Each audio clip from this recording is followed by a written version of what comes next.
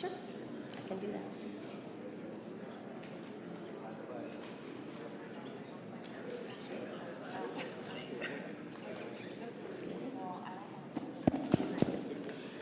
Okay, good afternoon. I'm going to, spill my water, and then I'm going to go ahead and call to order the meeting of the City of Santa Rosa Planning Commission for July 14th, and ask for roll call, please. Let the record reflect that all commissioners are present. Great, thank you.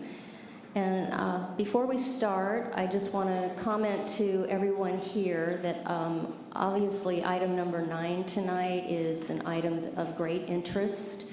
We may have an overflow crowd where the building can't accommodate everyone, so we do have overflow viewing outside.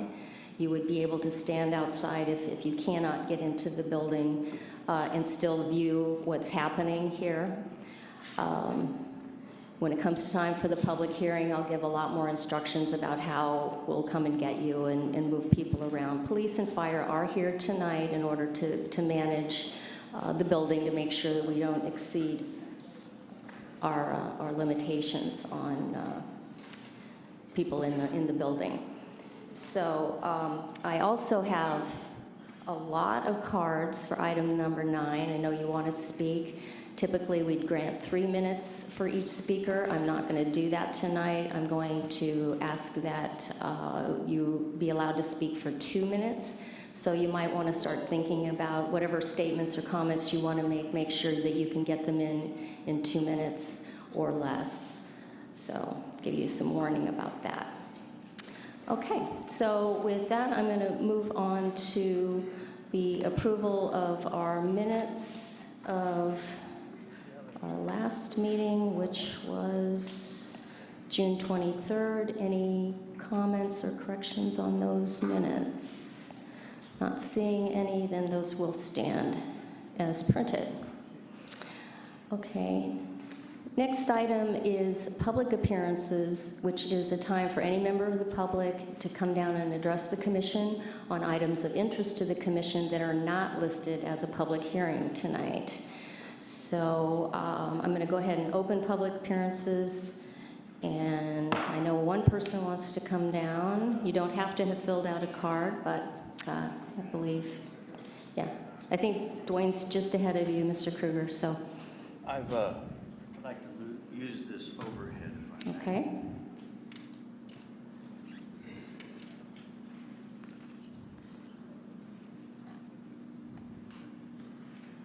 don't know if that comes through very well. Can you see that? Is it a badge?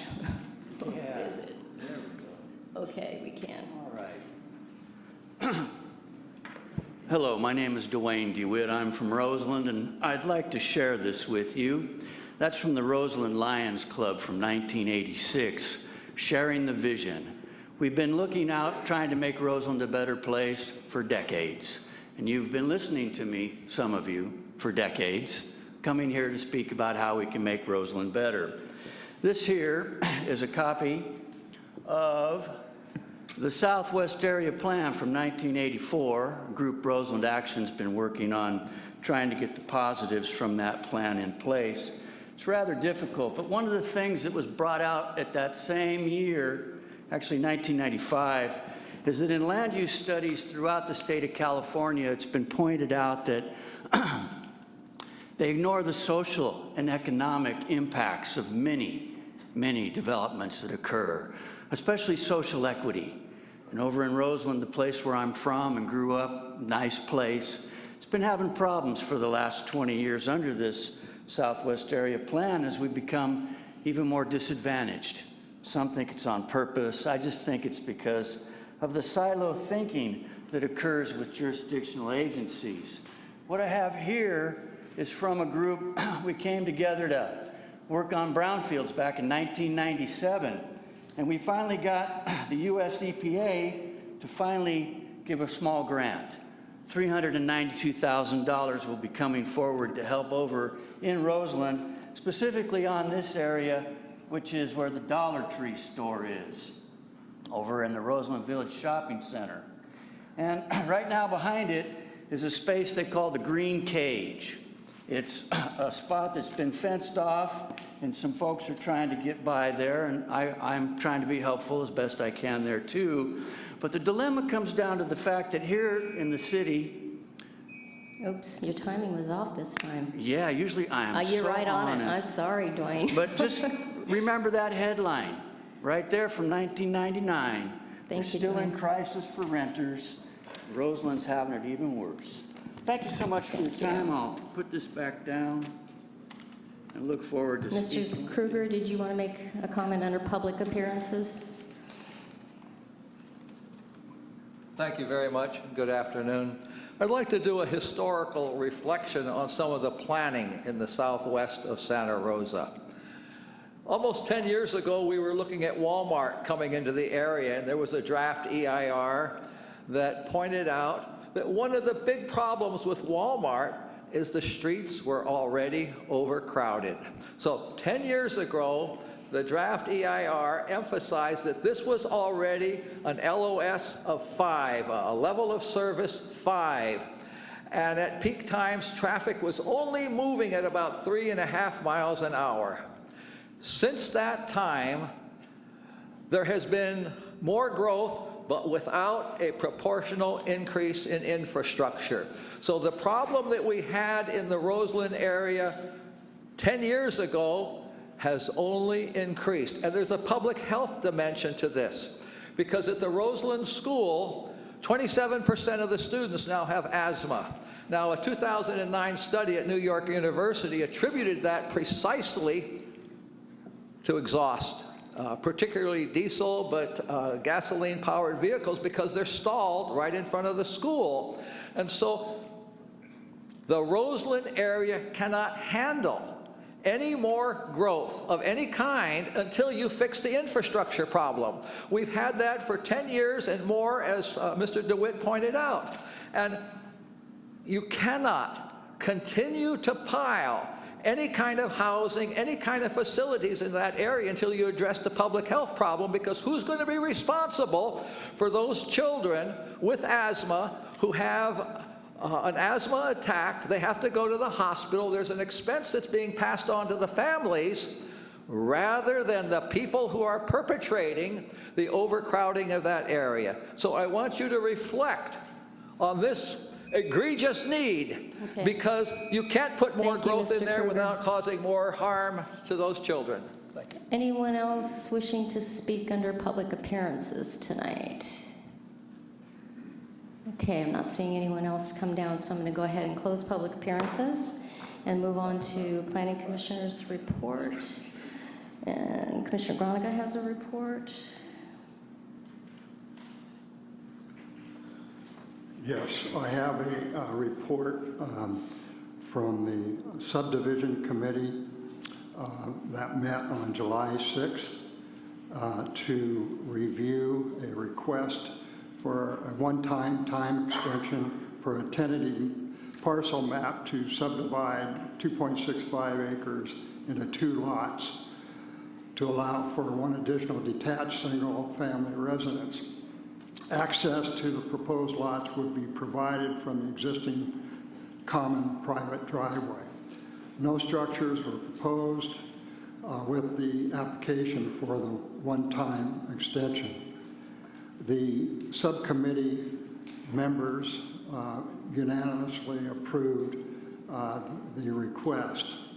I just wanted to mention 2 non-agenda issues that were raised, mainly because of the intensity of the discussion. At this location, there exists a private driveway to which each of the lots, as part of this minor subdivision, have access. We were asked, meaning the city was asked to, in essence, encourage the creation of a maintenance agreement among the private property owners, as there's been some upset apparently as to the condition of the existing road, as well as the concern about adding additional lots to that subdivision. I indicated back to them, and I believe I'm correct in this, is that it's a matter between private property owners. At best, the city could only encourage that agreement to come about amongst those property owners. The road is in somewhat stage of, the driveway, I should say, private driveways in stage of some disrepair. But at the same time, the understanding is that the time, if the applicant who wishes to develop this property, he'll be responsible for road improvements, which would bring it up to a private access road. And so we've encouraged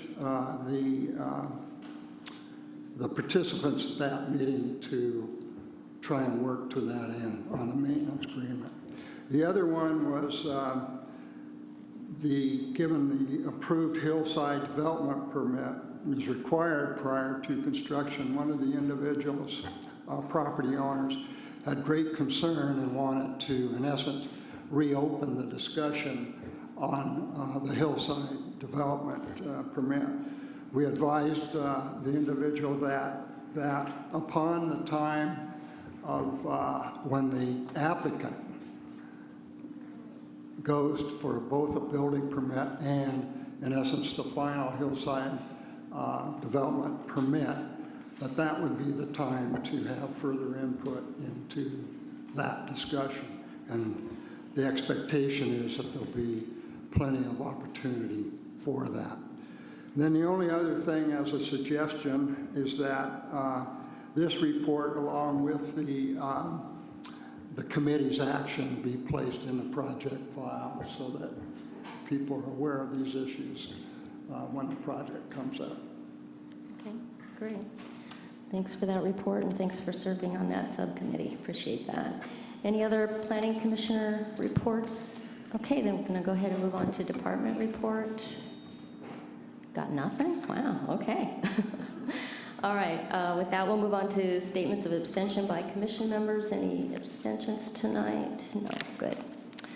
Okay, so with that, we're going to move on to our first item tonight, which is item 8. It's a continued public hearing for a hillside development permit and a zoning variance.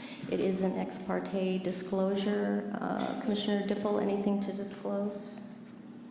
I have nothing to disclose. Okay. I visited the site and have nothing to disclose. I visited the site and have nothing else to disclose. I visited the site, have nothing to disclose. I visited the site and have nothing further to disclose. And I visited the site and have nothing to disclose. And I also visited the site and have nothing else to disclose. So with that, Amy Nicholson will do our staff report. Okay. Thank you, Chair Cisco and members of the commission. The item before you is the Skyhawk Unit 9 and 10 project. The project includes both a hillside development permit to allow the construction of detached single-family dwellings on slopes that exceed 10%, in addition to a zoning variance that would allow encroachments into the required 15-foot side yard setback for 4 of the 29 lots. The project site is located in northeast Santa Rosa in the Skyhawk development. All 10 lots comprise 437 lots, and units 9 and 10 include 35 lots. This is a photograph of the site and surrounding area from November of 2015. So it does show all 35 lots, although only 29 are before you for planning entitlements. The 4 lots, not the 4 lots. The lots that are shown in green are lots that do not propose development on slopes exceeding 10%, and so they are able to go straight to a building permit.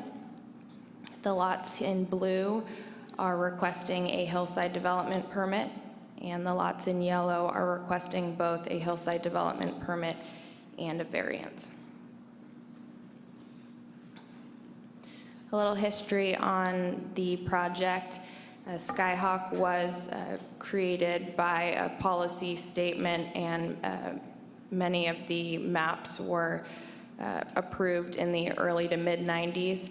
Development started in the mid-90s and proceeded into 2006. In June of 2005, the final maps were recorded for units 9 and 10, and in 2015, the subdivision improvements began. In December of 2015, the applications for both the hillside development permit and the variance were submitted to the Planning and Economic Development Department, and on June 23rd of 2016, a public hearing was scheduled and was continued to a date certain of today to allow for the applicant to provide a visual analysis. The general plan land use designation of the site is very low density residential, which accommodates rural and hillside development and is primarily intended for detached single-family units. The project does implement a number of general plan goals and policies, including helping to meet the housing needs of all Santa Rosa residents, in addition to conserving open space and significant natural features, and requiring a hillside development permit for development on slopes 10% or greater. The project further implements several of the urban design policies to protect the scenic character of the city by being sensitive to existing views and minimizing grading. The general plan also states that grading should be prohibited on slopes exceeding 25%, and this subject will be discussed later in the presentation. The site is zoned planned development, and planned developments are a type of custom zoning. The zoning was created for the entire Skyhawk project and includes both development standards and permitted uses. Surrounding zoning includes other residential types of zoning, rural residential to the east, and another planned development to the north. On the screen is the development plan for Unit 9, which shows the residences and their location on each of the 12 lots. The project has been found to meet each of the development standards required, with the exception of the 15-foot side yard setback for 4 of the lots. This green area is private open space that exists on 6 of the lots, and public open space which provides access to Skyhawk Creek. This is the development plan for Unit 10, which includes 23 lots. Again, it was reviewed for compliance with development standards and does meet each, with the exception of the lots requesting the side yard setback variance. Private open space exists on 5 of the lots, and there is a large portion of public open space. This is a slope analysis map that shows the ranges of average slopes on the site. The darkest green shows slopes of 25% or more, and light green indicates slopes of 10 to 25%. The yellow it shows areas of slopes less than 10%. As you can see from this graphic, the majority of the residences are proposed on the flattest portion of the site.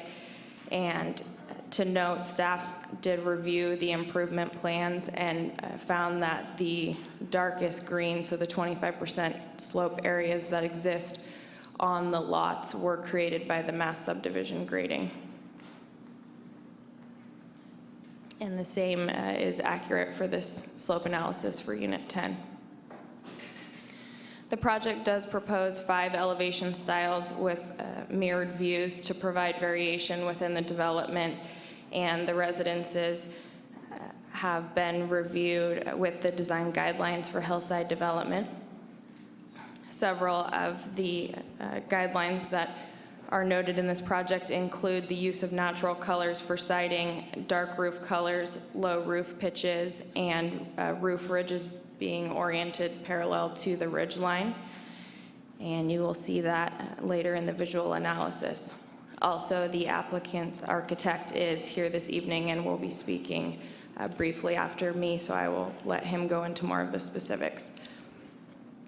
One thing to note is that the maximum height of 35 feet for each of the residences has been met through this proposal as well. These are just the different plans that are proposed. This is the visual analysis, which is a photo rendering showing the vantage or the viewpoint from Nighthawk Drive, which is south of the site. The open space area where you can see some oak trees exists in between. And so you can see the majority of what's being proposed along Sunhawk Drive, Mystic Point Place, and a portion of Greyhawk Place. And there's some green area around the houses, and so that's depicting what is private land that doesn't have an open space easement over it. And everything that's left in the natural grass color is open space, whether it be public or private. And through this visual analysis, staff has determined that the architecture and the massing of the residences is complementary to those that exist to the west and preserves the views of the hillside and ridgeline. It's just a picture that shows more mature landscaping. And this is a visual analysis that shows the project as viewed from the east from Futura Way.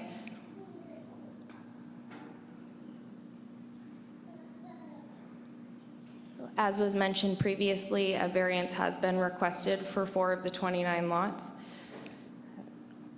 So the lots are shown on the screen here. One thing that I'll note just from this graphic is that the median width of the lots is 80 feet and the average width is 86 feet of the 35 lots that are in this development.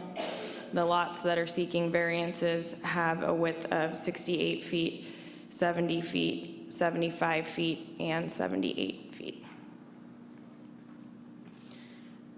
So lot 6 of Unit 2 does have an irregular shape and is tapered toward the front. The proposal is to build to the 10-foot setback line for a portion of the structure. And as you move toward the rear of the structure, there is almost a 20-foot setback on one side and a probably 40-foot setback on the other side. Lot number 2 proposes a 12-foot side yard setback on one side and a more than 15-foot side yard setback on the other side. Lot 10 has a similar shape to Lot 6 in that it tapers toward the front and is proposing to build to the 10-foot side yard setback line at the front portion of the property in addition to Lot 21.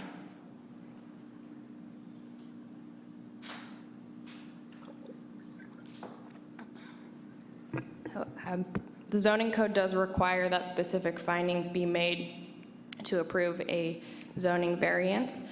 The first is the special circumstance finding. The special circumstances applicable to these properties are that the lots were undeveloped legal lots that were designed and recorded prior to the adoption of the Hillside Development Ordinance. The maps were designed in accordance with the policy statement that did address setbacks in relationship to the existing topography at the time. And as I mentioned earlier, that each of the 4 lots are less wide than the average and median of the other lots, in addition to 3 of the 4 having a tapered shape. The second finding is the non-self-created hardship finding. The Hillside Development Ordinance with more restrictive setbacks being adopted after the lots were recorded is not related to actions of the current property owner. The third finding is that the variance cannot constitute a special privilege. Staff has found that the project proposes to develop to the same standards that were outlined in the policy statement as the developed lots within the identical zoning district of the rest of Skyhawk. And finally, the variance cannot be of substantial detriment to adjacent properties or in conflict with the intent of the general plan, zoning code, or the public interest. And staff's review of the proposal found that the requested minimal encroachments into the side yard setbacks would not substantially impact the functionality or the aesthetics of the neighboring properties. And through the review of the general plan and the zoning code, the project does meet the intent of the sections regarding hillside development.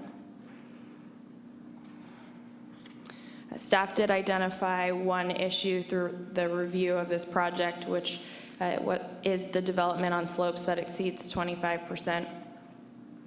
While the general plan does prohibit this development, the zoning code gives further direction that it may be allowed if the review authority finds the development to be minor and it is allowed over previously constructed slopes.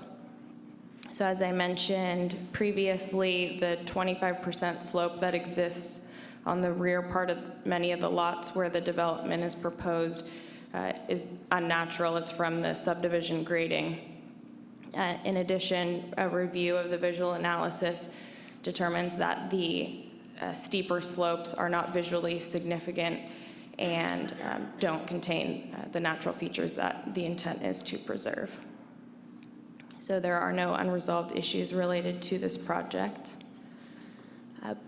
Public comments were received from 2 individuals on the proposed project and included support for larger setbacks to allow for a more open feel and space for trees to mature, and an additional comment that the reduced side yard setbacks would result in the creation of a new lot. Staff did clarify that no additional lots would be allowed through the granting of the variance. The project has been reviewed in compliance with the Environmental Quality Act, in that there was an environmental impact report that was certified by the City Council when the project was designed in 1988, and a subsequent mitigation monitoring program was adopted in 1992. Section 15162 of the CEQA guidelines states that no subsequent environmental review is required unless there are proposed project changes that result in new environmental effects or substantial increases in previously identified effects. So staff did not find that there were any changes to the project that would necessitate that review, and thus no additional CEQA review was determined to be required. And with that, the Planning and Economic Development Department recommends that the Planning Commission approve both the zoning variance and the hillside development permit for the various properties located in Skyhawk Units 9 and 10. I'm happy to answer any questions, and the project architect is also here and would like to speak after me.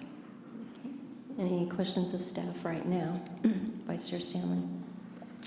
Amy, when the tentative map was approved, were the houses shown located on that map at that time? I mean, is this just a continuation of an existing approval, including that location of the houses? The building setback lines were shown, but the actual footprint of the houses were not shown on the tentative map. Commissioner Crocker.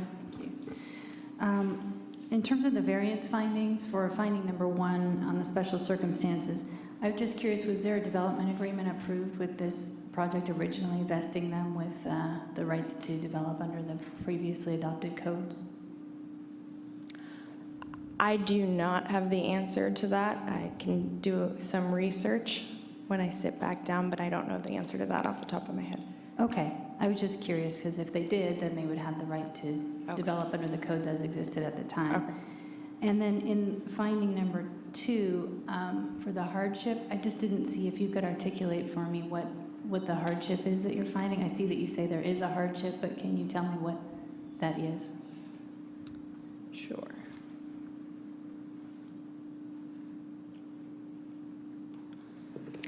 So the hardship would be requiring the residences to be designed to the subsequently adopted standards that the rest of the project was not required to be adopted in compliance with. So even though they're falling under the same policy statement and the lots were designed to accommodate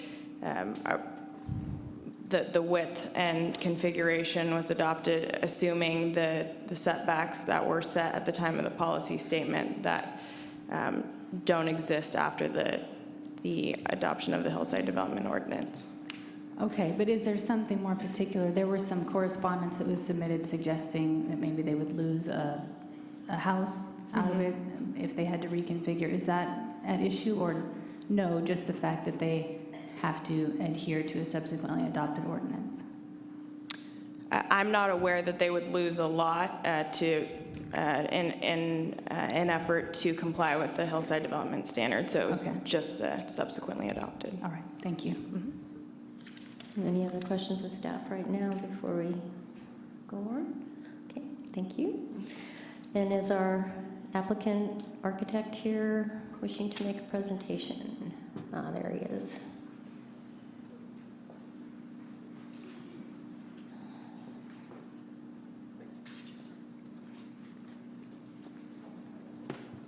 Good evening, members of the commission, Madam Chair. Appreciate you spending the time with us tonight on this project. My name is Sean Faber, Farrell Faber and Associates Architects, 1022 Mendocino Avenue, Santa Rosa. Amy just did a fantastic job. I don't have a whole lot to add other than just hitting on some critical points, addressing Commissioner Stanley's question. It's an R1 subdivision, so architecture wasn't required 15 so odd years ago when the project was approved. And Commissioner Crocker, the hardship was outlined as to what Amy had mentioned. I don't think we'd want to lose a lot because that'd start the whole process over again. So I think it'd be unfeasible to do that. I mean, the long and short of it is most of the lots that we're asking for are pie-shaped, and the houses would have to be 25 to 30 feet wide, which really wouldn't be in character with the neighborhood. And we really wouldn't want to design houses that narrow, and then I'm not sure it would even work, to be honest with you. But as far as the other houses in the neighborhood, our firm designed all the homes except Unit 1 up there, and you can see that the architecture, as outlined, is very similar in character as far as scale, size. In fact, these homes are a little smaller than the last phase of Skyhawk. These are about 29 to 3,300 square feet, and as I mentioned, our firm designed them, so we really tried to keep some consistency. And on the first phases of the project, you'll notice, I think there was kind of some outcry from Rincon Valley as how bold the houses were up on the hill, but if you look at it now, and you can see on the visual analysis, what we've prepared doesn't even include any future landscaping in the backyards, and now you look at the project, it blends in. And by the way, those homes in the previous phases were a little closer together. These have more than twice the amount of open space, bigger lots, they're more spread out. So I think that will help as far as minimizing the effect on the hill. And as you know, this was a previous approved map with 10-foot side yards. And again, we're just touching points on the pie-shaped lot. If you think about the average, we're a lot further apart than the 15 feet or even most of the homes up there. I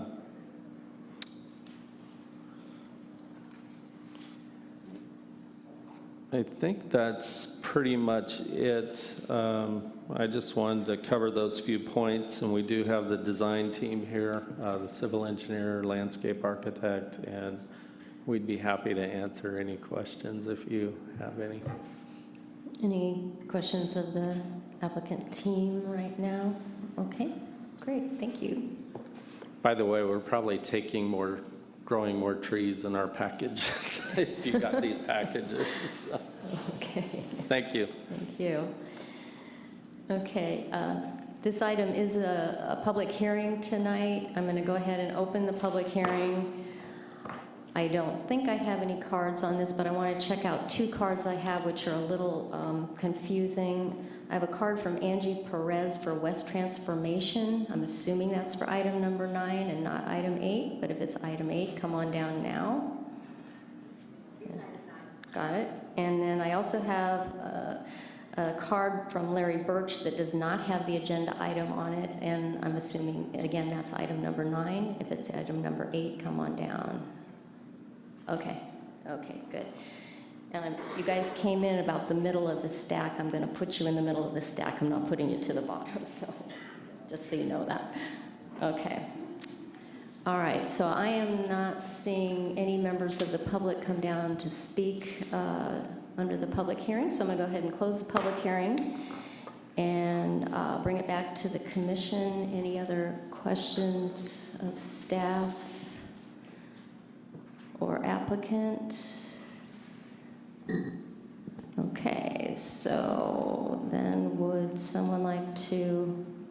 I'll move a resolution of the Planning Commission of the City of Santa Rosa approving a zoning variance to allow encroachment into the required 15-foot side yard setback for the proposed construction of 4 detached single-family residences located at 5958, 5982, 6004 Sunhawk Drive and 1611 Grayhawk Place, assessors parcel numbers 153-590-002, 153-590-017, 153-600-006, 153-590-024, file number ZV15-005. Waive further reading of the text.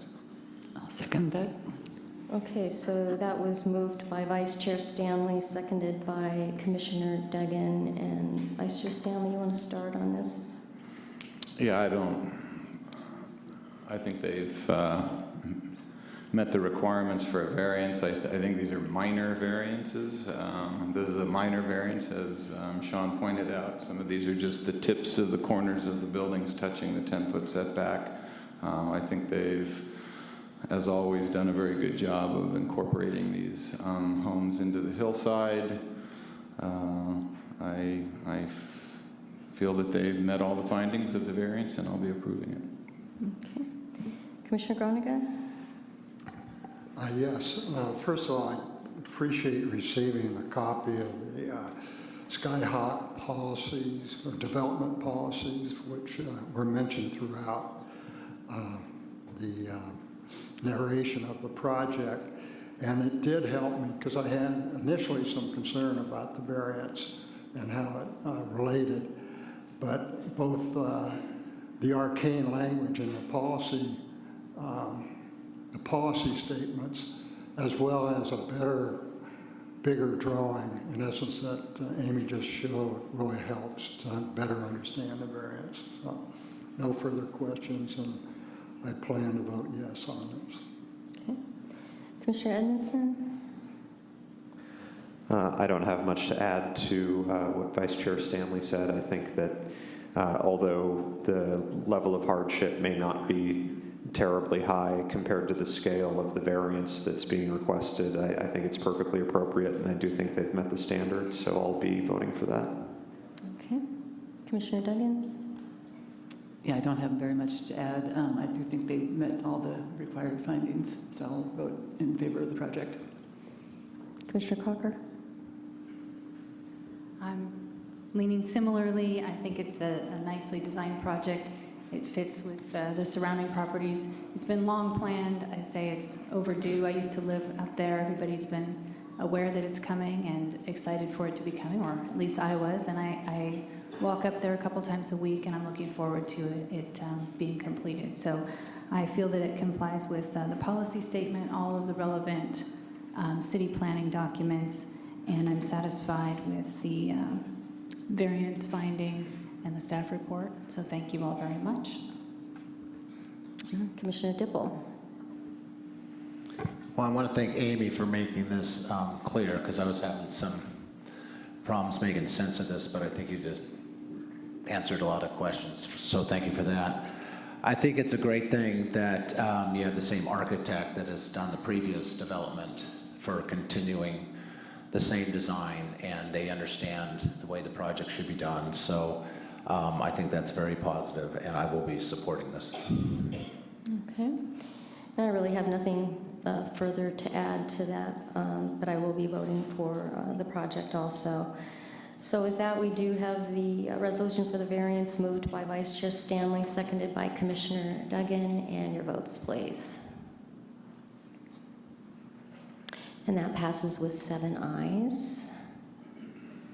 I will make a resolution of the Planning Commission of the City of Santa Rosa approving a hillside development permit, here we go, for Skyhawk Units 9 and 10 located at 5954, 5958, 5962, 5966, 5974, 5978, 5986, 5994, 6002, 6004, 6012 Skyhawk Drive. Sunhawk Drive. You're doing great. We're almost halfway there. Okay. 1581, 1585, 1589, 1593, 1583, 1584, 1580 Mystic Point Place. 1603, 1607, 1611, 1615, 1610, 1606, 1602 Greyhawk Place, and 6024, 6028, 6032, 6036 Sunhawk Place, assessors parcel numbers 153-590-001, 002, 003, 004, 005, 006, 007, 008, 009, 010, 011, 015, 016, 017, 018, 020, 022, 023, 024, 025, and 153-600-001, 002, 003, 005, 006, 008, 009, 010, 012, file number PRJ 15-011, HDP 15-019, and waive further reading of the text. I'll second that, and thank you for reading that. Who would have thought there was more text? Okay, so that was laboriously moved by Vice Chair Stanley, seconded by Commissioner Duggan. Any other discussion necessary? I don't think so. So with that, your votes, please. And that also passes with 7 ayes, and I believe that concludes this item. We're just going to take a few-minute break so the commissioners up here can organize their notes for the next item.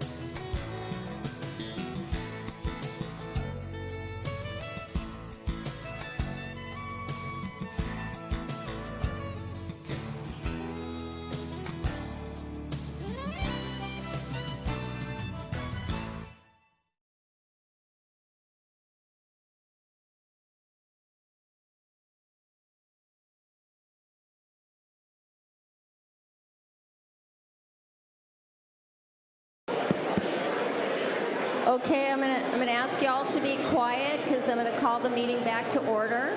So if you'll all be quiet, please, so we can proceed. Okay.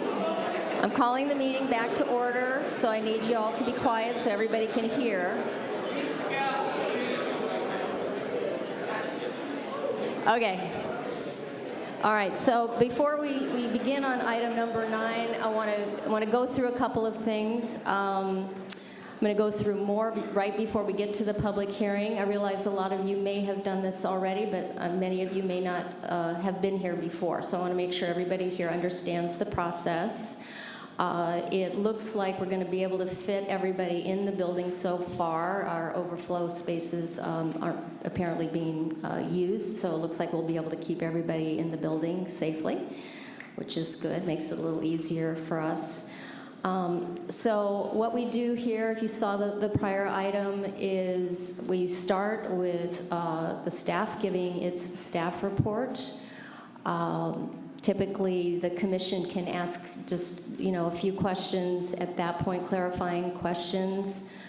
I probably will ask the commission to hold their questions for the most part until after the public hearing, because we get the opportunity to have staff come back, answer your concerns and questions that come through in the public hearing as well as ours.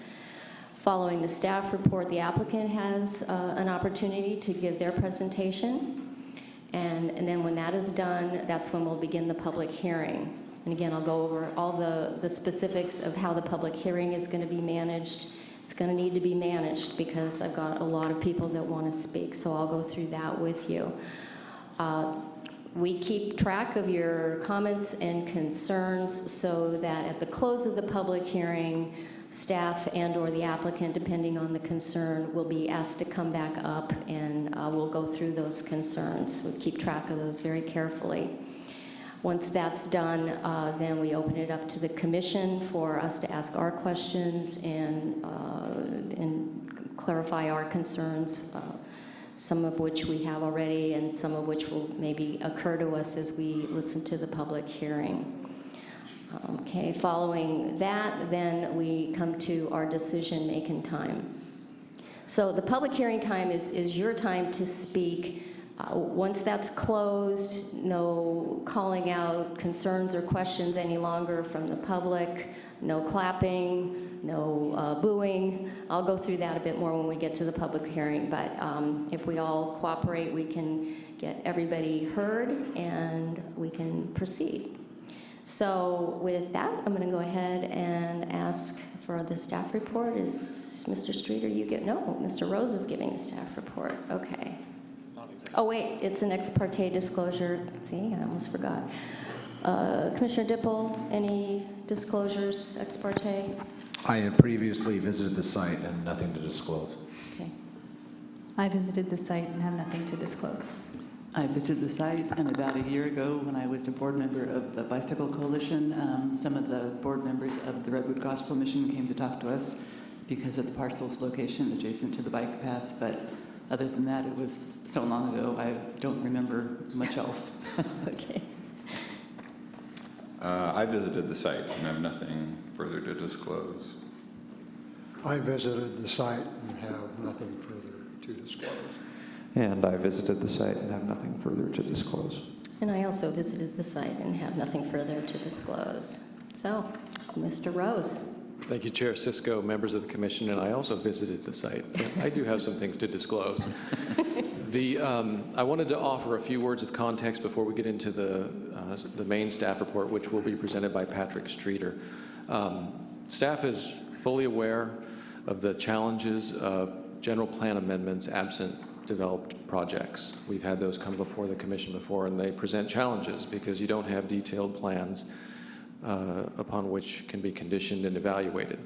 Although we have a project tonight before you, it's somewhat conceptual in nature. So there is a use permit attached to the general plan amendment, and it doesn't have the detailed plans that you're used to seeing. And that presents challenges for staff as well. So conditioning this project was quite an effort. But we did this by design. And the reason is because this is a project that is focused squarely on addressing homelessness which is one of the council's top priorities. It's also in an effort to work cooperatively with the applicants. They have an interest in presenting this before the commission to see if the commission agrees or not as to whether or not this is an appropriate use for the site. So I would also encourage the commission to just remember that there are 2 actions before you tonight. There are 3 actually: the environmental document, the general plan amendment, and then the use permit. As I began, the challenge is always the general plan amendment absent the project. I would encourage the commission to look at that not in total isolation, but as a separate standalone action, because that is the decision that stands. If the project goes away, the land use stays. So I just wanted to remind the commission to keep that in mind as you go forward. The other thing is, going forward, when a more detailed project comes to fruition, staff will analyze that. There will be additional entitlements like design review, and there may well be need to amend a use permit if the commission grants one tonight. The staff is fully aware that new and more detailed conditions could be required, and so is the applicant. So the terms of this approach were given to the applicant. They're fully aware of that process, and that is their desire to go forward tonight under those terms. They are seeking an action tonight. This project has been in for some time, and so it's a little bit of background for the commission as we go forward. With that, I'm going to turn this over to Patrick Streeter. He's going to go through the more detailed technical analysis. Myself, Claire Hartman, Sue Gallagher, we're here to answer any questions along with Patrick. The applicant team is also prepared to make a presentation as well.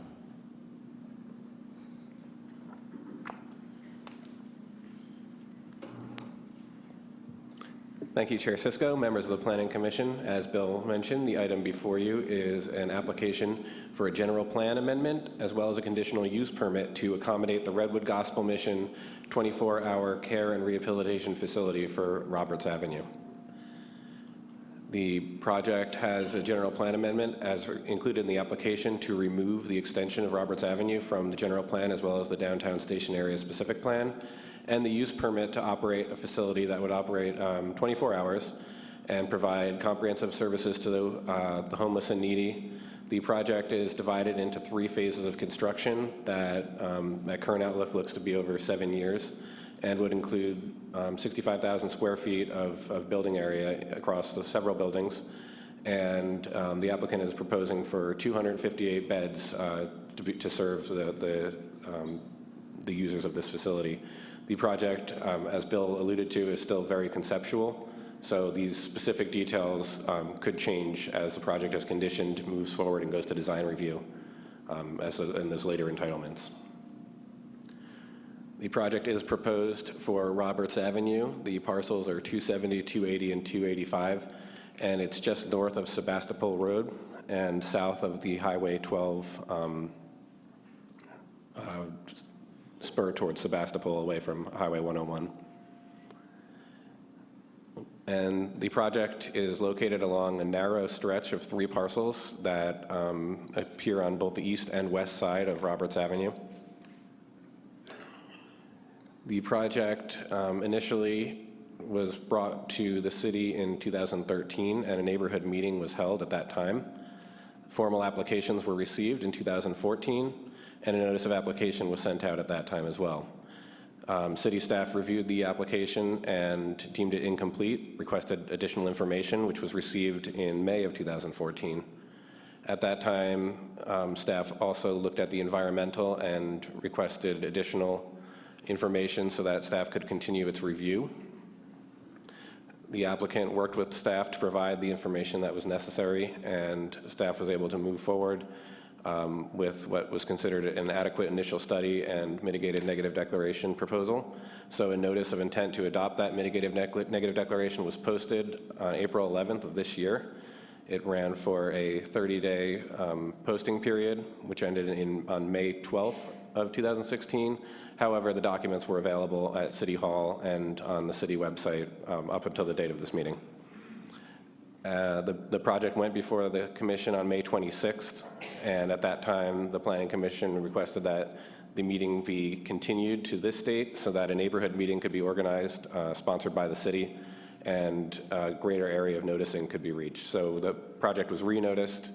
The neighborhood meeting was held on June 29th, and the public hearing was then scheduled with a wider range of noticing to try to reach out to as many stakeholders or interested parties as possible. The general plan for the area is transit village medium density, and it's a little hard to see in the graphic, but the project site is the same 3 parcels that kind of occur in the middle of that pink block, which is the transit village medium density designated area. So it is surrounded on all sides with a land use designation for that same transit village land use, with the exception of retail and business services proposed for the western boundary of the site. And Roberts Avenue bisects the project parcels and currently dead ends just south of Highway 12, but it stub ends again on the north end of Highway 12, and so those are also transit village medium designations. So any connection of Roberts Avenue would connect the same land use designation on both sides of the highway. The downtown station area specific plan contains the same land use designations for the area.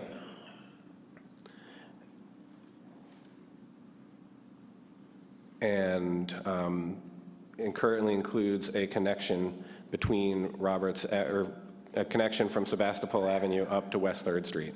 And so in the station area specific plan currently, there's some language and maps that indicate the Roberts Avenue expansion cutting through the project parcel, which is highlighted on the screen, going towards the SMART rail corridor and utilizing the existing Highway 12 overpass to then connect again through private parcels north of Highway 12 and reconnect to Roberts Avenue where it stub ends on the north, thus completing that connection to the West 3rd Street corridor.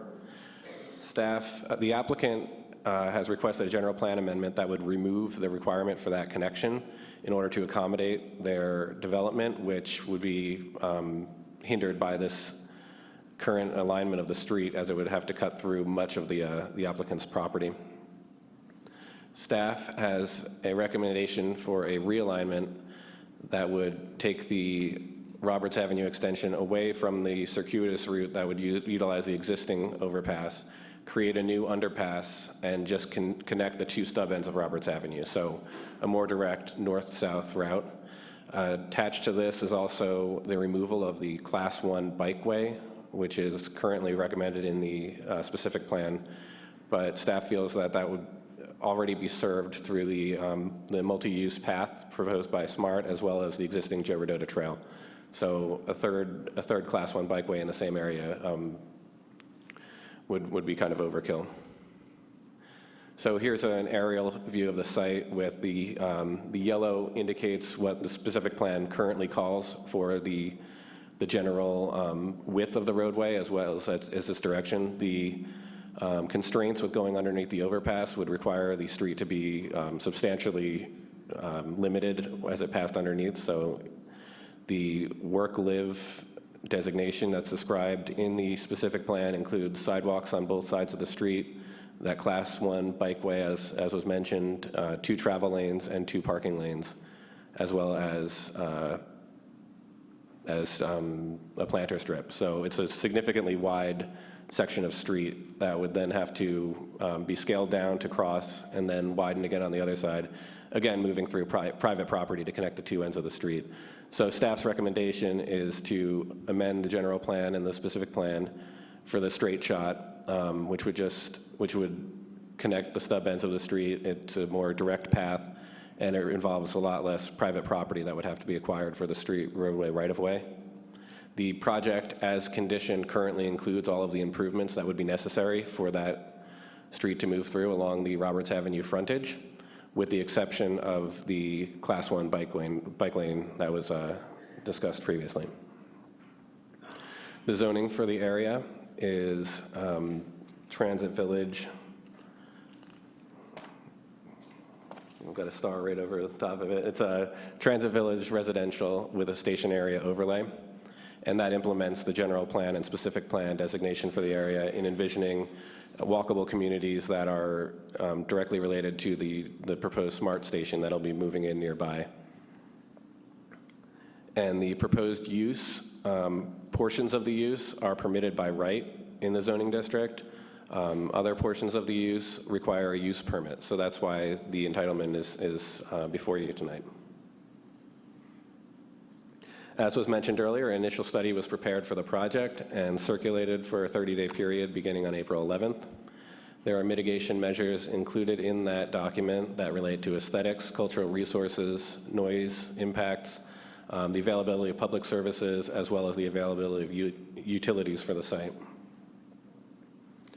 The project does have a conceptual site plan, but there's no requirement in the use permit that this site plan be applied. And because of the conditioning that staff has done for this project, it's likely that this site plan would change to provide appropriate fire access and services and safety concerns. So this is a conceptual plan that the men's campus would be on the east side of Roberts Avenue, which you can see on the west, and there would be a women's campus on the west side of Roberts Avenue. Issues that were looked at by staff include the proposed removal of the plans for extension of Roberts Avenue, which has been discussed. So the commission does have before it options to approve the general plan amendment as included in the application, which would be to remove the Roberts Avenue connection, or to move forward with the staff recommendation for the different alignment of Roberts Avenue and the removal of the Class 1 bikeway, or to deny the general plan amendment and keep the plans as they are with that circuitous route. Also, staff looked at the land use for the site.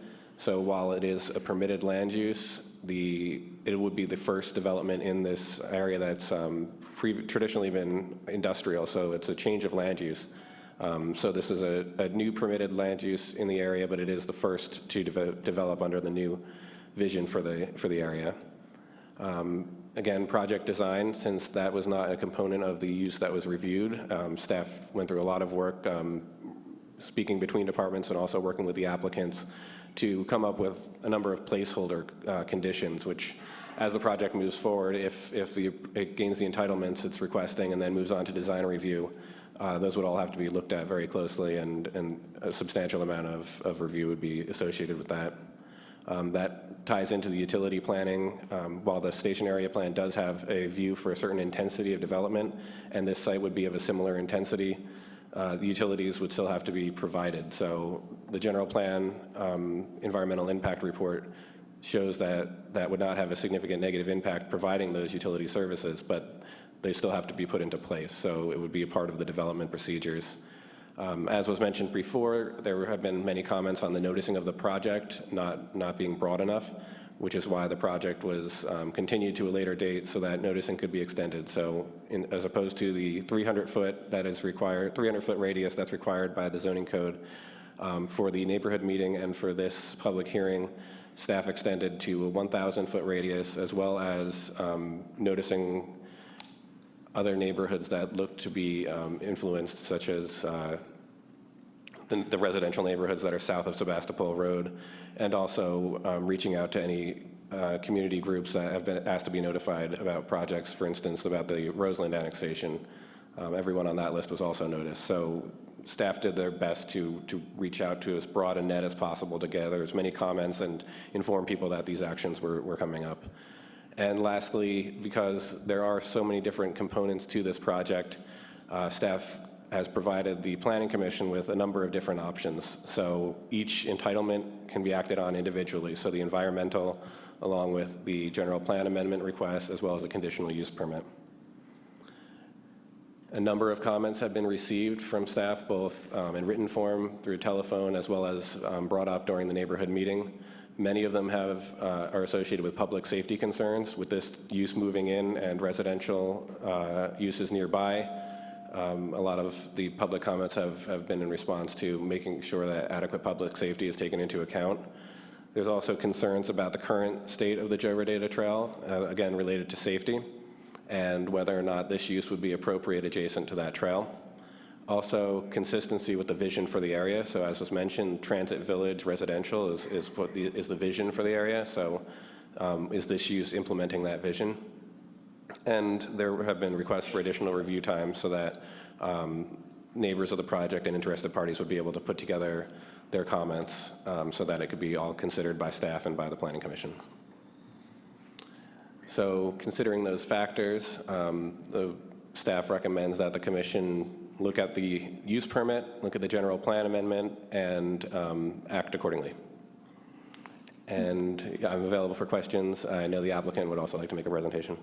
Okay, Mr. Streeter, I just want to clarify that staff is changing its former recommendation to adopt a general plan amendment that eliminates the Roberts Road extension and is changing it to adopting a general plan amendment that just changes the alignment.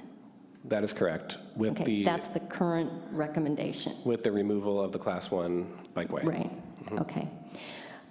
Any other quick questions of staff right now? Yeah, Commissioner Dipple. Actually, this is for Mr. Rose. When you first came up, you said we'd be entertaining 2 items, and not one included the mitigated negative declaration. Are we not addressing that tonight? Yeah, he corrected himself and said 3 items. Yeah. Oh, okay. Yeah, Sorry, I didn't listen. okay. Okay, quick question before we move on, Commissioner Groniger? Getting back to the Roberts Road or Avenue realignment, would it be staff's recommendation that irrespective whether this project is approved tonight, that be the alignment as it relates to the downtown station plan? Yeah, so staff has met with our traffic engineering division and with our advanced planning section, and the feasibility of the route that goes under the existing Highway 12 overpass is much lower than the straight direct path. So it's likely that if it's not approved as part of this project, this idea would come up again during the Roseland annexation discussion. So staff is recommending this. This seems to be the better option. Okay, thank you. And now would the applicant like to come up and make a presentation?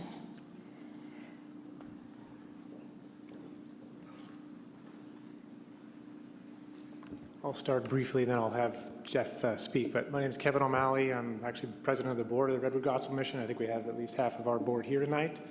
And we're very pleased to be in front of you.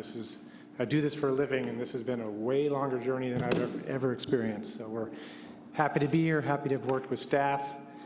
I'm just going to give you a brief overview of kind of our site selection process and how we ended up looking at this site. I think it goes back about 6 years ago at least from today when we started seriously looking at sites. We always knew that the long-term vision probably wasn't good for us to be in the Railroad Square area with the changes that were coming. But the impetus really was we had somebody approach us to look at buying our men's facility downtown, our parcel down there. That led the board to have to consider looking at other options. Where do we go? So about 6 years ago, we started that process of seriously looking at properties both in the city and the county.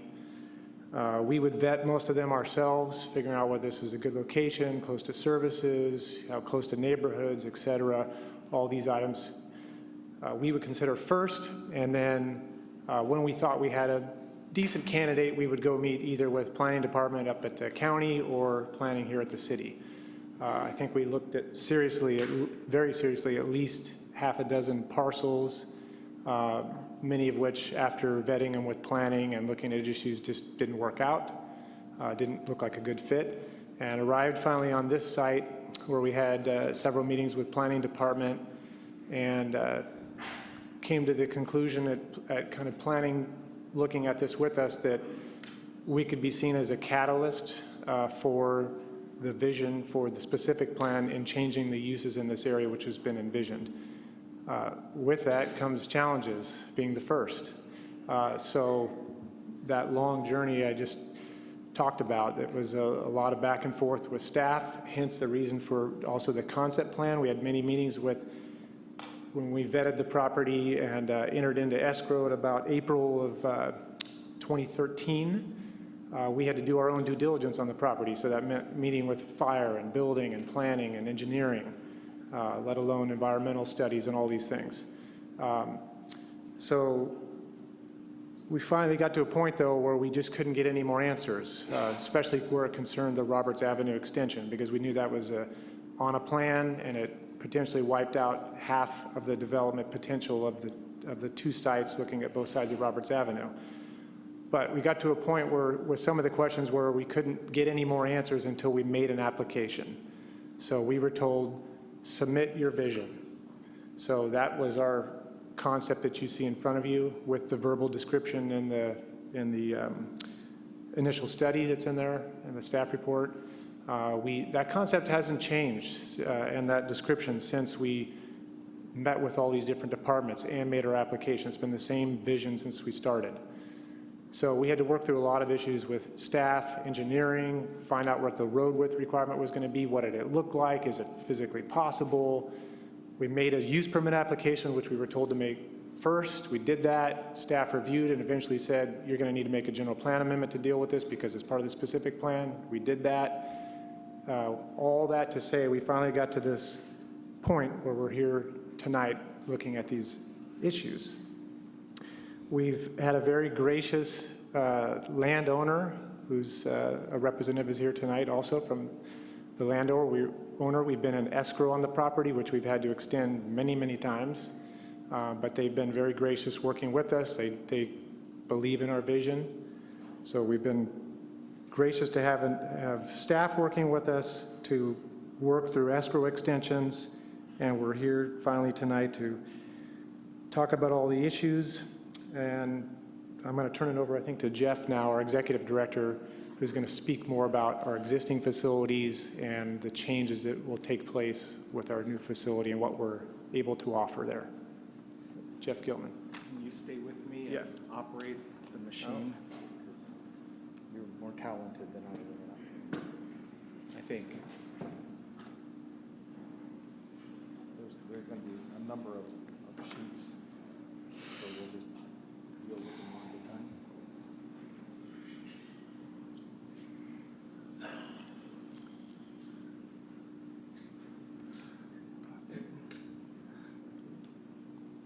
Members of the commission, Madam Chair, thank you for having us this evening. I know that this is a big issue. It's a difficult issue for you to deal with, and I appreciate the time that we have. It's been a long time getting here, and we're grateful to be here. I would like to provide a little more detail about some of the history of who we are and what we do, because there's a lot of perhaps a perception of what the Redwood Gospel Mission is. We all recognize that neon sign, Jesus Saves, at 6th and Wilson, and most people think that's the rescue mission. And most people think, because of the visual of seeing homeless people around the Redwood Gospel Mission, that what the Redwood Gospel Mission is a soup kitchen. But I would tell you that's a little bit of a misunderstanding, and so I would invite you to look at some of the details of the ministry of Redwood Gospel Mission. We have 4 housing facilities, 5 ministry facilities altogether. At 2032 Dennis Lane, we call that Manna Home. And we have, since 1984, have had a facility at that location. It's a 10 to 14-month rehabilitation ministry in which we have 15 beds and 1 additional bed for staff people, a staff person who lives there. At 1048 Wild Rose, it's in a county pocket inside the city limits. We have the Rose Ministry, where we house 26 women and children in our homeless women and children that we minister to, as well as a transitional housing facility on that site, the Rosebud, which provides 6 beds for graduates of our Manna Home program, as well as a staff person. At 421 Davis Street, we have the Master's House, where we have 13 people who are residents of that facility. It is also transitional housing for graduates and provides some staff housing for us as well. And then at 101 6th Street, which you're more familiar with, and we'll probably push that up a little bit, we have our men's guest services. We house 40 homeless guests at that facility, as well as 40 members of the mission's New Life program, similar to the Manna Home Ministry. It's a 10 to 14 month rehabilitation ministry for men. The total current bed count that we have is 140 beds. Spread out in those various facilities. Again, most of the focus and most of the awareness of Redwood Gospel Mission is because of the very visible location at 6th and Wilson. I would tell you that as we were challenged at needing to look at a new location, that the biggest issue we were dealing with in Railroad Square was just the size of the facility. Ministering to 40 guests 80 people, 40 guests and 40 New Life program residents in an 11,000 square foot building has provided us some significant challenges. In addition to that, on any given day, we feed an additional 35 to 40 individuals. Now, that doesn't sound like a lot, an additional 35 to 40 individuals, but because of the nature of the facility, most of those folks are seen on the outside of the facility if we're going to feed them. We're not feeding and housing hundreds of people in a single location and sending them out to panhandle in the streets during the day. But what I would tell you is that the ministry of the Redwood Gospel Mission primarily is a ministry of mobilizing our community to care for people who are poor and needy so their lives are transformed. And one of the things that I'm excited about is there are a number of people in this room today who have either personally experienced or personally witnessed that life transformation. And I would invite them to kind of show their hands for those people who have personally witnessed or personally experienced life transformation. It's a pretty significant amount. What you're seeing, by the way, we brought Skid Row here. That's what it looks like. These people have had their lives transformed from people who were broken and homeless and desperate to people who are taxpayers, people who are committed to contributing to this community. One of the exciting things that I think that we offer this community is the end of the road isn't that a person gets housed. The end of the road is that a person gives back to this community. And what you're seeing are people whose lives have been transformed, and now they're giving back. They're contributing to this community. And that is what we would bring to this new location. What we expect to, what we would hope to experience in this new location is a consolidation and an expansion. Consolidation for the purpose of better management. The difficulty of managing small facilities in a lot of locations is redundancy of staffing needs, redundancy of volunteers, redundancy of programs.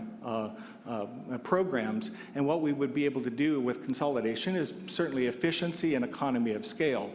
What we would also like to do is to expand, because having more space provided means that we could effectively minister to people more effectively. But when we're talking about ministering to 80, actually 120 people in an 11,000 square foot facility, we would envision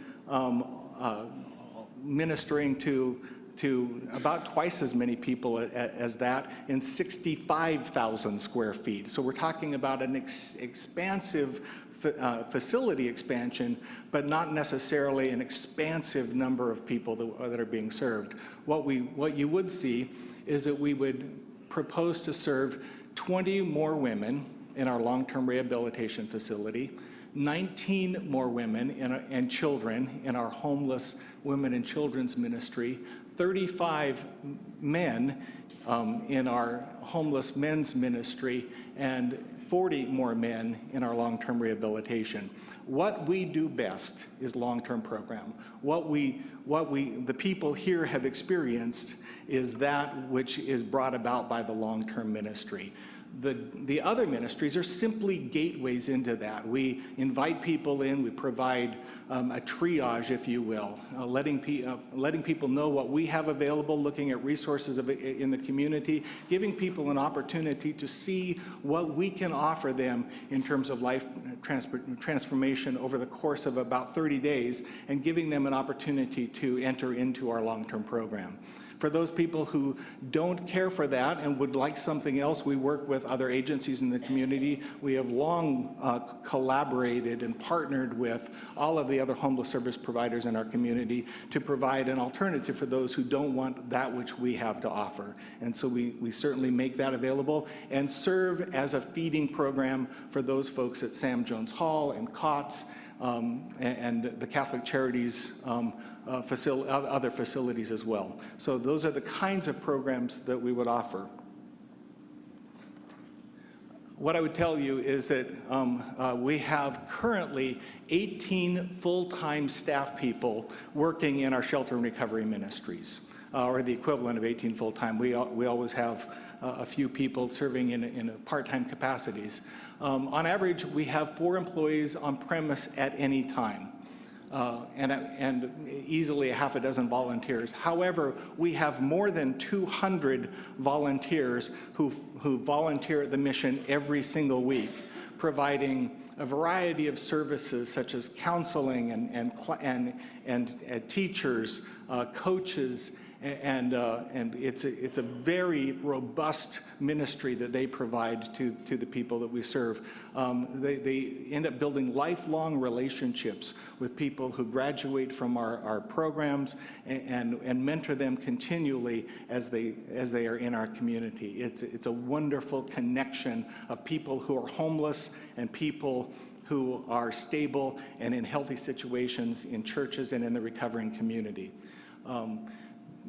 Because of the economy of scale, and due to the nature of the role that staff plays, which is primarily a role of mobilizing and supervising volunteers who actually do the ministry, we don't see a significant need for expansion of staff. We will definitely see a need for some expansion of staff, but in terms of economy of scale, we see a need of expanding staff 25%.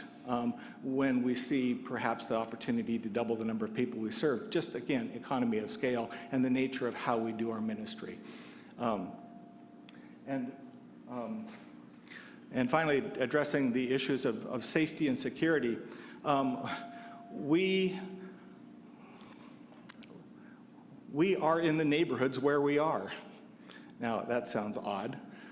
We want to be in a safe neighborhood. Our residents want to be in a safe neighborhood. Our guests want it to be a safe place where they're staying. People are concerned always, who are homeless, about coming into a place that is safe.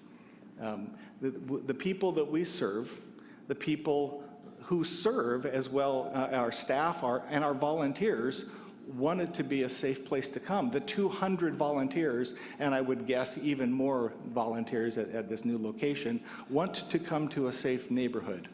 They don't want danger, they don't want violence, they don't want ugliness in the neighborhood. They want it to be a safe place. To that end, we want to be good neighbors because we want it to be a good neighborhood. We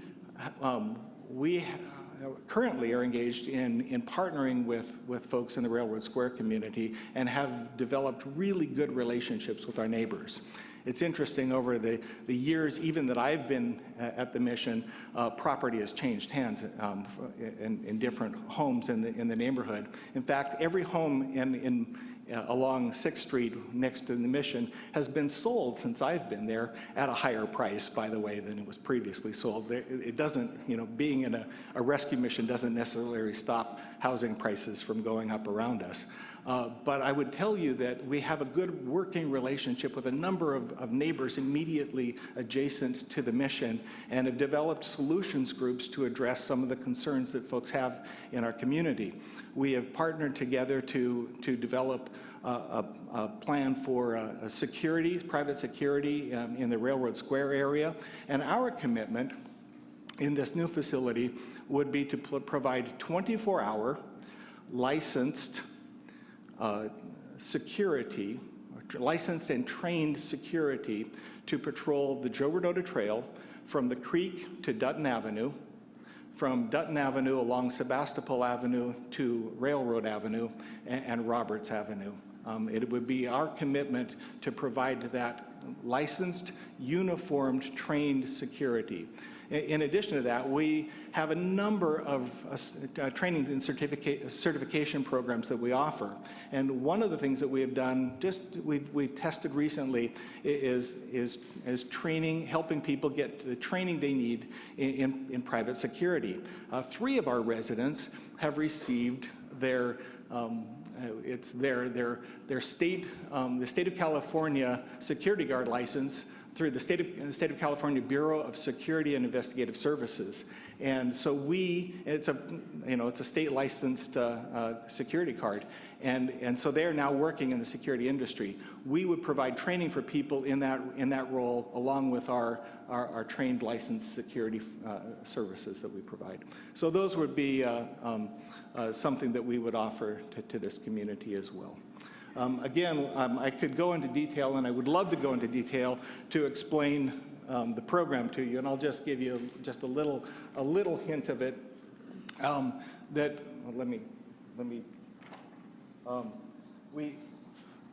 We have a very extensive program with our New Life program that is in multiple phases, detailed requirements and steps for each program. And again, I won't belabor this, but we have a lot of structure and organization and ministry that's happening in an effective and efficient way within the walls of Redwood Gospel Mission. Unfortunately, most people see what happens on the outside of that really small facility and assume that something wrong is happening inside. But what I would tell you is what's happening inside is what is reflected by those people that raised their hands before. And so I would ask you to consider our project with an understanding of what we really do. And I'd also invite you not just to visit the site that we are proposing, but to really visit the sites of Redwood Gospel Mission, because once you see those and once you actually see the ministry that happens inside, you get a much different perspective of what happens in a homeless ministry than you would from looking at the outside of a small facility in cramped quarters in Railroad Square. Thank you. And certainly we would invite questions. Oh, yeah, we'll be able to have you come back up after the public hearing if we have questions. Any quick questions that need to be answered right now by the applicant? Commissioner Gronica. As brief as possible. Sure. This is more of an operational question, but how do you currently, in essence, register your overnight guests? And then would that change if you move to this site?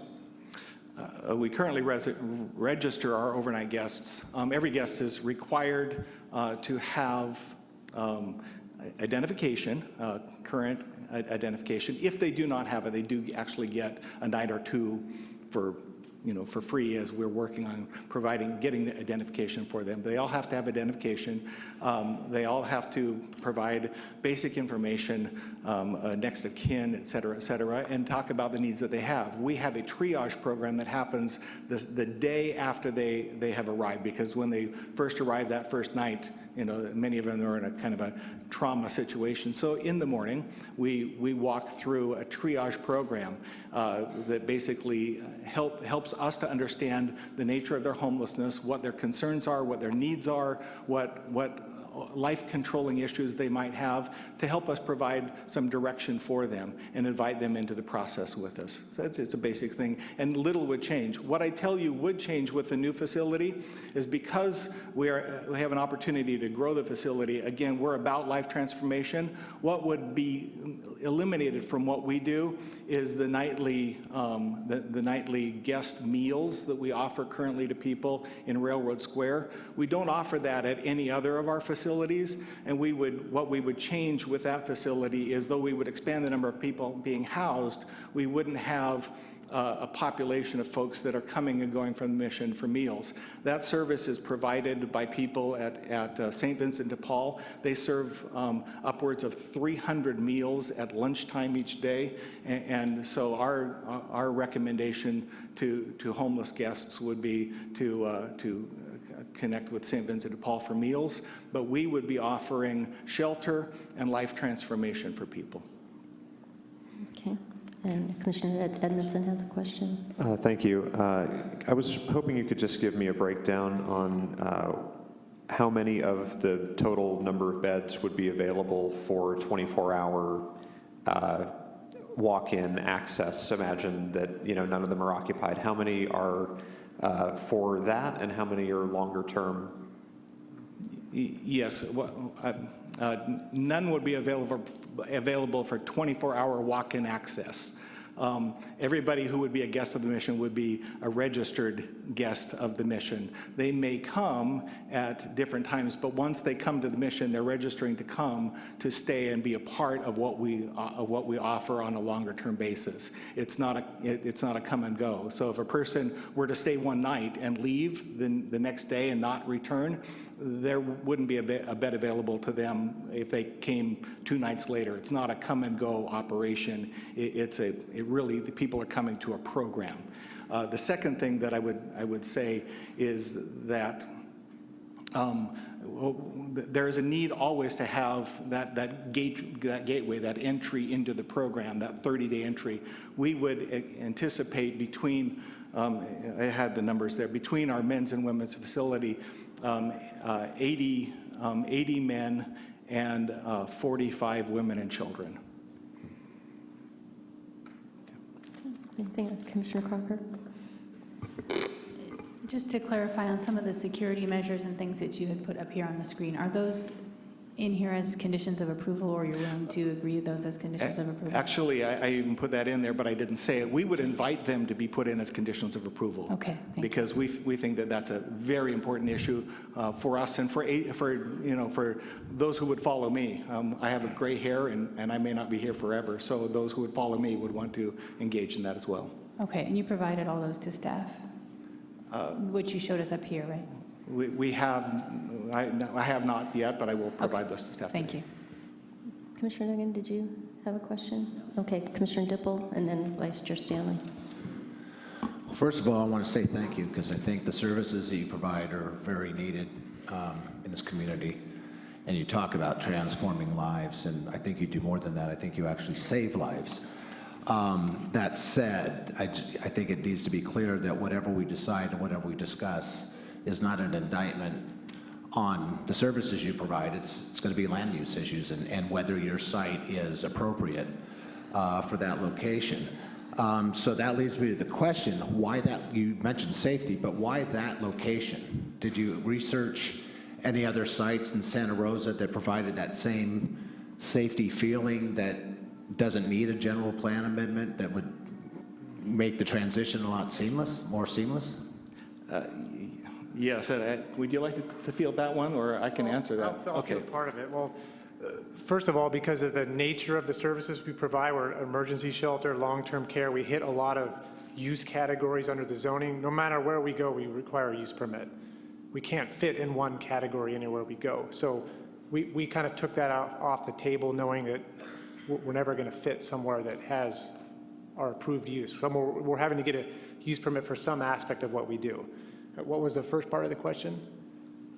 I was just asking why you chose that location, because if you're not fitting the use permit anywhere else, you'd still need us to approve the conditional use permit. Right. So no matter where we went, we were looking at a use permit. is the first answer. The second answer was, a couple reasons, and you can probably add to this, but we looked at a lot of areas, but a lot of other areas were too close to housing. We were looking at industrial areas, areas kind of out of the city limits. But actually, one of the things that attracted us to this before we really vetted it with city was an area that had a need. We knew that we have people here that have been at the mission that lived under the bridge at Highway 12 there, and so we know that area is in bad shape. And even fire, when we talked to them, they had trouble even sending their guys out to this area. So we looked at it too as an opportunity for us to effect change here. That's what we're about, transforming lives, and that we know it's a bad area of town already, and that we could affect change in the whole region here. So that was one of the things that excited the board about it. Then we went through the process once we kind of wrapped our head around, we think this is a good site. Then we came and approached planning and talked to them and had several meetings, not just one. Is it good? Is it bad? Communications back and forth over several weeks, and after planning, humming and hawing about it, thought that we might be a good candidate to implement kind of the vision of change for this area. There's a specific plan, but there's been nothing that's been a catalyst, the first project that could affect change going from a light industrial area to a housing area. And they thought we would be a good candidate, knowing eyes wide open with staff that we're the first one though. And with being the first one, there was a lot of back and forth and a lot of time spent on how to get answers and move through this. All right, well, again, thank you for what you do. I think it's really important work. And if I would just add to that, we did vet 5 places, 5 different locations with the planning director before we settled on this site. And this was the first site in which planning said this would be a place that we could work with you on, because they saw it as a blighted area. They saw that there was already a significant homeless problem. Even on the site, there were people who had broken into the buildings and were living in the buildings on the site. And ultimately, those buildings had to be torn down just to deal with the issue of squatters living on the site. And we knew that this is a difficult area, and it's an area that needs transformation, and we want to be a part of that transformation. Vice Chair Stanley, you have a question? I just wanted to clarify Commissioner Edmondson's question about the 24-hour care, and you said no, that it doesn't occur. But I'm just looking in the staff report, so I just want you to respond to that part. As the staff report says, guest dorms provided for one-night emergency shelter housing for the homeless. That sounds different to me than this is a launching pad for moving into the Men's Life program or the New Life program. So I'd like to get clarification on that, because that sounds like emergency homeless shelter. Yes. I thought we had edited that for the staff report. That was an error. It's a 30-night emergency shelter, but it is definitely a homeless shelter in the sense that the people who would be coming there would have been homeless, but it's a registration for a 30-night stay, not a one-night stay. And then Commissioner Duggan has a question.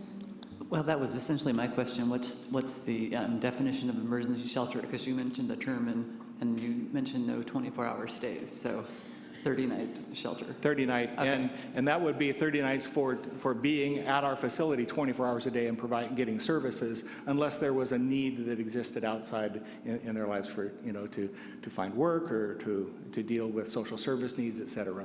But it would be providing 24 hours of care to those individuals, such as classes and meetings and rehabilitation, et cetera. Okay, thank you. Okay, great, thank you. Okay, we're coming to the time of our public hearing, and I want to explain a few things so that we can do this efficiently and effectively. This is your time as members of the public to come up and make comments on this project, raise concerns on the project. How we handle public hearings are you your name is called, you're going to come down to the dais, or there are microphones up in the two corners. You restate your name for the record, because even though I've called your name, I may mispronounce it. So it's always helpful to have your name stated first. Begin your comments. We have a little button system, so as you begin to speak, the green light's going to go on. Again, it's a timer. It's set for 2 minutes. When it hits yellow, you're getting very close to the end. Please start to wrap up your comments, because when it hits red and the buzzer goes off, I will ask you to stop. I really want you to be heard. I'm a very, very strict timekeeper. I'll warn you on that. I don't like to talk over people and interrupt you to stop. Your point gets better made if you get it within the 2 minutes. So please follow that so I don't have to interrupt you in order to move on to the next person. And how I'm going to do this is, just so everybody's kind of getting ready to queue up, I'm going to call the names in batches of 5. So you'll hear your name somewhere within 5. Then I'm going to call the person to come up and say the next person's name again. So queue up and be ready to go to either the dais here, and a microphone here in front of the dais, and or one of those places, whichever is easiest for you to get to. If you hear your point made and you agree with the speaker, please raise your hands, wave your hands as you've already done. That's a very effective way of communicating that you like what you've heard. We don't allow clapping, we don't allow booing, we don't allow anyone overriding what the speaker is trying to say in disagreement or agreement. If you hear your point made and you don't feel you need to speak, we don't need to have the same point repeated. However, if you hear it made and you feel like you don't want to speak, it's certainly fine to decline to come up and or come up and say your point was made. But certainly feel free to wave your hands if you hear a point that is particularly important to you. Again, as you're speaking, I'm up here recording, staff is recording comments and concerns that will probably need to be addressed following the public hearing. And again, once the public hearing is closed, we'll have staff, the applicant, answer those questions or concerns before we begin our process of questions and concerns. So if we all do that, we'll get through this in good, efficient order. So I'll go ahead and start with the first 5. It's going to be Bruce Cronin, Yvonne Lee, Jessica Chadwick, Marcos Suarez, and Wesley Bishop. So if Bruce Cronin would like to come to the microphone, and following Mr. Cronin is Yvonne Lee. Hi, my name is Bruce Cronin. I was born to an alcoholic family in the 60s. I desired to go to Vietnam by the time I was 9 years old because my father was a World War II vet who died in a drunk driving accident when I was 3. The service kicked me out in '79 because I was an alcoholic before I joined the service. And Santa Rosa at that time had just the Santa Rosa Rescue Mission, and the Santa Rosa Rescue Mission had a 12-step program. I would probably still be a taxpayer. I probably wouldn't have emphysema. I wouldn't have brain damage as you were. I've got nothing but kudos for Jeff Gilman and what he's done over the last about 20 years, 25 years. So I know that this war that we're in now is going to bring more veterans. And I just say kudos to Jeff Gilman. Thank you very much. Thank you, Mr. Cronin. Yvonne Lee, followed by Jessica Chadwick.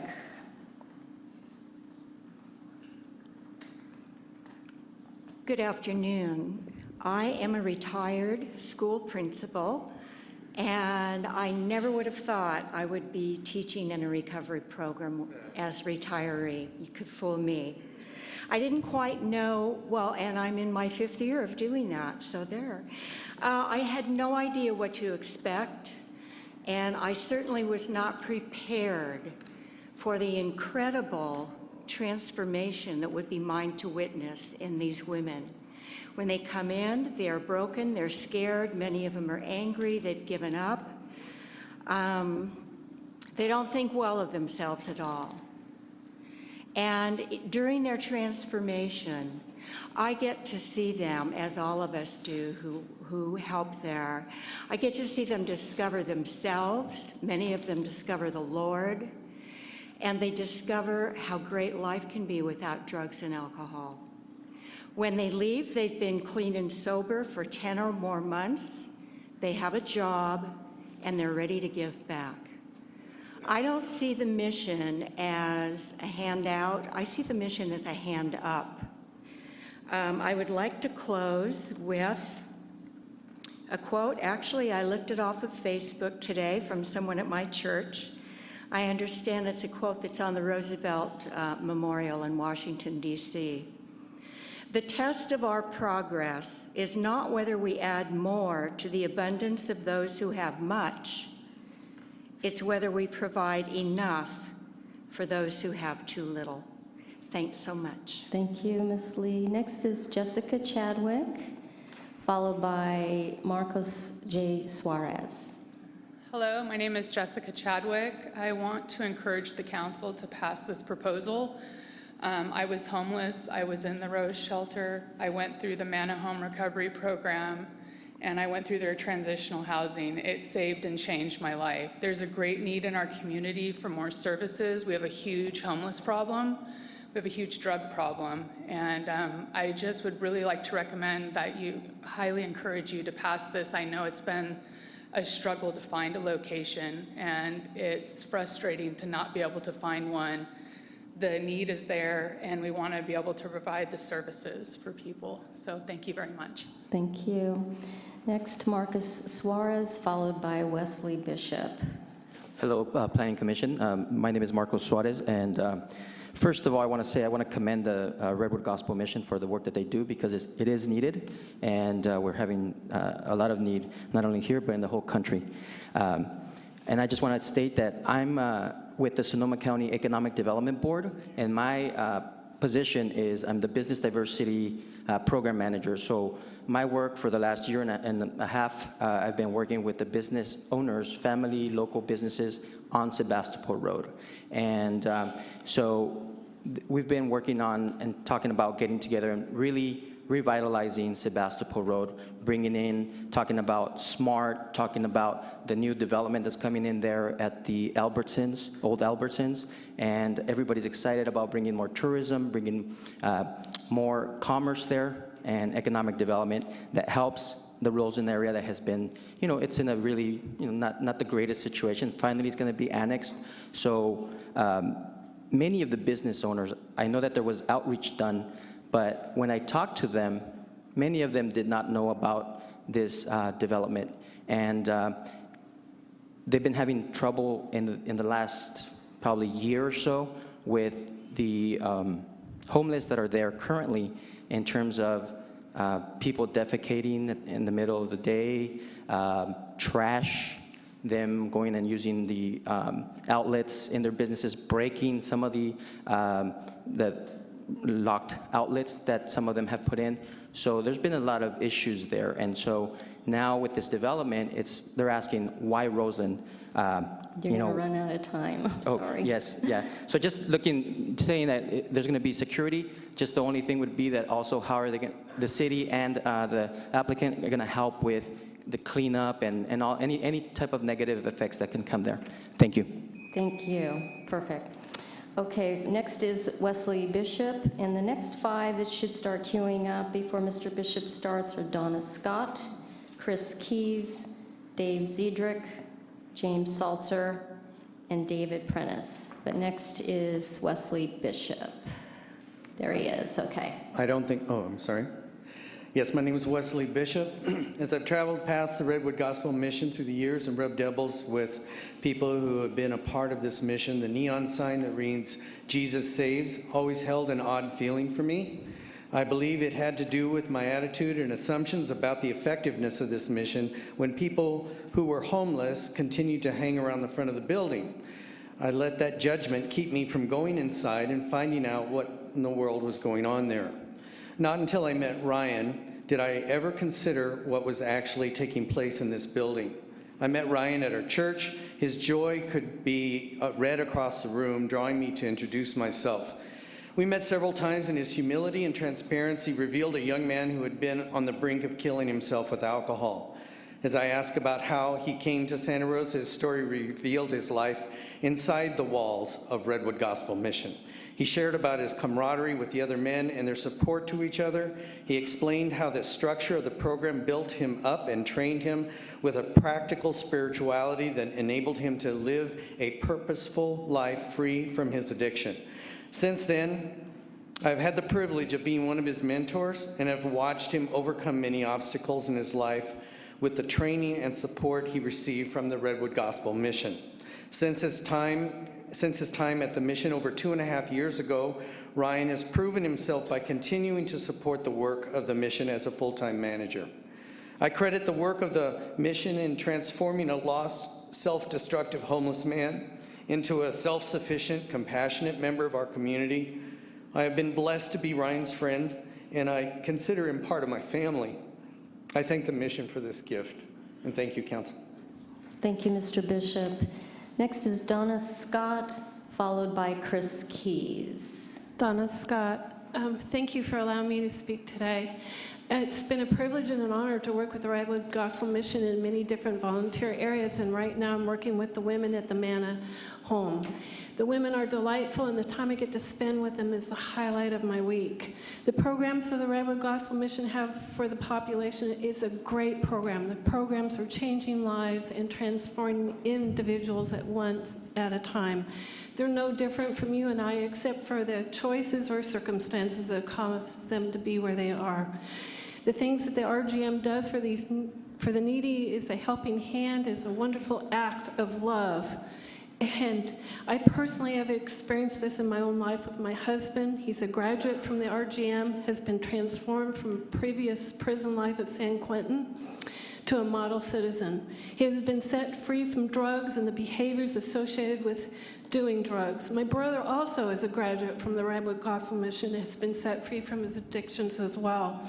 I am so grateful what RGM has done for my family. I do not know what my family would have done if the RGM had not taken them in. I believe thousands of families through the years feel the same way. Our city kids, traveling showers for the homeless, clothing, food, and teaching others about God through loving each person unconditionally is what the RGM is all about. They monitor their population and have an accountability and safeguards in place. It said there's 5,000 documented homeless in Sonoma County. If that is true, there's probably another 5,000 that are undocumented, living under trees, bridges, and wherever else. My prayer is that you will feel more moved to help the Redwood Gospel Mission join in this cause of changing lives, whether it is to volunteer, contribute financially to this great cause, because RGM is making our city healthier, more vibrant, transforming them one person at a time. This new building would give them more room to quit and transform more lives. Thank you so much. Thank you. Next is Chris Keys, followed by Dave Ziedrich. Yes, hello. Thank you. Thank you for having me this evening. My name is Chris Keys, child of the Most High God. And, I was that guy 10 years ago that every neighborhood would be concerned about being in. 9 years ago, I actually lived under the very bridge that is no more than 100 yards from the proposed site. 8 years ago, the Redwood Gospel Mission welcomed me in with open arms, and they put their arms around me and loved me until I learned how to love myself. Today, I've been clean more than 8 years. I now serve the Redwood Gospel Mission in senior leadership. I am a homeowner, happily married, and have 4 kids. I once was alone, and when I came to the mission and introduced to my Lord and Savior, Jesus Christ, and was introduced to a community of people that cared about my well-being, my life turned around. I no longer struggle with any of the bondage that I was in, and I have a bright future. I will say this, I will say that the concerns of the neighborhood and the opposition shouldn't be concerns. I would tell you confidently that the Redwood Gospel Mission moving into Roseland will be a blessing to that neighborhood, and I say that confidently. And I say that, and I encourage you to talk to the West End neighborhood And the Railroad Square Association, along with Catholic Charities and other organizations that we've partnered with, being a good neighbor is as important as anything we do. And it's biblical, and that's who we are. Thank you.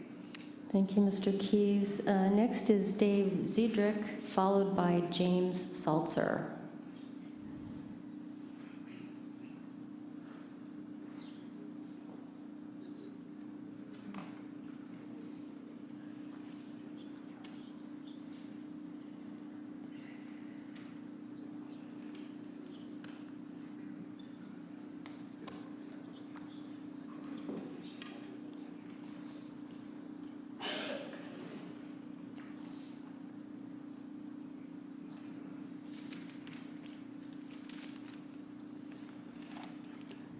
Thank you for allowing me to speak. I appreciate that, and I'm pleased to be here.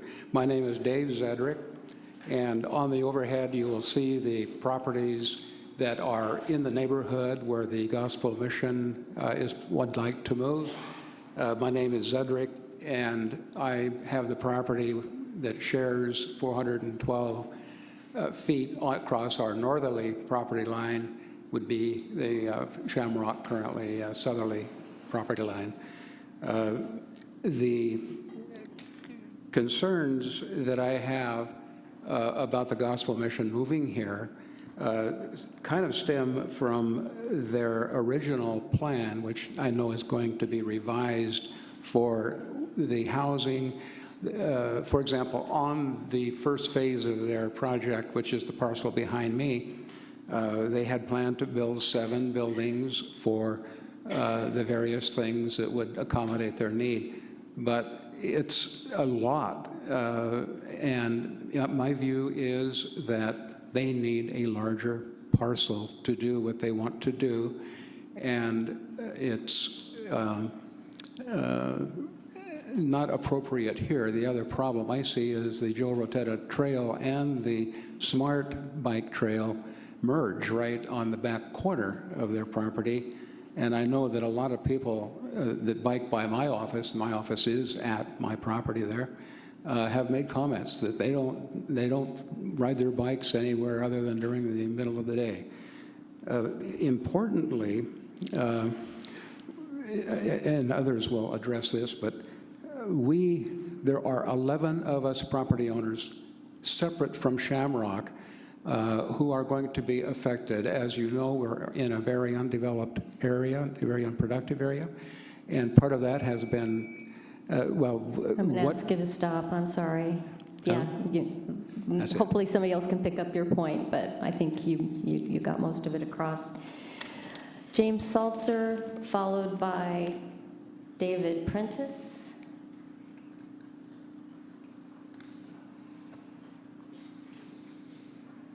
In 2011, I was homeless, living in a camper trailer, alcoholic, and considering suicide. My mother had been suggesting that I go to the Redwood Gospel Mission for over a year, and that day I decided to go. And I can honestly say, with the Lord's help, the Redwood Gospel Mission changed my life.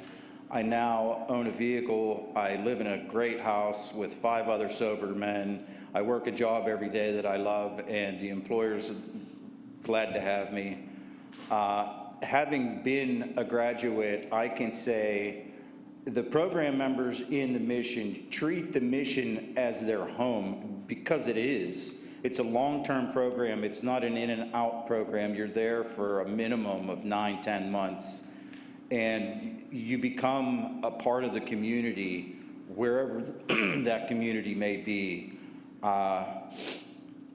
I'd just like to say that I don't believe a lot of concerns that are being brought up are justified, having been through the program.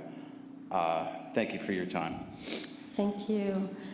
Next is going to be David Prentice, and my next 5 names I'll be calling after Mr. Prentice are, looks like Gunther Diggs, Rick McLean, Patty Jekyll, Michelle Tomich, and Allison LaRose. But first is David Prentice. My name is David Prentice. I'm chaplain at the Salvation Army Lytton ARC in Healdsburg. I've been there since 2009. Prior to going to that position, I had been a volunteer for 13 years at the Redwood Gospel Mission. Today I heard Mr. DeWitt speaking about his concerns, and as I was waiting, I read part of an article where he said, Roseland already has a serious drug problem we're dealing with, and an attendant crime problem. Well, Salvation Army, we say do the most good. It seems to me that we ought to be going to where the need is the greatest, and Mr. DeWitt has already told us where it is.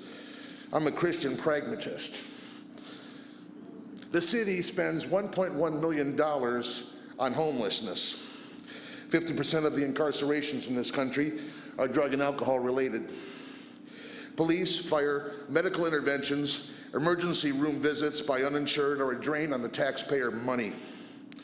This facility would allow the RGM to have a positive community impact on even a greater scale than it already does. They want to invest the time, the money, and the manpower. People who volunteer at the RGM tend to be more proactive in the community. This relocation can only further that, and the community activism would go beyond the front doors of the RGM. The RGM has a track record of changing lives. The New Life Recovery Program, I was formerly affiliated with it. Yesterday, my son called me and said he saw a guy named David who was formerly in the program. He now has a wife and 3 kids, clean and sober. Robert, who works at the ARC, he helps drug and alcohol offenders. Glenn, our lead counselor, a graduate of the Redwood Gospel Mission. Chris Keys, who we just heard, used to sit in my Bible study at the RGM. He is now in leadership. Thank you, Mr. Press. And next it's maybe Cather Diggs, but make sure you do repronounce your name. I don't know what this is. And following that is Rick McLean. That was close. It's Luther. Luther, thank you. How you doing? Yeah, my name's Luther Diggs, and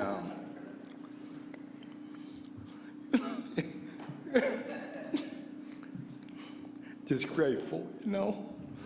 I came to Santa Rosa in 2006 by the way of California Correctional. They moved me here. I was homeless, sleeping underneath a bridge, and, you know, a hopeless drug addict. You know, I used drugs for over 45 years, and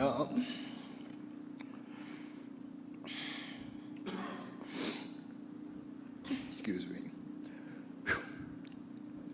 I went down to the Redwood Gospel Mission and found that they had a drug and alcohol program. Never thought about getting clean in all my life. I was 55 years old, never been homeless until I came to Santa Rosa. And was ready to change my life, and found out that they had a drug and alcohol program there. And that was almost 10 years ago. And what the Redwood Gospel Mission has done for me, they changed me from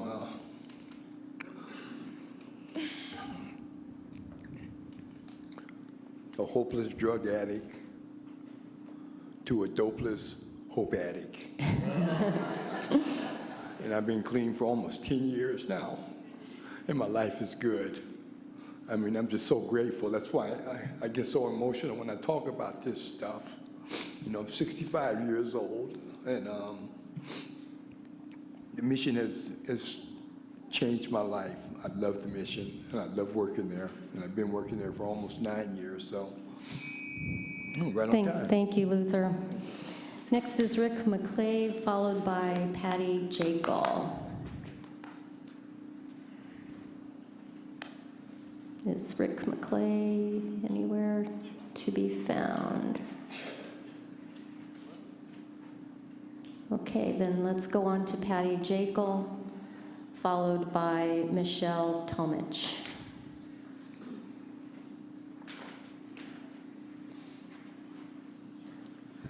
Good evening. Thank you for letting me come and speak. My name is Patty Jekyll. I am a volunteer at Manahome. I have 2 minutes to say a lot, so I'll move right to it. Early, somebody mentioned the homeless problem, that we wanted to deal with the homeless problem. It's not a homeless problem. It's a people needing help problem. Everybody here has a tag that says, I believe in transformation. You will hear 100 stories of transformation. I want to address a couple things that were said. One of the things, Jeff and the RGM, they said they're willing to work with you. They're willing to work with the security problems. They're willing to work with a lot of these other issues. There's a saying, you give a man a fish, you feed him for a day. You teach him to fish, you feed him for life. If you want the homeless problem to end, teach these people to fish and give them programs that teach them how not to be homeless. Thank you very much. Thank you. Michelle Tomich, followed by Allison LaRose.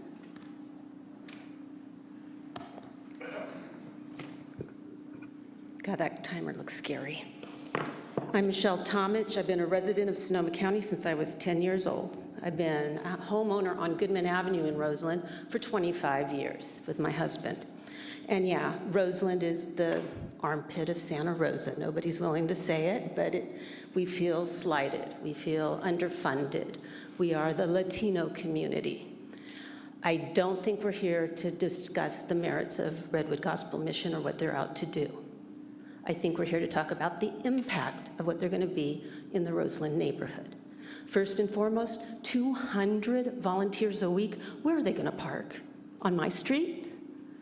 We already have a traffic problem that we've addressed earlier about Sebastopol Road, the congestion. You've got it in your city plan about Roberts Road Thruway. That's to help ease that traffic. SMART's coming in. We have the village station on the corner of Boyd and Sebastopol Road who are going to be construction. Where is that construction trucks, those crews? Where are they going to park?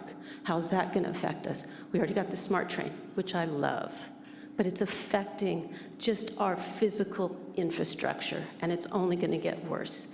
If they're going to get their permit, can we stipulate a maximum parking? 38, it was on their piece of paper. Can we also stipulate that they are going to keep it safe? Because right now, it isn't. For me to walk my dogs across the street onto Roberts to pick up that corridor, my husband won't let me do that. I have to get in my car and drive over to Pearson or over to Fulton or onto Stony Point to pick up the Creek Trail, or to drive down to Goodwill and pick it up there at the Joe Rodota. I'd also like to say, for every person here who's telling their story of success, I could tell you a story of failure. My brother was in the Redwood Gospel.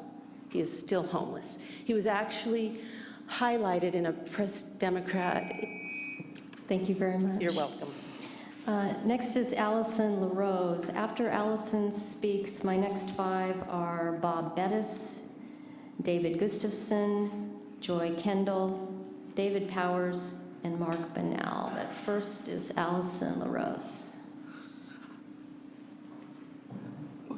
Hello, my name is Allison LaRose, and it's an honor to come and speak before you for the Redwood Gospel Mission. I've had the privilege of volunteering with their nomadic shelter program during the winter months with my church.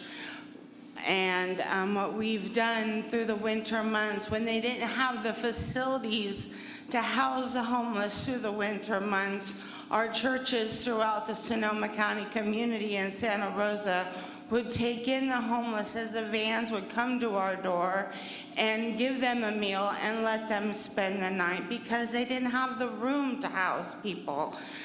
Homelessness, I live downtown Santa Rosa, and as we all know, homelessness in Santa Rosa is of epidemic proportions, and it's not safe anywhere in this city.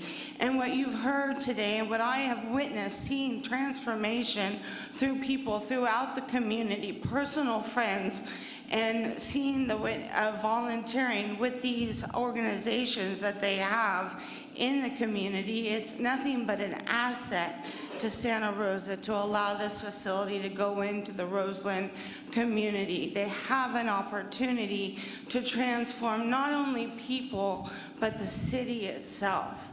It's such an issue right now, and they're offering a solution. I don't hear about anybody else offering a solution right now, whereas Redwood Gospel Mission is. So thank you. Thank you. Next is Bob Bettis, followed by David Gustafson. My name is Bob Bettis. I'm 57 years old, and I'm an alcoholic. I was homeless, living in my van, and I was introduced to the New Life program at Redwood Gospel Mission. The date was 12/12/12. I've been sober ever since. I've graduated from the New Life program, and I'm a full-time volunteer at the mission. I'm trying to give back for all they've done for me. My experience at the mission has helped me turn my life around and become closer to God. Thank you. David Gustafson, followed by Joy Kendall. Hello, my name is David Gustafson. I've been a resident of Sonoma County for about 26 years after retiring from service to the United States Navy for 21 years. I'm very proud to name Sonoma County my home. About 3 years ago, Jeff Gilman and I had a discussion about, I had a passion about mentoring and about teaching people that skill, and he said, you're at the right place at the right time, and I've been teaching a class to church members throughout the area for the last 4 years. Secondly, about 2.5 years ago, I was asked if there was anyone interested in teaching the men in the New Life program, and at the time I just finished a stint as faculty at University of Phoenix. And Jeff Gilman gave me a warning that I found to be true, and that was, he said, you are going to be changed as an instructor more than the men you are changing. So I have to say it's a real blessing to me to look around the room and see at least a dozen or more men here who I know lives are being changed, and they have changed. And I also would like to see a show of hands of instructors and volunteers in this group whose lives have been changed by volunteering with the Redwood Gospel Mission.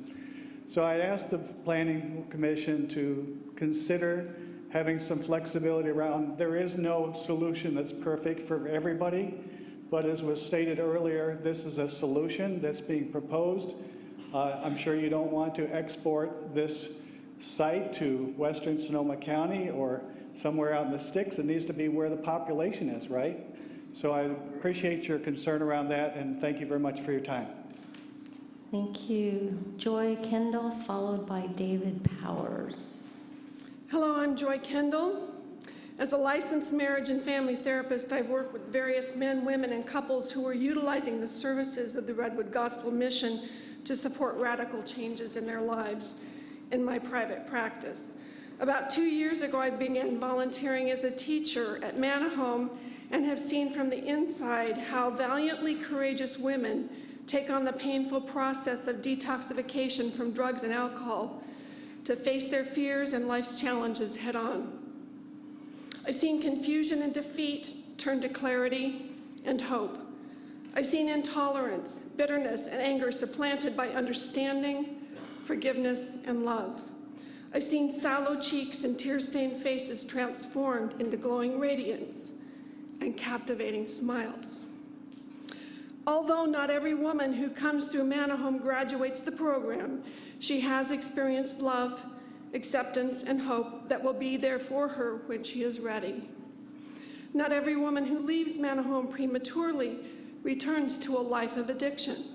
While there, a woman often receives just the right support needed to maintain her sobriety.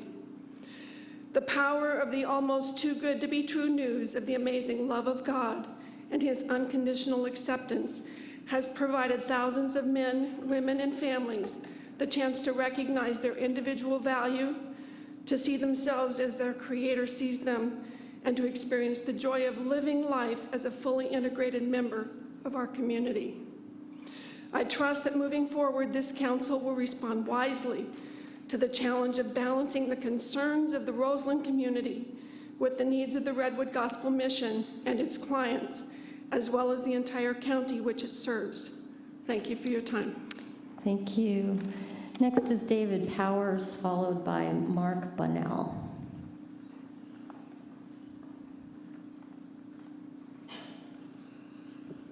My name is David Powers. I'm a graduate of the Redwood Gospel Mission New Life program. I've been sober over 4 years now. I started off as about 20-year alcoholic.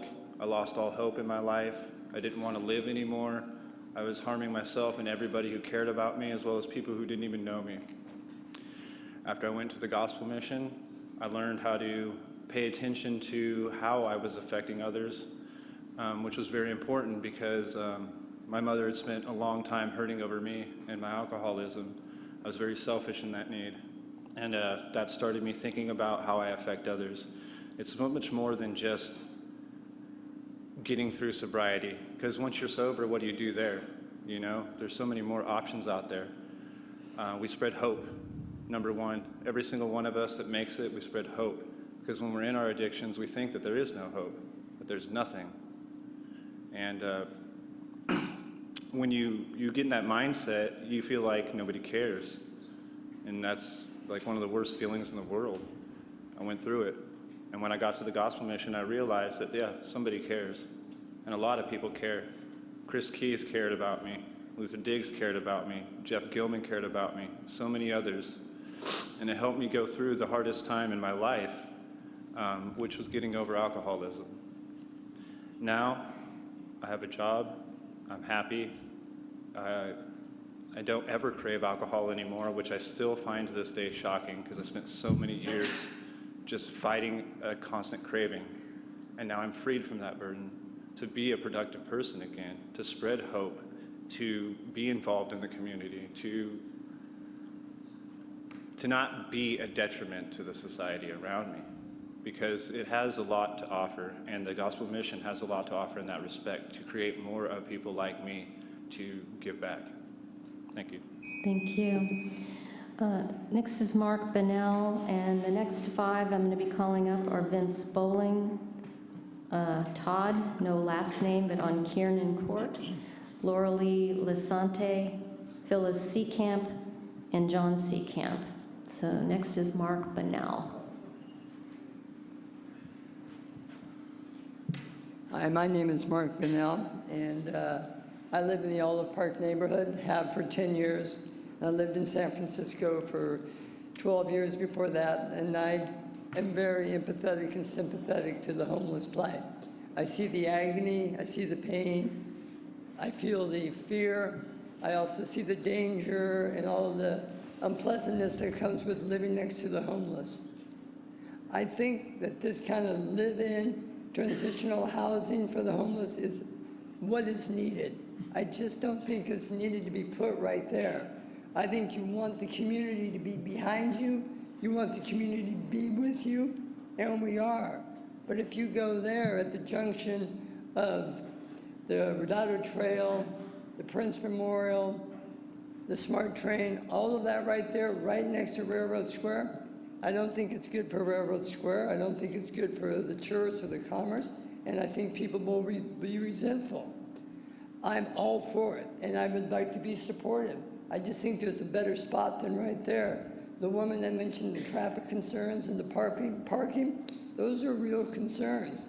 Shutting off Roberts Avenue and not making it accessible to SMART train for the Roseland neighborhoods, those are real concerns.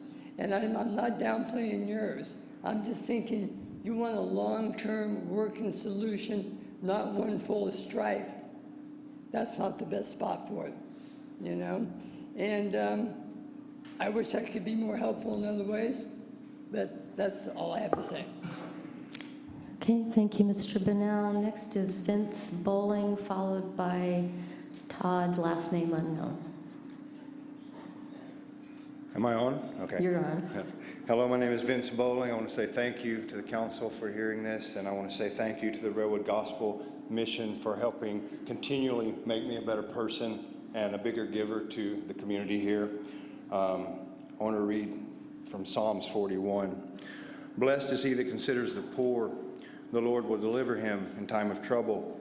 The Lord will preserve him and keep him alive, and he shall be blessed upon the earth, and you will not deliver him into the will of his enemies. The Lord will strengthen him upon the bed of languishing. He will make all his bed in his sickness.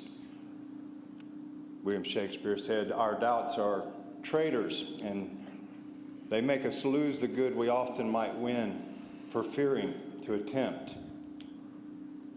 The Redwood Gospel Mission loves and serves, following the will of our Creator, loves and serves our fellow man, those who need it the most. I'm a graduate from the University of Georgia. I have a degree in economics. I have further schooling at the LA Film School, and spent 13 years in the entertainment business, working in production. And in 2005, I was homeless after that 13 years. And when I went somewhere where they gave me a meal, I didn't consider it a handout. I considered it help. I got into a program, went back home to Georgia, and gave my life to the Lord, and He changed everything. 1 year of homelessness, and now since then, 7 years of full-time ministry here in Sonoma County, where God has moved me and planted me, and 3 years now serving as a teacher in the recovery program at the Redwood Gospel Mission, and a mentor, and I love. Thank you. Thank you. And Todd, are you here? Yes. Good, okay. Followed by Laura Lee Lasante. And would you state your last name for the record for us? Thank you for hearing me. My name is Todd Cronin. 3.5 years ago, I was living in a tent. I had a pretty good life up until then. I had about a 5-year run, and I lived in that tent for quite a while. And I got sick and tired of it, and I got on my knees and I asked my Lord and Savior, I need help. The next day, I found myself hitchhiking down to Santa Rosa. I didn't even know where it was at. And I ended up on the corner of 6th and Wilson at 10:30 at night, looking up at a sign that said, Jesus Saves. I love Jesus Christ. There's also another sign. And it said, if you come here, it says, if you can't find a friend in the world, you'll find one here. And I burned all my friends out. I burned my whole town out. And I found all of you as my friends. I've been blessed. I work at a fantastic place with blessed people who love me and I love them. And I thank this for the Redwood Gospel Mission, because I found out through the Gospel Mission that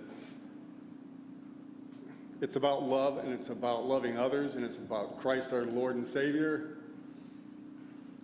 And without it, we're lost. And I was tired of being lost, broken, and scared. And 3 years ago, I would have never said that word, scared.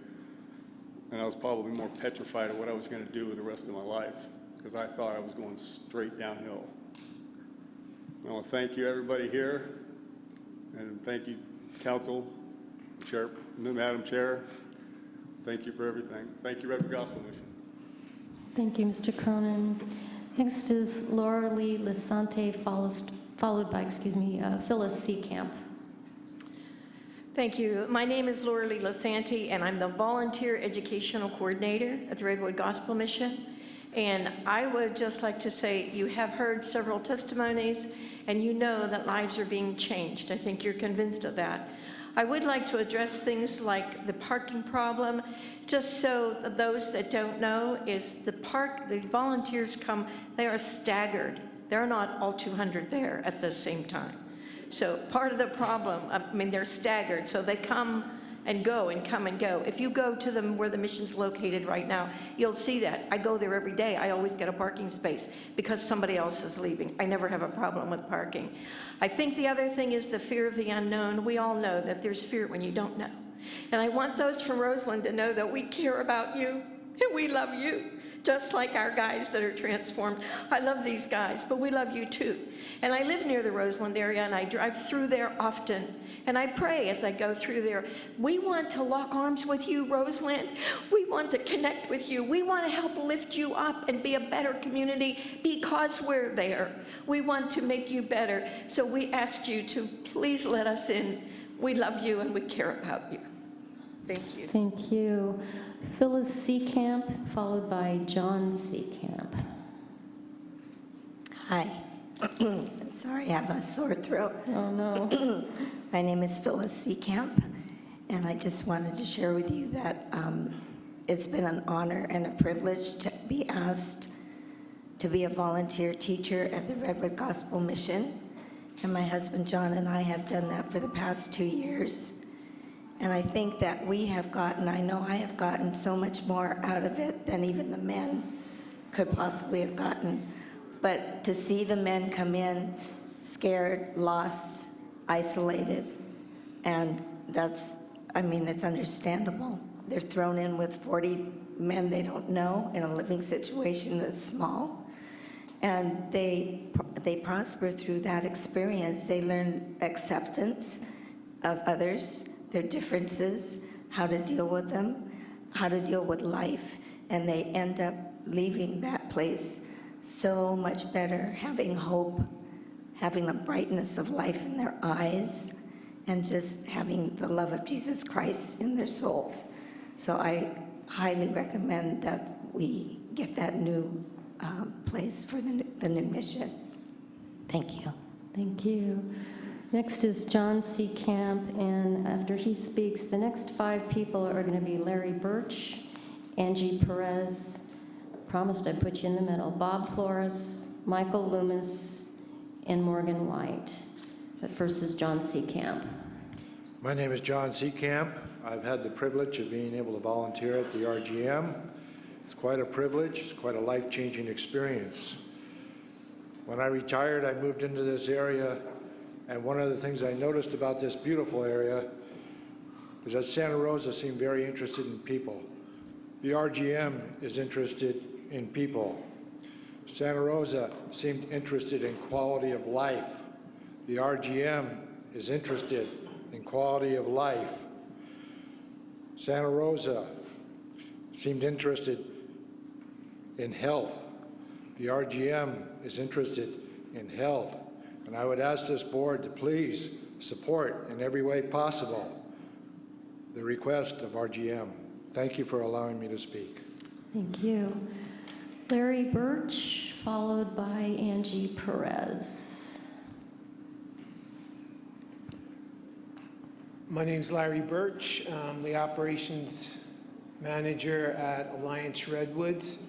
And one of the ways we've been able to partner with RGM is through hiring their graduates from their culinary department and other graduates over the years.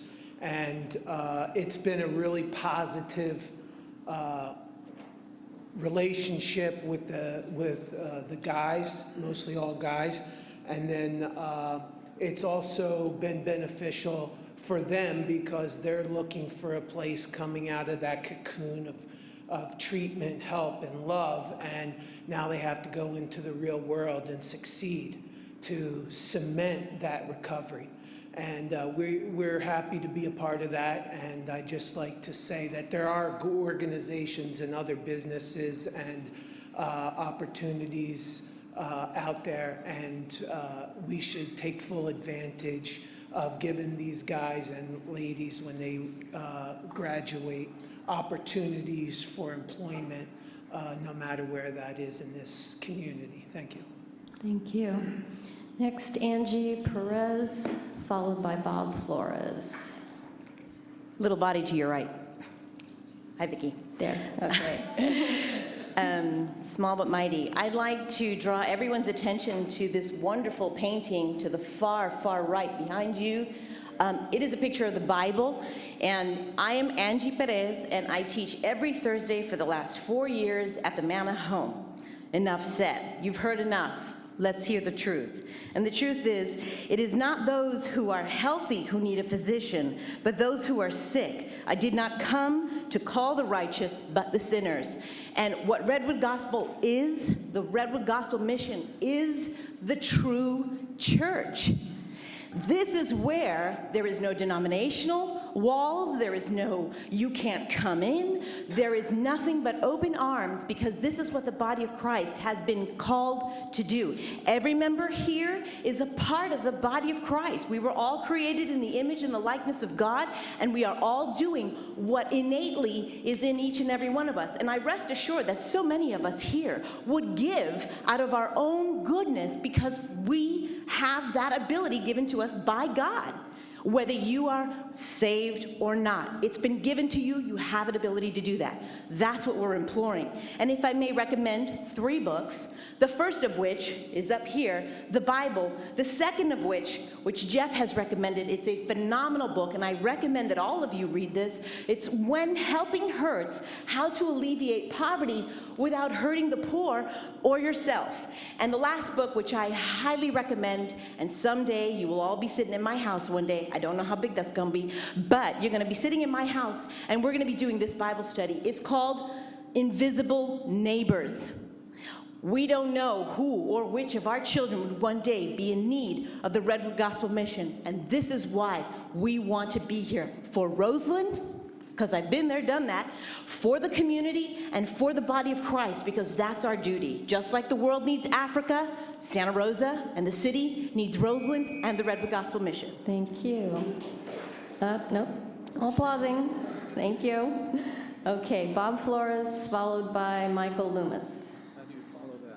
Bob Flores, I'm a 36-year resident and homeowner of Santa Rosa, retired administrator and instructor at Santa Rosa Junior College with Dr. Groniga, though he had much more of an illustrious career than I had. And I've also, until I moved out of state about 10 years ago, served on numerous city council committees, Chamber of Commerce committees. And so I know this is what you're doing is very tough, and I want to thank you, first of all, for your continued open hearts and open minds to all of this. And I know that you always strive to make the decision which is in the best interest of the greater good. I'm also an ordained minister in the Foursquare Church, and since coming back to Santa Rosa a year ago, my wife and I returned from out of state. I've combined my educational experience, my community experience, and have made a commitment for the last year to be involved as a teacher in the Leadership with the New Life program at Redwood Gospel Mission. And we talk about the transformation in people's lives. You've heard it, and I know that you're seeing, because behind me, almost everybody here has been transformed by the Redwood Gospel Mission. The other thing I know is people are talking about, well, can we have some guarantees? And I will give you the same guarantee that I gave people when I served on the Charter Review Committee in the mid-90s. And everybody had my home phone number or my work number at the college. And I said, please call me, because this is messy. You know, I am not in recovery. I'm not homeless, but I share with everybody in this room one thing, and that we all have an addiction of which we need support for. And so whatever that may be, these people need help. They're getting it. They're being transformed. And I will guarantee you that. And you'll have my phone number. So thank you. Thank you. Michael Loomis, followed by Morgan White.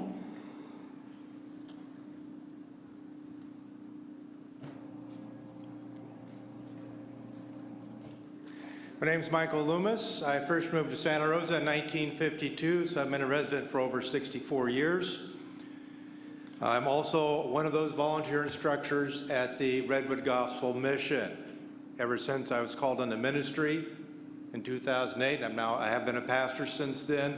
I have been teaching one of those classes. And yes, what Laura Lee said is correct. All 200 of us volunteers are not driving to and from every day over there. I'm there 1 hour a week, one day, 1 hour a week. And if you've ever been to the Gospel Mission, you know they have no parking there, and I have never found any problem parking in the street. It is, I think there's no issue with the parking. I'm sure that's something that you people could take care of anyway at your department. I have witnessed people moving from being takers of society and addictions to being givers with jobs, and you've already heard many testimonies there. I myself teach recovery classes from alcoholism and drug addiction. I think we have an incredible opportunity to have a tremendous facility here in the Roseland area. The homeless are there whether or not we have the facility. It's just a matter, are we going to do our role as citizens of a community of taking care of the citizens of this community who need our help? That is the homeless, people with drug addiction, alcoholism. They are citizens of Santa Rosa. And we have an opportunity here to really reach out and help them. So I would just like to encourage the board here to give them their permit. I know what it's like to get permits. I own a business. I have for over 40 years, and I know what it's like, but I really think you've got a wonderful opportunity here, a model opportunity. Thank you. Thank you. Next is Morgan White, and after Morgan White speaks, the next 5 to come up are going to be Scott Churko, W. Metzler, Raymond Mays, Karen Evans, and Martin Jackson. So first is Morgan White. Hi there. Thank you for listening to me. My name is Morgan White. I grew up in the Olive Street Park neighborhood. When I was a kid, I played in the park, the Olive Street Park, every day. There was a group of kids there that played every day. Now there are no kids that play there. There is only a homeless situation that comes at 10 o'clock, leaves for lunch, and then is right back there afterwards. They're there until dark, and then they go somewhere. Now, my neighbor his family has had the house for 4 generations, just recently sold, and the reason he said he was selling is because his kids can't play in the street anymore. Our neighborhood is not safe. It hasn't been safe. It's a conduit for people that are walking through to the Roseland neighborhood as it is right now, and this is just going to explode when this happens, I think. The issue for me is our property is backed up against Caltrans land. I don't know if you guys have this problem with homeless near your house, but if you have a problem with homeless people on Caltrans land, I challenge you to do anything about it. If you call Caltrans, they'll say they can't do anything about it because they're telling their people to stay away from conflict. You call the Santa Rosa Police Department and they'll say they can't do anything about it. Call the sheriff or the CHP. So then you call the sheriff and they say call the CHP, and then you talk to the CHP, and the CHP has one person to deal with the whole homeless problem on Caltrans property. Now that guy is overworked, and I think there needs to be some kind of situation that is improved there. The Joe Rodota Trail is unsafe right now. A new neighbor just moved in and said, is it safe to jog down there? I said, no, it's not. Maybe take a friend. Now, I have 3 seconds left, and the only thing left I can say is Roseland Prep is too close. Okay, thank you, Mr. White. Appreciate Changing your the time. rules to get the permit. Okay, so next is Scott Churko, followed by, it looks like W. Metzler. Hi, my name is Scott Churko. I'm a member of the New Life program at the Redwood Gospel Mission, and a lot's been said that I wanted to say. When I came there, I was broken, I was lost in my addiction, and the help I received there has, not only has it changed my life in just a few simple months, or a few short months, but it's cost me nothing. It's been free. It's like God's love is free. And I've heard a lot tonight about the fears and the doubts of this mission being established in this new place. And what I would like to add is that, you know, this concept of not in my backyard, we're going to have that wherever we bring this plan. And the mission's already tried 5 locations, and this seems like the best fit for the mission. And I would just like to encourage the commission and anybody in the community, in that Roseland community with fears, to remember that no place is going to be perfect, and what we do for the least of these, we do for God. And if you could come to the mission and see what I've seen in 2 months, to be able to hand out food to somebody who doesn't have food. I work in guest services, so I'm in the clothing room at night, and I hand out the clothes to people. I hand out them their towels. I give the guests, the homeless, we call them guests there, because they are guests of the mission. We don't see them as homeless, we see them as guests. And we want to serve them with all that we have because of what we've received.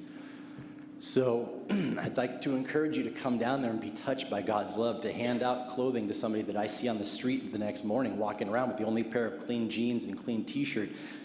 It's brought so much joy and strength in my life to continue on this road, because the brokenness I felt, I'm able to help people that are broken like that too. And the Bible says that we will give comfort to those, and with the comfort that we've been given by our Heavenly Father, we will give that comfort out to others.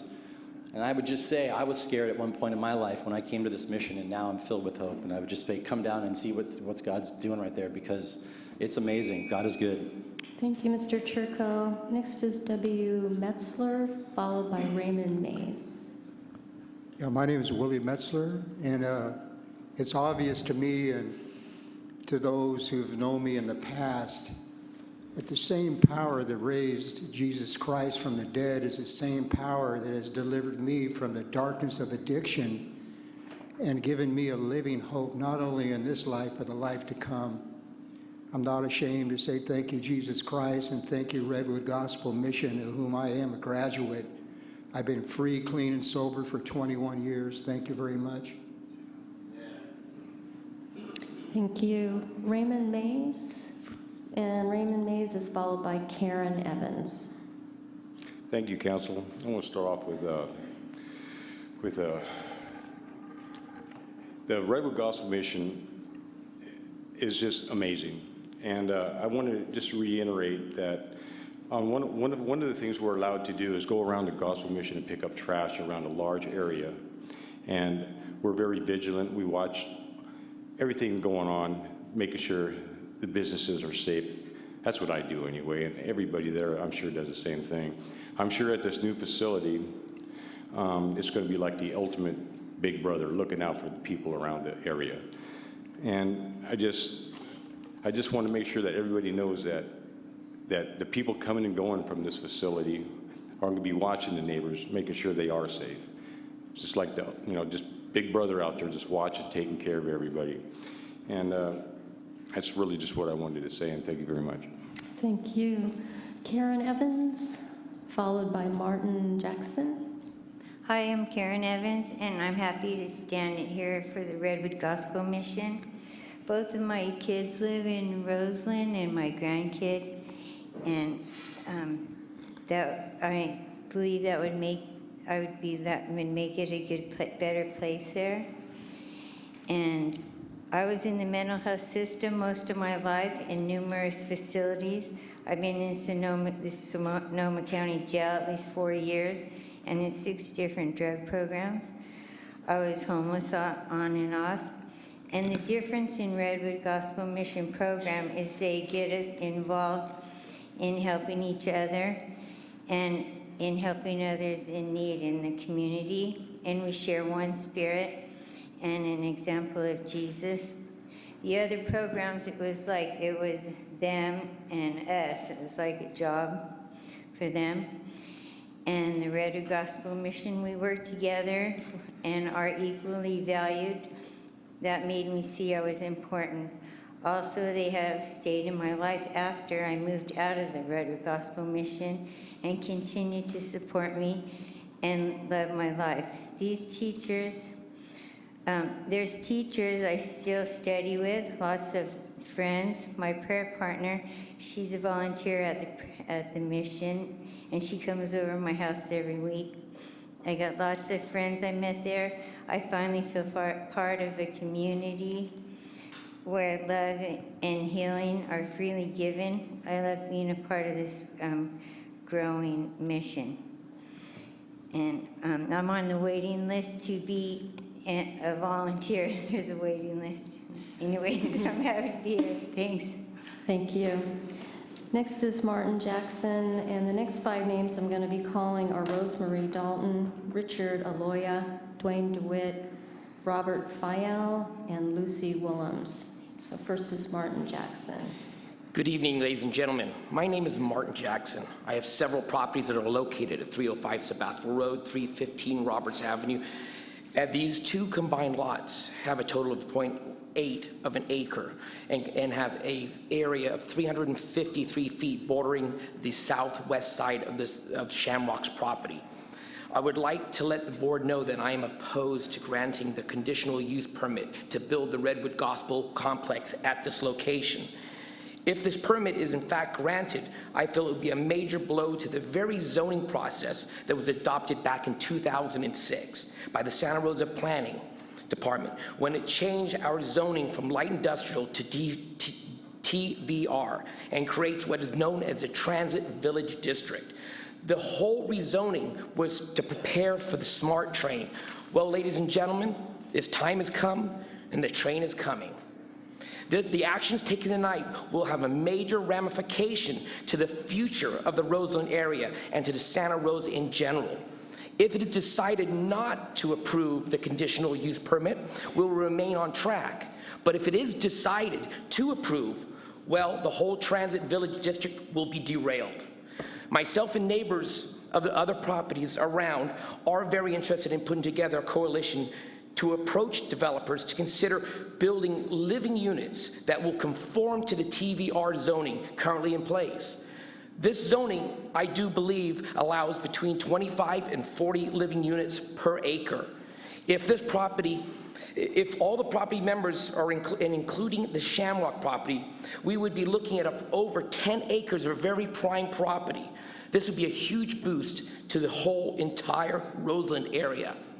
Thank you very much for your time and consideration. Thank you. Rosemarie Dalton, followed by Richard Aloya.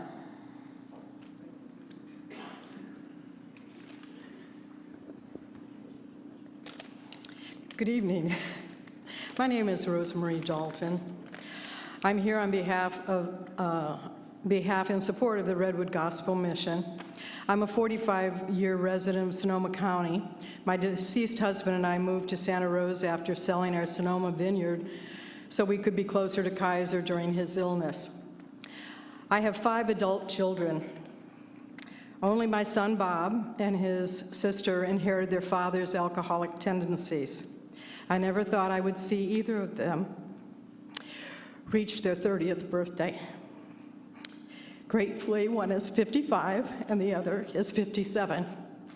Both have gone through programs and are now clean and sober, which I am most grateful.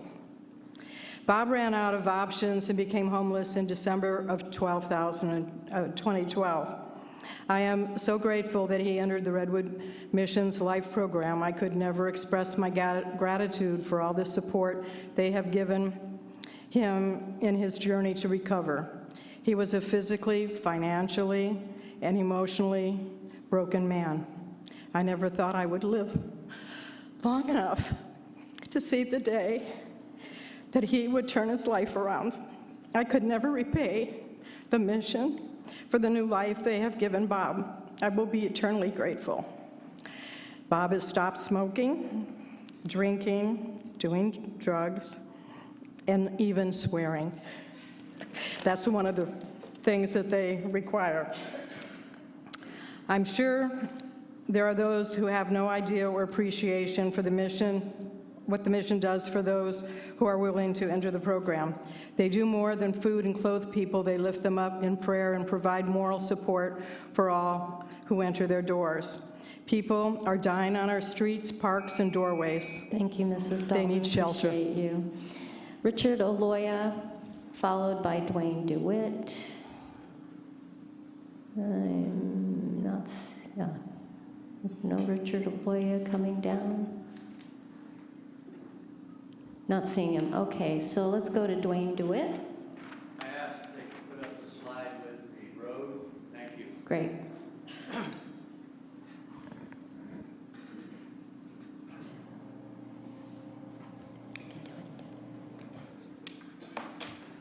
Hello, my name is Dwayne DeWitt. I'm from Roseland. The proposed project is inconsistent with the Transit Village Residential Zoning District and the Transit Village Medium General Plan Land Use Designation. The proposed project does not support the vision the city enacted with the adoption of the Downtown Station Area Specific Plan. The use would preclude the site from being used for higher intensity residential, office, and commercial uses. The long-term vision for this area under the adopted zoning district, general plan, land use designation, and specific plan. Please do not amend the station area plan or allow this square peg project to be rammed down the round heart of Roseland. Square pegs, no matter how well they may look, can ruin a spot when forced in against the will of the residents who already live there. Roseland residents have worked hard to get a good Sebastopol Road urban vision plan 10 years ago. Also, residents worked hard on the station area plan and never were told of this project. Bringing more homeless people into the area is the plan by city staff. This disadvantaged, underserved community is already under siege. I challenge the idea this will make Roseland better in any way, shape, or form. The 29 June neighborhood meeting exhibited a strong backlash by Roseland residents, which was not mentioned today by city staff. The connection of Robert Roads as a bikeway is essential for the transit village of a mixed-use rehabilitation and revitalization of West Downtown Santa Rosa. City staff has a new vision, they said, for the area, but they have not faithfully and ethically been forthright with members of the Roseland Village Task Group and the Roseland Specific Plan. I am a member of both groups. This is inconsistent with the ongoing plans by both the city and county citizens planning groups. We have been blindsided by city staff. They have never spoken with us, nor has Roseland or Redwood Gospel Mission in the 6 years they've been targeting resident. Please be true to Roseland and deny this. I'm going to interrupt you. Robert Fayel, followed by Lucy Willems. Hi, everybody. My name is Bob Fayel, and I never went through the New Life program. I guess I'm the only one here to speak to the other side of the mission. In 2014, I found myself sent home and no choice of my own. I've been a heroin addict my whole entire life, but I have been in recovery for a number of years. It was the Redwood Gospel Mission that allowed me to maintain that sobriety by giving me a safe, comfortable place to stay. And I was allowed to find a medical facility here. And I didn't think I was going to have anything to say, but there's a lot to be said for the other half of the Redwood Gospel Mission, as well as the New Life program. And I would like to speak to that. I mean, I just have. And that's all I have to say. Thank you. Thank you. Next is Lucy Willems, and after Lucy speaks, we're going to have Allison Urmson, Bethany Holloway, Rachel Good, Christina Esper, and Billy Mitchell. So Lucy Willems, there you are. Good afternoon, Planning Commission. How are you? My name is Lucy Willems. I am both a Roseland resident and a staff member of the Redwood Gospel Mission. I am very much in favor of a new shelter facility on the proposed site. New construction on an old industrial site and beautification of the same is in keeping with the vision of renovation and renewal for the Roseland area. The type of facility being proposed is not in conflict with this vision. In the past few weeks, some fears have been expressed that this new facility will draw more homeless and indigent people into our area. This is not the case. The people are already here, on the other side of Santa Rosa Creek, just a few blocks away. Our current facility is there to help as many people as possible to get off the streets. Homeless individuals do not necessarily choose to be homeless. It often just happens. Sometimes for economic reasons, sometimes for reasons of substance abuse or mental illness and the subsequent breakdown of close relationships. One thing for sure, these individuals do not check out their Google Maps to see, oh, there we go, a nice new facility in Santa Rosa. I think I'll go there. The individuals we serve are our people, our neighbors, who for one reason or another find themselves without a roof over their heads. The Redwood Gospel Mission exists to bring restoration and renewal to our broken neighbors, helping them to become reintegrated into our community and to stay off the streets.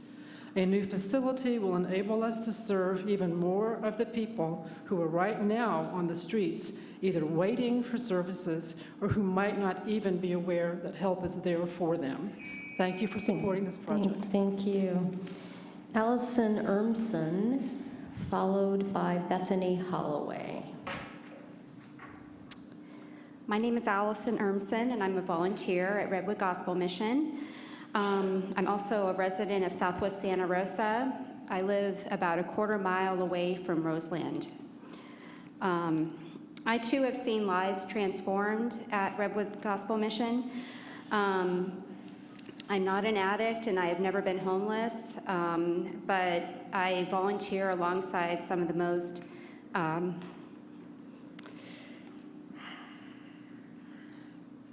some really amazing people who all happen to be graduates of the program. I volunteer primarily for the mission's 30-day winter shelter, also known as nomadic shelter. I'm reminded time and again how close I have been, and many of us have been, to losing everything. The people who are coming in looking for shelter are not always chronically homeless or mentally ill or drug addicts.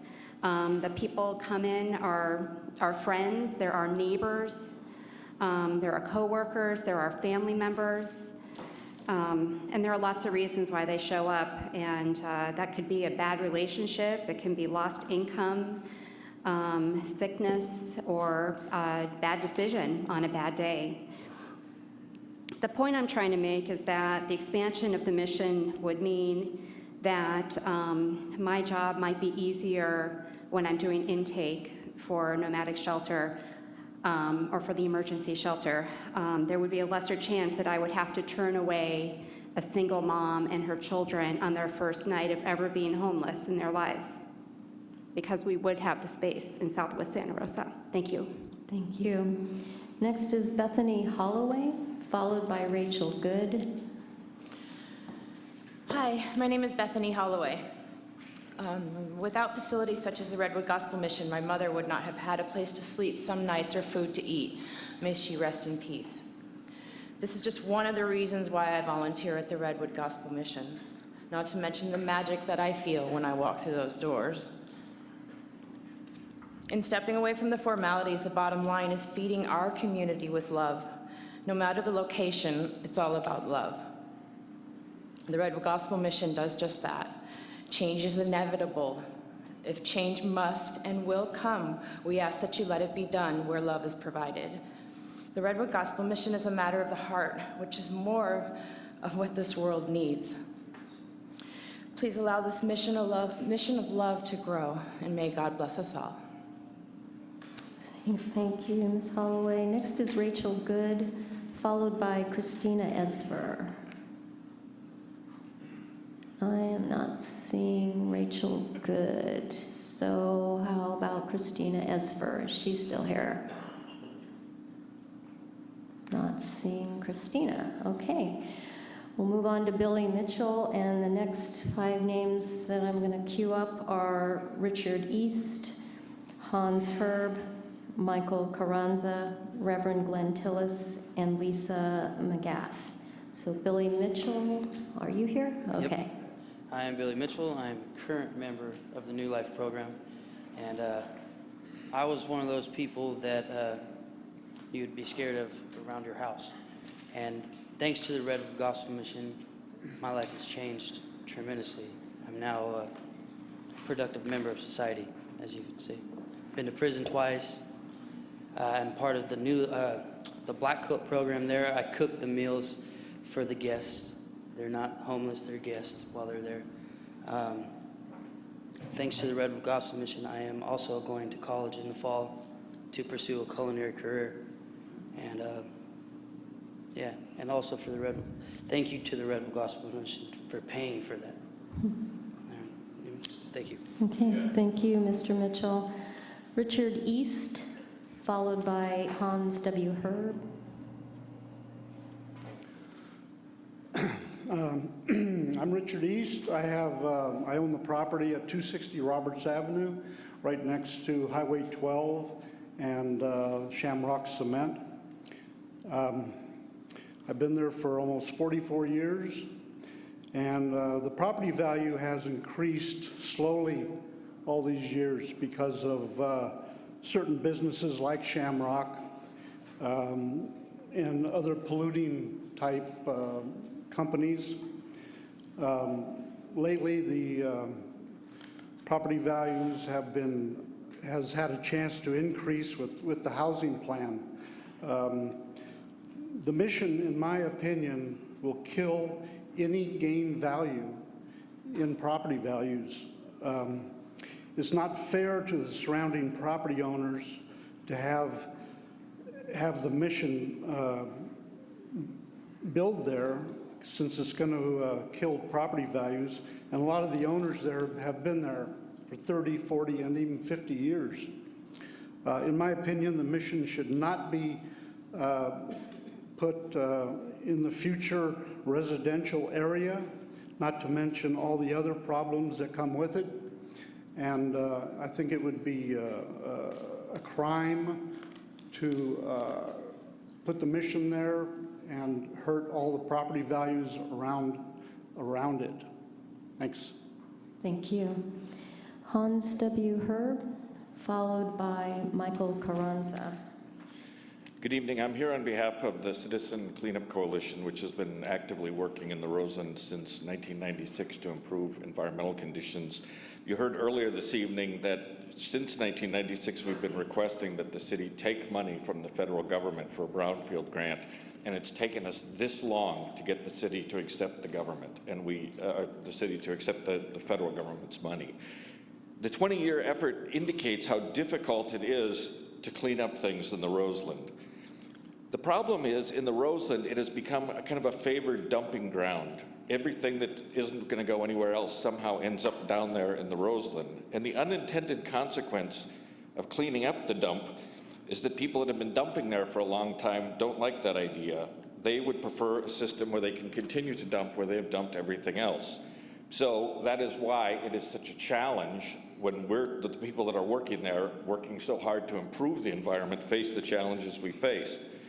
Now, we're concerned for the same reasons that others are, but we have one additional concern that we think is important from a land use perspective.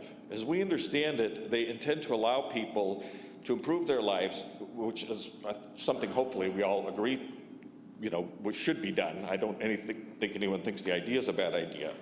However, their plan is to set up their AA meetings in the busiest local bar. We don't believe that that's an effective place to go to set up a rehabilitation facility inside a local bar. For 20 years, they served on the Salvation Army Advisory Board. You heard that the Salvation Army Board operates a very successful rehabilitation facility up in the Geysers, up there in the Adult Rehabilitation Center. There's a reason that facility is far away from downtown. It's not put in downtown because we want people to be successful in their program. And when they live in an environment where those other kind of people are around them, it's very difficult to have a successful rehabilitation program. The Salvation Army... Sorry, Mr. Herb. Thank you. Michael Carranza versus Reverend Glenn Tillis. Good evening. I'm Michael Carranza. I'm also part of the New Life Program member. I've been there for 7 months. And Jeff Gilman hit it right on the head that it's not just a soup kitchen. I get to cook right alongside my brother Billy Mitchell, another gentleman who's in the audience as well. And just seeing the folks' looks on their faces when they can come in and eat a warm meal and have some good camaraderie with each other. And knowing that I'm able to produce that meal right along with my other brothers is just, it's such a gift to know that you can do that. And the inside of there, like Jeff Gilman said, I encourage you to come in there and walk through that door, have a seat, and watch how these people act and react to everybody in that building when they're eating or just simply walking through there. And the brothers and I and some of the sisters there that come through there, it is just a joy to be able to serve them. The Redwood Gospel Mission has served me. Well, the Redwood Gospel Mission has taught me that I want to serve my community. And I want to serve people who need to be served, who don't have the ability to serve themselves like I didn't, walking down Highway 101 trying to step in front of a car until the Lord sent an angel in the form of a highway patrolman who saved my life. It put me on a bus and let me walk through that threshold of the RGM. I just want to publicly say thank you, Chris Keys, thank you, Matt Sutton, thank you, Jeff Burritt, and all the staff there, and all my brothers and everybody here. And I also want to thank the Lord Jesus for letting us have this opportunity to speak out and express ourselves. Thank you. Thank you. Reverend Glenn Tillis versus, sorry. That, I don't know what that was. Didn't mean to say that. Followed by Lisa McGath.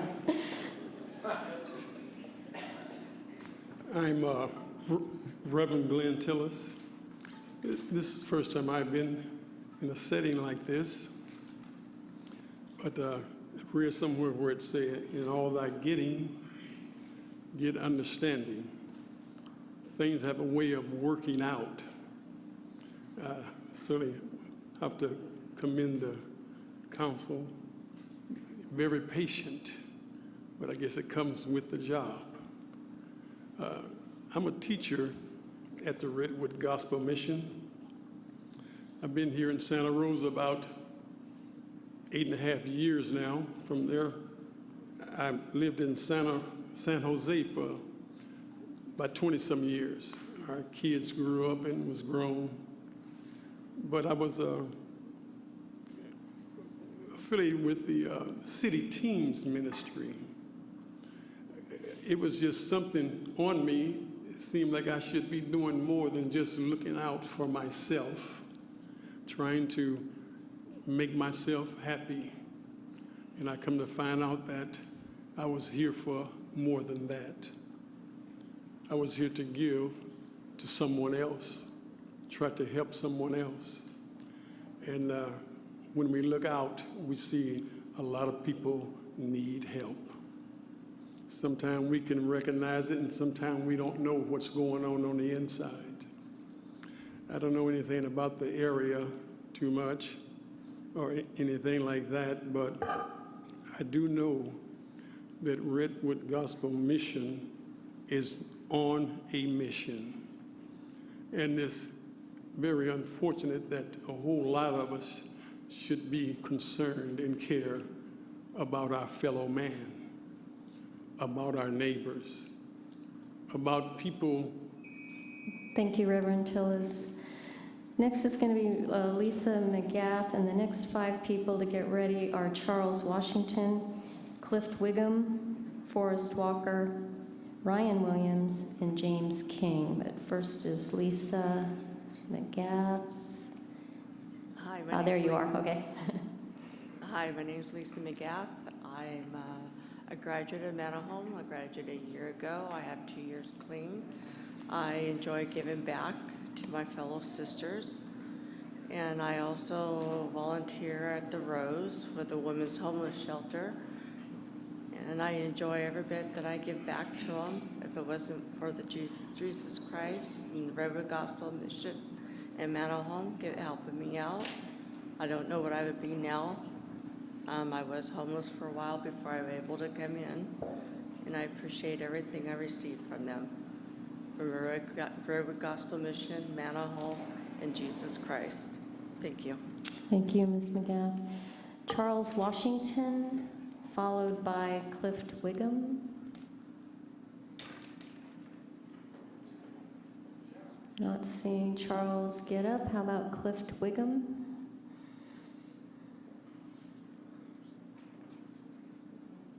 Hello, my name's Cliff Wiggum. I own 207 Sebastopol Road. I also represent the Gateway Coalition of the property owners south of the Shamrock property. The coalition wants to put in 240 living units. If we included Shamrock, we would have 350 to 400 living units that we could put together immediately. We could have homeless. We could address the homeless problem, which is a problem of indigent homeless and economic homeless. The majority of the homeless in Santa Rosa are economic homeless. They don't have living wages that can afford affordable housing. We need housing. We need housing now. The Redwood Gospel Mission will not provide new housing. They will provide a rehab center. When people are rehabilitated, they will still be economically homeless because there's nowhere to rent. We need to build housing.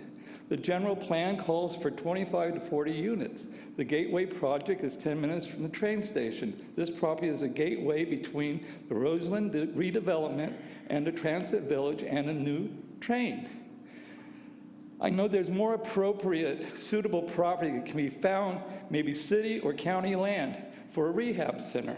I offer my services to help find appropriate property. This is not the appropriate property according to the general plan and the specific plan of both Roseland and the Transit Village District. I've been sitting on my piece of land for 10 years. I died from liver cancer during that process.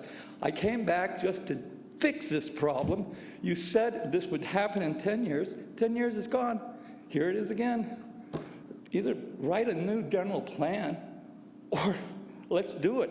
I put an application in for a pre-application meeting, a community development pre-app meeting representing this property. Hopefully we can bring the Shamrock property on board and we'll produce 400 new units. Thank you.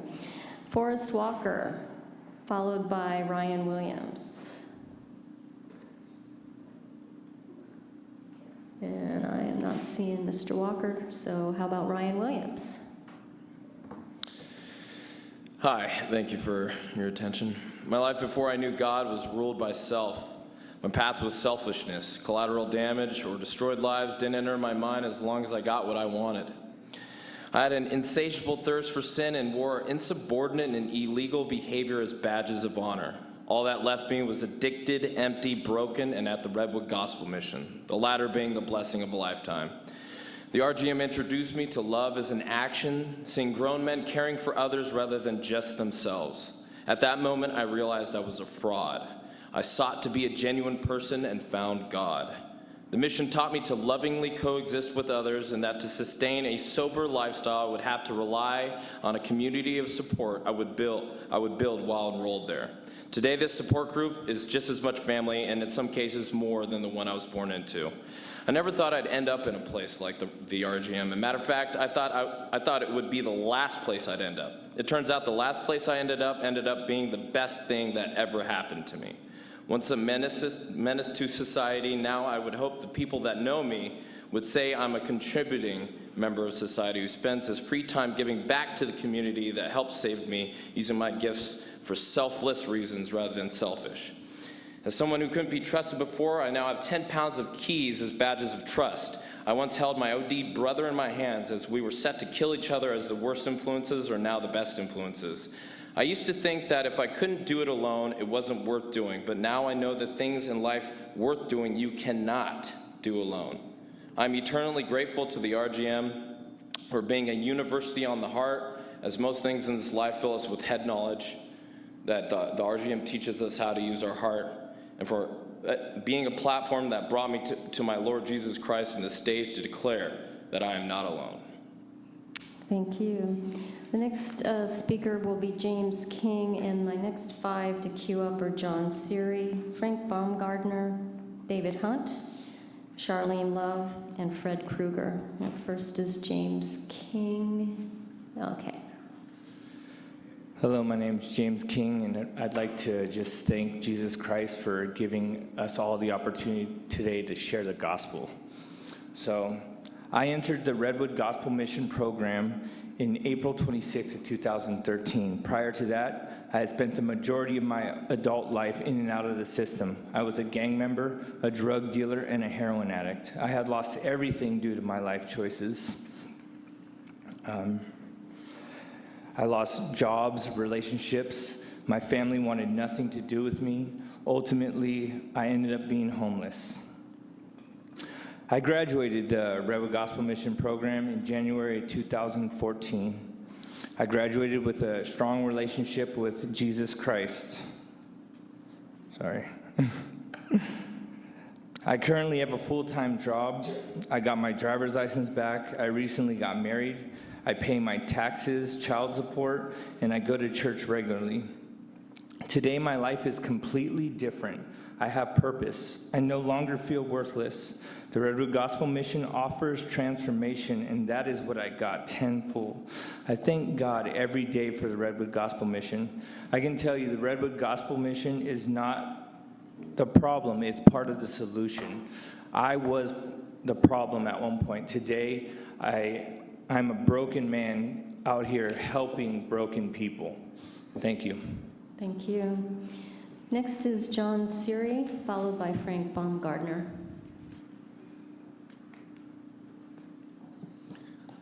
My name is John Seary. I've lived in Santa Rosa for 16 days, and I didn't expect to be here in that short amount of time.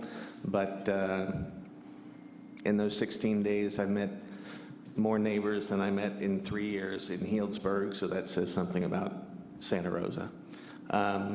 I'm here to speak in favor of Redwood Gospel Mission, but not at this location. And the reason is the size of the project would have such an impact on the neighborhood that it doesn't make as much sense as many other locations I can think of. I worked on the Palms project with Interfaith Shelter Network, and I think part of the reason why that project worked, which is 104 rooms in an old hotel, is because of the location. It didn't have the impact on the neighborhood that this size of a project would. Our organization is similar to Redwood Gospel in the sense that we have houses throughout Santa Rosa and the county, and we integrate people back into neighborhoods. And I think that model has served Redwood Gospel and the people here and the community as well. So I'm pro Redwood Gospel, but not at this location. Thank you. Thank you. Frank Baumgartner, followed by David Hunt. Hi, my name is Frank Baumgartner. I've been a member, I'm a member of the Roseland Planning Commission's steering committee, and none of this, anything about the Redwood Gospel Mission's move was made known to us in all the meetings that we had. So that's why, in part, why I'm opposed to this project being placed where it is. And as an alternative, I wonder if they've considered Santa Rosa Avenue, because the county has already got a hotel there, a motel, I guess, that was given to the county by the family owners. And so it seems to me that that's a more isolated area where there aren't homes, where there are not young kids that are going to be affected. And anyway, I appreciate very much everything the Redwood Gospel Mission does every day, day in and day out. And the testimonies of all these people here tonight can certainly have convinced me of the value of Redwood Gospel Mission. There's no doubt about it. It's great. But anyway, in summary, I would like to see you try to do it. Find the location that is, as someone else has mentioned, a little more isolated and out of the way. I think that part of the thing is impetus behind this. I can't help but think that it's a way of getting the SMART train, and I realize that everyone and myself included, Thank you, Mr. Baumgartner. in favor Thank of that. you. Mr. Okay, Hunt, you're welcome. David Hunt, followed by Charlene Love. Hi, I'm David Hunt, and I recently graduated from the Redwood Gospel Mission program. And before, I was a very kind of bad guy. I didn't care about anything, including myself, and I delighted in seeing people lose money, their health, damage to property as a result from my direct actions. And being at the Redwood Gospel Mission, my heart was changed. I was actually headed to Los Angeles and was going to stop for one night, and something told me to stay. I think that was God, and I'm sure it was. And while I was there, I saw people on the guest service teams and all kinds of programs that they have there do things such as go out and talk to these people that everyone else just stepped over, and they would talk to them and pray with them. They would call the police in emergency, and they would come because they work with the people of Santa Rosa and these homeless people that everyone else ignores and wants to get away from their homes. And they also rehabilitate these people. And since graduating, I have moved on. I'm renting from a person who sees me as a blessing in his home to talk to and all kinds of other things. And he was unable to make it, but he told me to remind you that Jesus said 2,000 years ago that the homeless will always be with us, and that the Redwood Gospel Mission has proven themselves to be a sustainable solution. Thank you. Thank you. Charlene Love, followed by Fred Krueger. Charlene had to leave. Okay, Mr. Krueger, you're up. And the next 5 after Mr. Krueger speaks are Jean Kapolchek, Bob Pitts, Brian Robinson, looks like James King or Lydiana King, I'm not sure, Marcel Dominguez. Mr. Krueger. Yep, I'm from Roseland. There's no controversy that we have a serious homeless problem, and it is the responsibility of the city to address this issue. And there's no controversy that Redwood Gospel Mission does a wonderful job. But the issue is, where should that place be? When we had the discussion in Roseland, we had a standing room only crowd, and 9 out of 10 of the people, because they were from there, were against it in that location, just because of a series of issues. But do you know, the city has discussed this issue before. During Bob Blanchard as mayor of Santa Rosa, we were looking for where is the appropriate place for a homeless shelter. And the conclusion was it did not belong in the city, and so the Samuel Jones homeless shelter was positioned out on Finley Avenue at the end of Leddy, where the old Naval Air Station is located. And a rural location is so much more appropriate, because there is open space, there is low-cost property, there is a bus line to bring people in there, so you don't have this insertion of the Gospel Mission facility in an urban residential neighborhood, which is causing a lot of fears. Besides, there are only 258 beds that are going to be here, and with a homeless population that's been reported between 5,000 and 10,000 people, we need something that's larger. And the facility, if it's going to fully address the needs in Santa Rosa, is too small where it's presently being proposed. We need something that would handle 500 to 1,000 people who would be willing to participate. So that's where I propose that a facility be located and that the present proposal be disapproved. Thank you. Thank you, Mr. Krueger. Next is Jean Kapolchek, followed by Bob Pitts. Thank you, Chair Cisco and members of the Planning Commission. Although the site plan may be conceptual, you're being asked to approve or act on a very specific conditional use permit and adopt a mitigated negative declaration that has a very specific project description. Based on this project description, and it's the language in this project description, not my interpretation, the majority of the project requires a conditional use permit or a minor conditional use permit.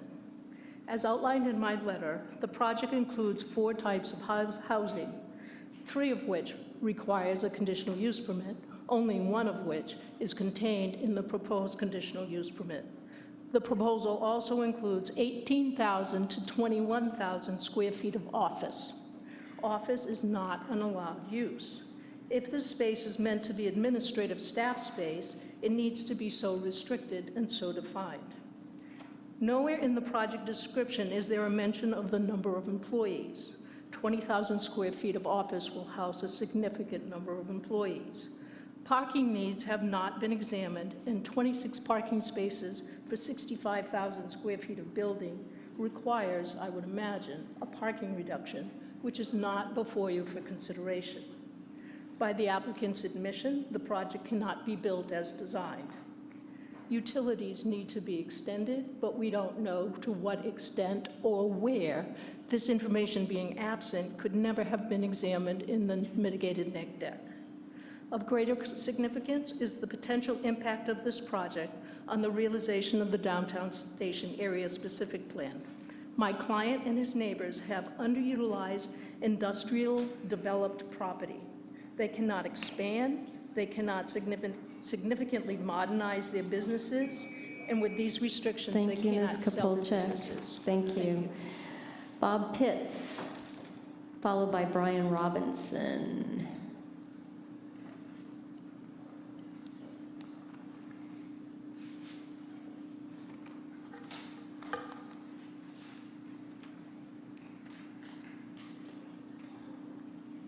That's what I have to contend with 5, 6 times, up to 10 times a year.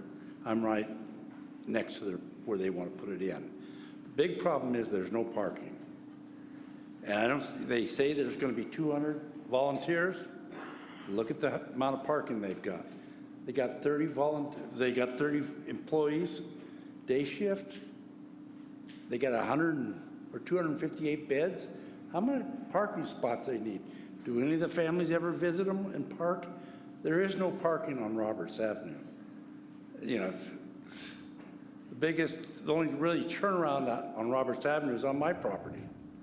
And going from, just the basics, that's what you're trying to consider is whether they should have to put the tunnel through. They should. If they want to continue, the traffic, they want to bring in 500 special event people. Where are they going to park? It's a wrong location. They don't have the parking, they don't have the ingress or egress. And it would be dangerous for fire and police. So it's a wrong location, even though that's what this whole thing is about, I think, is whether to make them put the underpass in, isn't it? Was that what the whole thing was about? We don't respond to public right now. I'll have staff respond after the public hearing. So thanks. I thought that was what it was. Thanks for your comment. Yeah. And no one is talking about that. Okay. Brian Robinson, followed by, both names are circled, so I don't know if you meant to do 2 cards, Lydiana King or James King.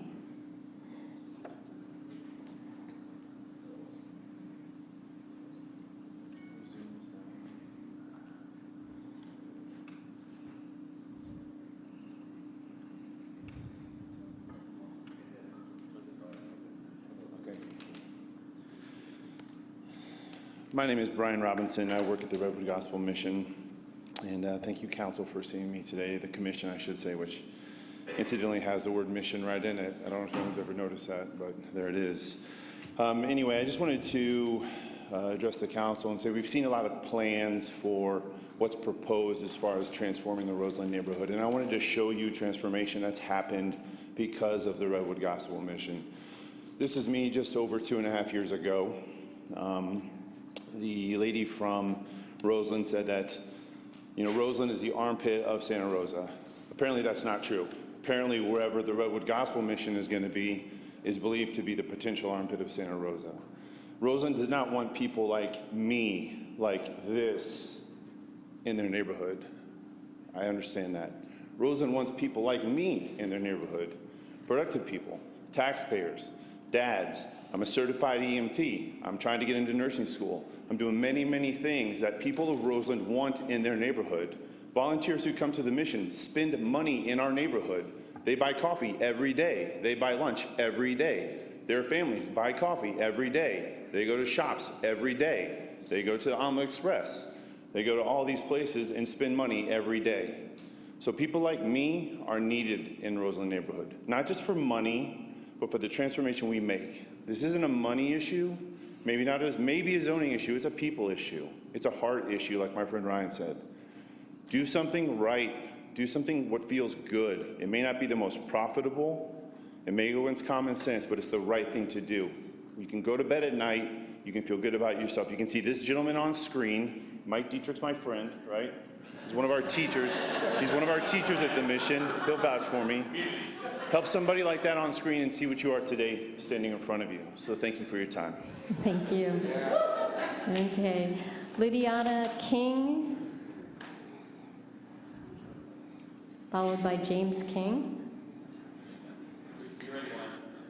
Yes, my name is Lydiana King. I have witnessed the transformation of my husband, James King, who has already spoke today. And you have and you will hear many testimonies of the many missions accomplished.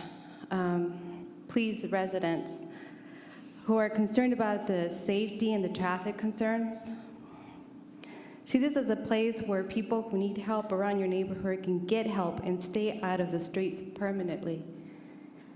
Please don't see our brothers and sisters, as well as children, as trouble or unsafe for your neighborhood. My experience as a security officer for private clients as well as shopping centers taught me that instead of letting panhandlers know that they cannot ask for help on private business properties, I found myself handing out resources such as soup kitchen and shelters before I even knew about the Redwood Gospel Mission. I hope that those of you that are opposed to this building plan look at this project with different perspective after ironing out all the details in this building project. Thank you. Thank you. Next is Marcel Dominguez, and before Marcel speaks, the next 5 people are going to be Adrian Lobby, Janice Siebert, Ted Allegrant, Ray Morgan, and Benjamin Holzman. So, Marcel.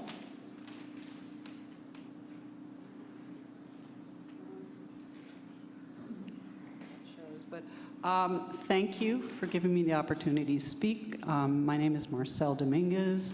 My husband, Robert Butler, and I own 350 Roberts Avenue, and I'm very confused because 10 years ago, we bought the property, and the year later, the transit plan came about and a new zoning, and ever since, I've been coming to meetings with planners who state that that's what they want me to do, and I would like to develop my property. They said I could put 40 units and 10,000 square feet of commercial underneath. I had a study done in 2011. The time wasn't right. They said, my consultant said it was not economically feasible. And then in 2015, I began to get harassed by the Resource Permit Management Department, stating that I had to close down some of my businesses, industrial businesses, because I needed a minor use permit, and they were not going to give it to me because they want me to build this housing. So you've tied my hands. I can't do industrial, and I can't build this supposed transit village. I don't think it will go with what the gospel mission. I think that industrial will go much better. So please either give me my industrial minor use permits so that I had to close down a rock countertop man who had been in my property for 6 years, and a shotcrete business had to move their offices out because the planners wanted me to do that kind of project, and now this is getting a minor use? Thank you. I don't understand. Next is Adrian Lobby, followed by Janice Siebert.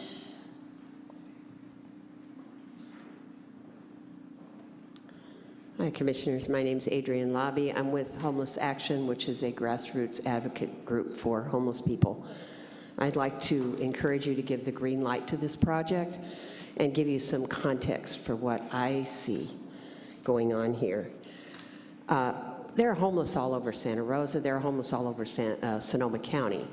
We aren't dumping them in one place. There are facilities, there are treatments, there are transitional housing, there's all kinds of facilities in almost every neighborhood. So, but what we see here tonight is what we see every time we try to cite one of these places. Basically, it arouses people's fear, and people become concerned about their property values, and some of it is the fear of the poor coming to your neighborhood, and then you add the stigma of homelessness, and it's just a lot of nonsense, actually, that's caused by some realistic, some genuine fear. But what we find is that after they're sited, after they're built, nobody even notices them anymore. So we have here a well-planned project, a project that's been working on, for many, many years.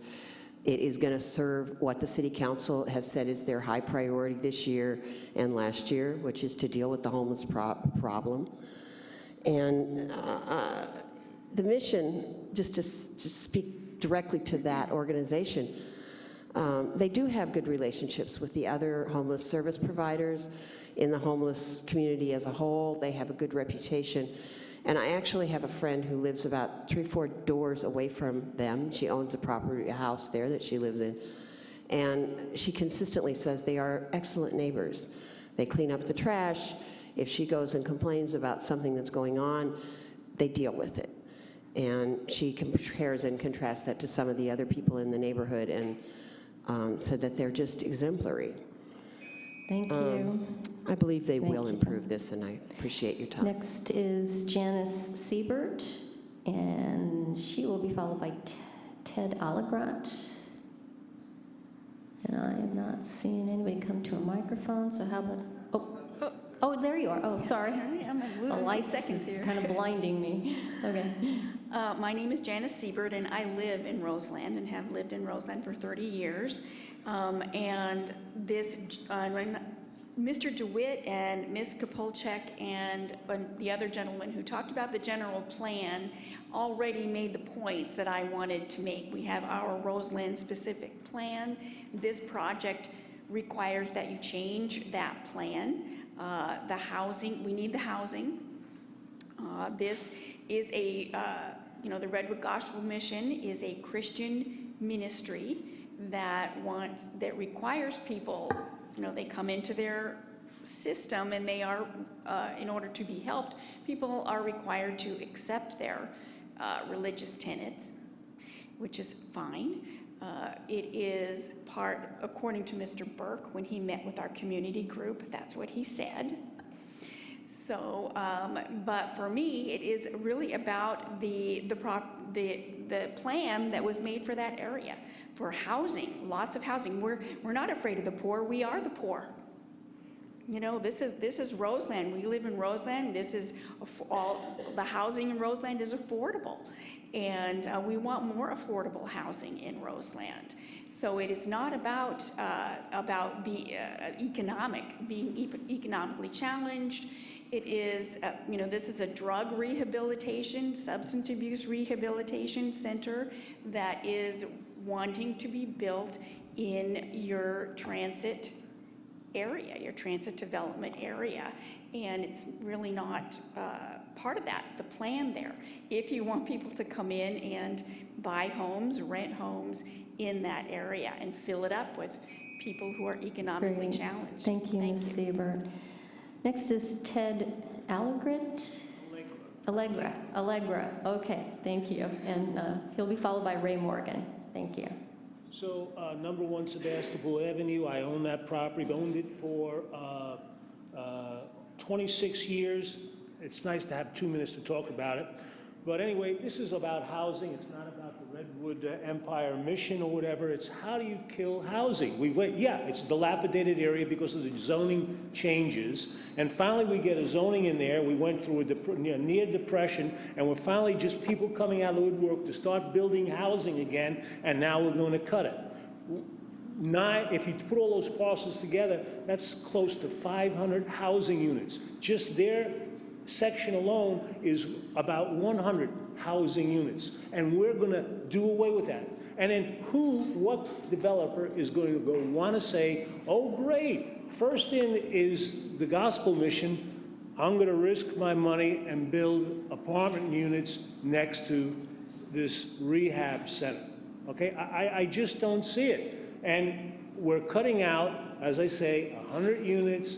You've got an area that's for 500 units, and we're now going to parcel that out. We've been waiting years to do something with our property, and finally it starts to show, and we're going to start chiseling away at it and leave it. And the place, we're going to put in this rehab unit 0.3 of a mile from the new community center or community hub. I just don't understand it. I'm against this plan. It doesn't belong where it is. It's too big for the area. Thank you. Ray Morgan, followed by Benjamin Holzman.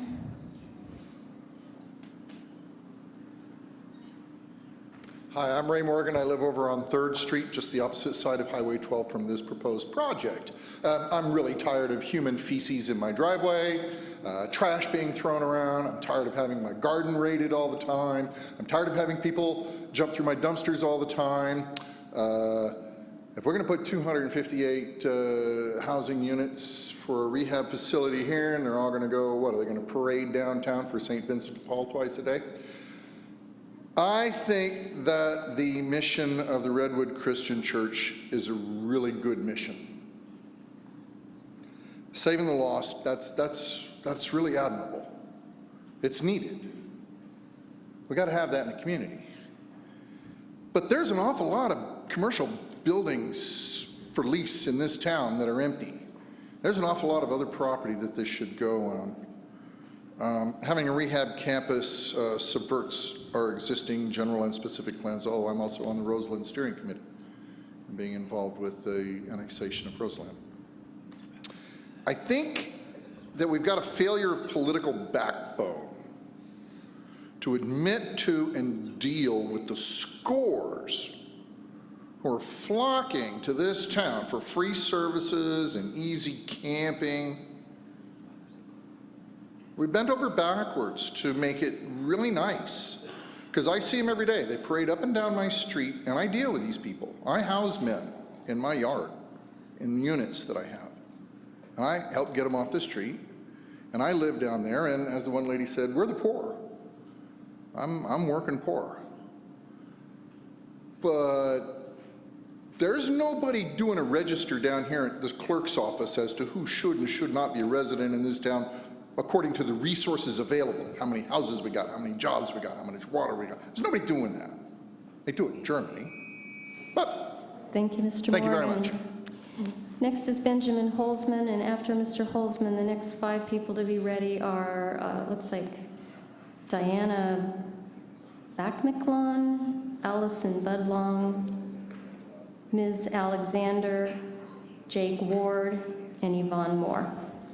So next is Benjamin Holzman. Hello, my name is Benjamin Holtzman, and I just kind of want to speak about my friend James here. James and I have been really close for about 30 years, and for most of that time, he was the kind of man that when you would walk down the street near him and you saw him coming, you'd cross the other way. You know, you'd literally walk across the street to avoid him, you know, just innumerable troubles. And I've seen him destruct his life and get to the point where he was hopeless. And I got into recovery several years before he did, and I tried to help him, and I couldn't. His family tried to help him, and they couldn't.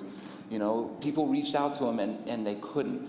What the Redwood Gospel Mission they took this man that was broken, and they filled him with hope and faith, which other people couldn't. And that's what the Redwood Gospel Mission does, is they take people that live lives that are fear-driven, and they replace the fear with the solution to fear, which is hope and faith. And I really want to address a couple of things I've heard. Number one, the Redwood Gospel Mission does not run Alcoholics Anonymous meetings. Those are run by Alcoholics Anonymous members. And I have not heard of anything about an Alcoholics Anonymous meeting happening in a bar run by the Redwood Gospel Mission. That is not their mission. Their mission is to take people whose lives are broken, to teach them how to live in a faith-based way that will solve their problems. And that's what I've seen, the transformation in James King. Also, one of the things we need for the residents to consider is that these homeless people that are already in Roseland, that have grown. I grew up in Roseland, and it's a lot worse today than it was when I was there. And it's just going to keep growing. But when you plant a facility like Redwood Gospel Mission there, it's going to start becoming attractive to some of these homeless. And some of the homeless in Roseland are going to end up having their lives transformed. And then they're going to go back into the Roseland community, and they're going to start becoming taxpayers and good members of society that help other homeless people to come to the mission or to just transform their lives. And that's something we need to consider. Thank you. Next is I said Diana, but it looks like D-J-U-N-A, and I'm not even going to try the last name again. Juna Backmclow? She stepped out to get some dinner. Okay. Sorry. All right, then let's move on to Allison Budlong, followed by Ms. Alexander. Hi, thanks for the opportunity. Allison Budlong is my name, and I'll try to be succinct. I live in Roseland. I grew up in Roseland. I went to Roseland Elementary, went to Cook Junior High. My parents still own the home that I was raised in, and my husband and I and our 2 small children purchased a home in 2008. So a longtime resident of Roseland, and I too have seen it change a lot. I guess I didn't come here with a definitive opinion about if I was opposed or for the plans. I still feel like I don't have a definitive opinion. I have a lot of questions, and I have concerns. So I'll just state them, and then maybe there'll be opportunity to have some of them answered by the Planning Commission or the organization itself. The footprint, that was kind of an issue already addressed about parking, about Roseland. For those of us who are familiar with it, there's already an abundance of shopping carts and garbage around. So I do worry about just all of the plans that I've been a part of in revitalizing the neighborhood have leaned towards building more high density and more impact, and that's a concern to me. Having grown up in an area where I felt comfortable to walk to and from school, to go to the bowling alley, to have family fun in my neighborhood, it's concerning to me that I feel like I don't know that we're on a trajectory to embrace that again for our community, which is disappointing as a mom in the community. We like to ride our bikes everywhere. We have this beautiful pathway system here in Santa Rosa. We don't use it. I have my kids on the street riding their bikes to and from going through downtown because I feel it's safer, which is telling and sad to me.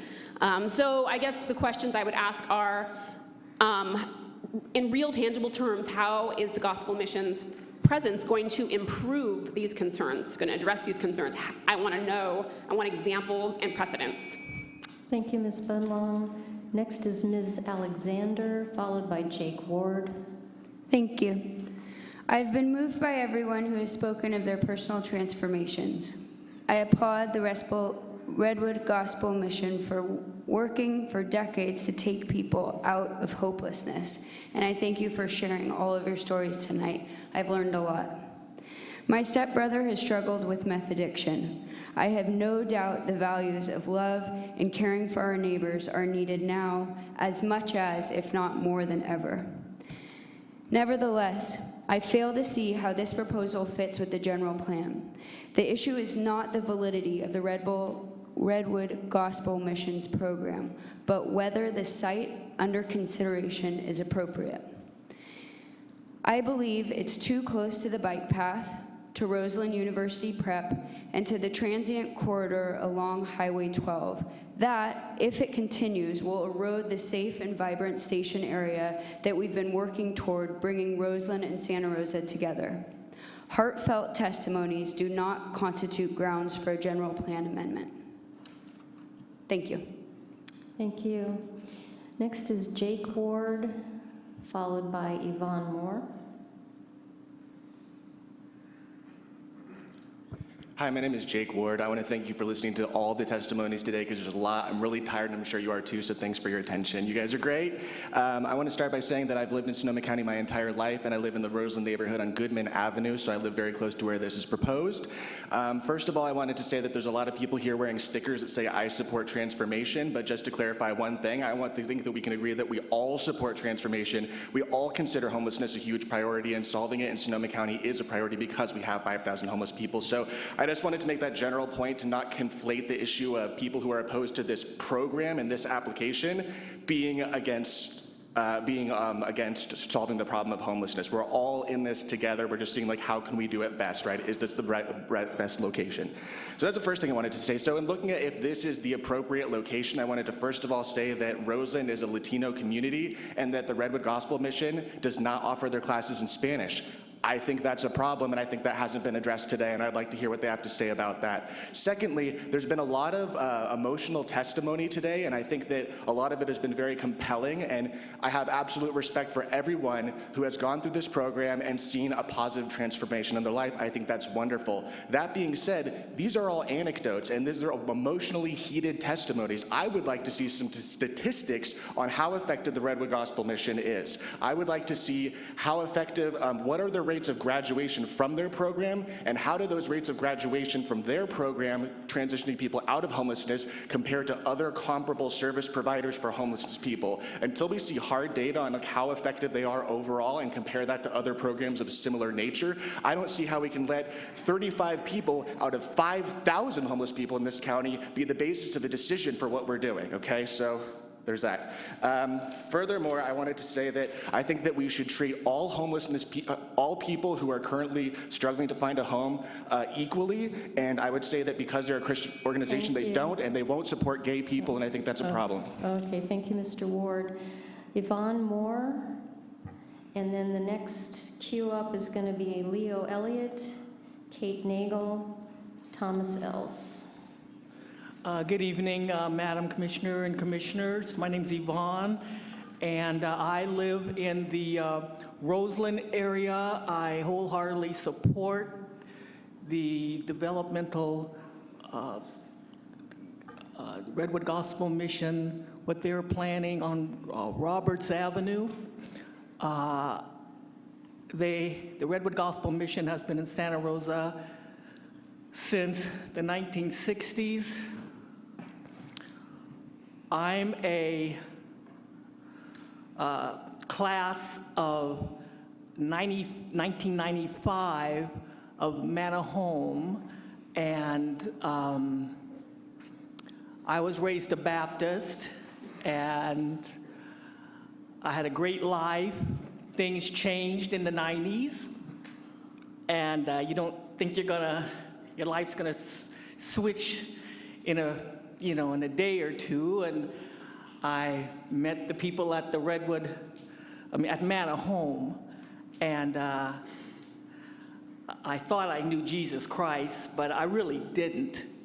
And after going through, I think the program was 9 months, and I rededicated my life to Jesus Christ as my God and Savior, as I hope everybody does. But our country, one can worship as they feel. And I know that, I attended the June 29th meeting in our neighborhood, and there's a lot of things that I wish everybody could agree with me, but I feel that the location for their new development is the proper place in Roseland, and things are changing, and thank you very much. God bless you all. Thank you. Next is Leo Elliott, followed by Kate Nagel.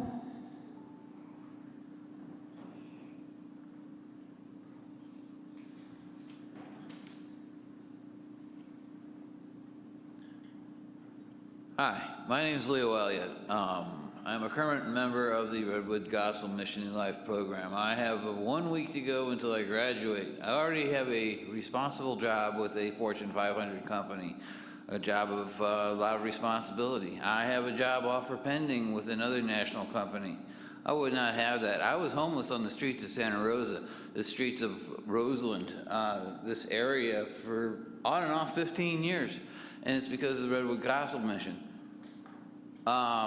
Everybody's talking about why right there in Roseland, why right there in the Shamrock.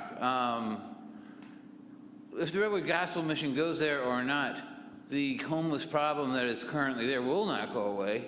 It is there to stay. The Redwood Gospel Mission will do wonders to alleviate that. Regardless of what neighborhood the Redwood Gospel goes into, it's just gonna be one big NIMBY. Not in my backyard. Everybody's gonna bitch. No one wants that kind of facility in their neighborhood. But it does so many wonderful things. You could put the Redwood Gospel Mission way out in the West County in the middle of an empty field, And the guy 2 miles down the road is going, why here? Why me? What did I do to deserve this place here? Can you think of a better place? The problem is right there. Why was Redwood Gospel Mission put where it is in 1962 at 6th and Wilson? That's where the problem was. That's where the need was. That's where everybody needed the help. I love Roseland. I've lived in Roseland. I think Roseland's a wonderful place. Roseland needs help. The people, I've seen statistics that the average person is 2 paychecks away from homelessness, 2 paychecks away from the street. Where are they supposed to go? Your neighborhood? Your neighborhood? Thank you, Mr. Elliott. Next is Kate Nagel, followed by Thomas Ells.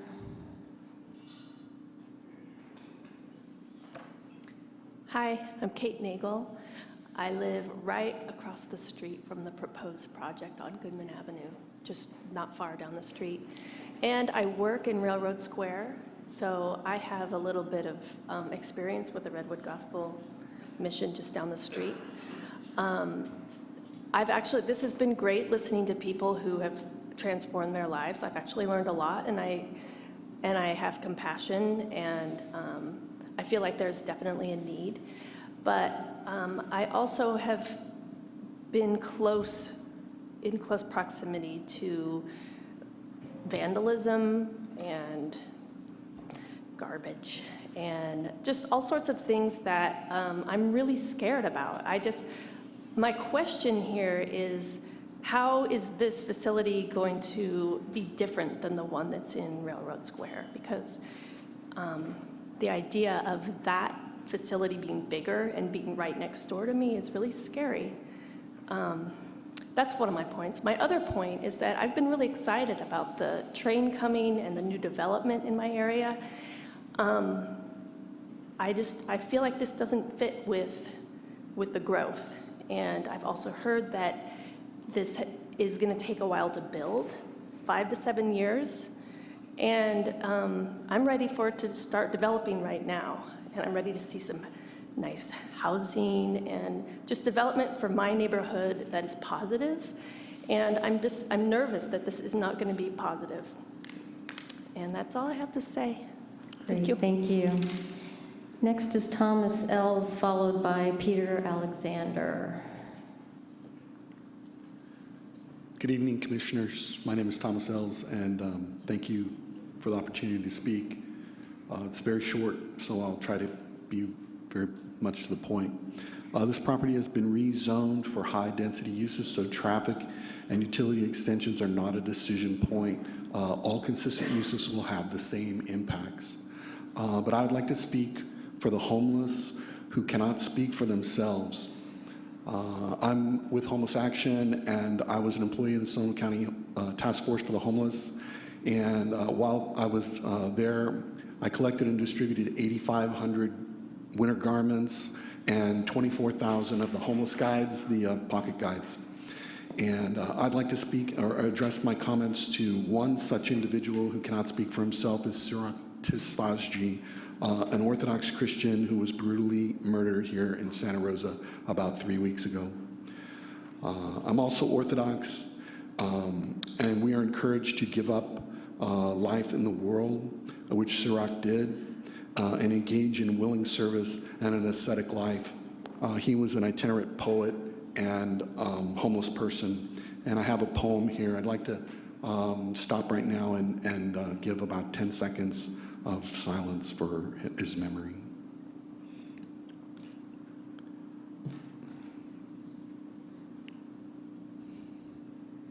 So I'm going to read this poem. As does Verarium sedates perception and nuances necessitating shape on the landscape, and morally distinctive in relationship and imperfect in the natural, and of young wounds prevailing in contrast, treating these elements in juxtaposed of signs repetitious in time. He's addressing diversity and what Verarium, it's a Latin term that potentially editorial critiques end up truncating Thank diversity. you, Mr. Ells, for sharing that. Next is Peter Alexander. Peter, you came in a little bit late. I'm cutting everybody to 2 minutes, so it needs to be a 2 or under, okay? Sorry. What a beautiful day. So there I was at the end of a hard day. I flipped on the TV and I'm listening to people pointing fingers and a little bit of anger and, I don't know, Christians in a world ruled by Sataniel, in a nation under and serving the God Mammon, the God of greed. If a Christian is following the path of the brother that we refer to in this country as Jesus, then those Christians should be kind of doing the same walk as Gandhi and Coretta Scott King and Cesar Chavez and Dolores Huerta and Angela Davis and Charles Schultz's entire Peanuts gang, all 55 years, because they were all vegans. And if you ever looked up Jesus' diet as scenes, you'd see that that was the way to go, and that's the way he lived. And so we choose to do otherwise, and we wonder why we're having all these problems. Martin Luther King saw the promised land. Well, if he saw the promised land, then until we name it and claim it, we're all homeless in a place best described as hell in a nation under a cracked Liberty Bell. Good news that unto Peter were given the keys, so to the law to push the world to its knees.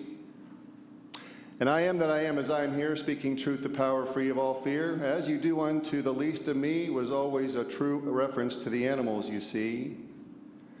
And July 18th begins the action as given by prophecy, truly, truly the most beautiful event ever we'll see. The 40-day shutdown of all corruption as true warriors arise for this royal interruption. And many of us will meet down at the Oakland BART and take that port as we shut down the entire West Coast till all of these corruptions in D.C. and Wall Street are but burnt toast. And we open up the promised land where these sort of issues no longer command our time or energy. Thank you for blessing me with your time. Thank you, Mr. Alexander. That's the final card that I have. If there's anyone here who hasn't already spoke that wants to come down and speak, come on down.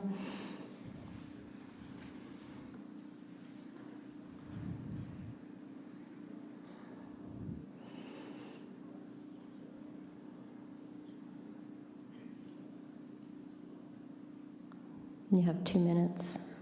Okay. And give your name for the record for us, please. Hi, my name is Juna. I live across the street of the proposed site for this shelter. And every day I have direct interaction with this mission. And I don't like that I have to find alternate routes to school because the most direct one is unsafe because of, I don't know what's happening inside the walls of it, but I know what is happening outside, and it's not safe for me. It's unsafe and threatening. I don't feel comfortable riding in front of the mission, and now they want to move the facility that's consolidating all of them bigger and even closer to my home, and right across the street from a high school full of other vulnerable youth. And I would also like to address the fact that in the proposal, they said a light industrial area, completely ignoring the surroundings of the site. And the fact that no one in our neighborhood knew about this until less than 2 months ago is kind of questionable to me. But all I can say is that if this goes through, I will not feel safe in my own home, and I hope that they take that to heart. That's all. Great, thank you. Anyone else who hasn't spoken that wants to come down and address the commission before I close the public hearing? Okay. Not seeing anyone else rise, so I'm going to go ahead and close the public hearing. I want to thank all of you for respecting the process, handling yourself well, and thank you for sharing your very emotional, inspiring stories. We're going to take probably about a 10-minute break or so that we can collect our notes, and we'll be back, and then we'll have staff start responding to some of the questions and concerns we heard, as well as the commission will start doing their questions, and later a decision, hopefully. Okay, thank you.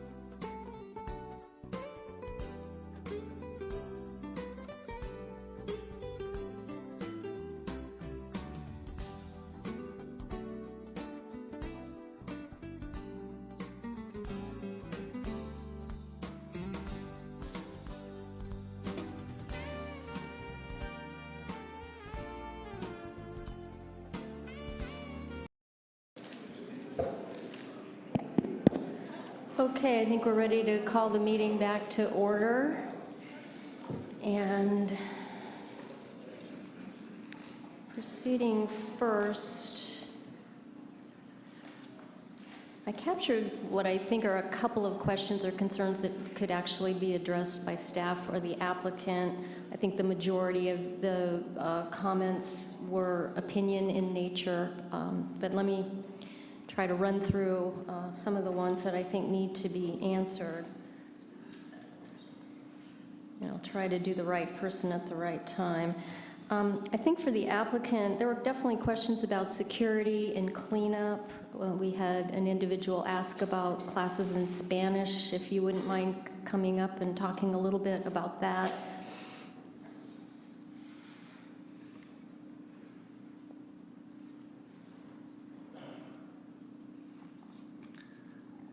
Homelessness in Santa Rosa has significantly different demographics than poverty in Sonoma County. Homelessness in Sonoma County is overwhelmingly Anglo. Less than 5% of the homeless population in Sonoma County is non-English speaking Hispanic. Secondly, homelessness is overwhelmingly single adult. 85% of all homeless people in Sonoma County are single adults. We tend to gear the programs that we offer for the majority of the people we serve. That does not mean we do not welcome and accept people who are English as a second language or struggling with English. We have 2 men currently on our New Life program who have limited English, and we provide translation services for those individuals. So we seek to provide help for them, but we offer classes in English, but with translation. Okay, and what about your security and cleanup plans for the area? I did mention our security plan, and currently we have a very significant cleanup plan. One of the folks that testified on our behalf talked about our plan that we go out on a regular basis and we work with the neighbors in doing a daily cleanup operation, as well as a weekly what we call give it away time, where we go and clean up the area. So we would be heavily involved in doing neighborhood beautification and cleanup. We would not only be doing cleanup, but we would be doing horticulture and landscaping in the area as well, because it's one of the certification programs that we provide and will be providing. Okay. And I think staff can be the better responder to these.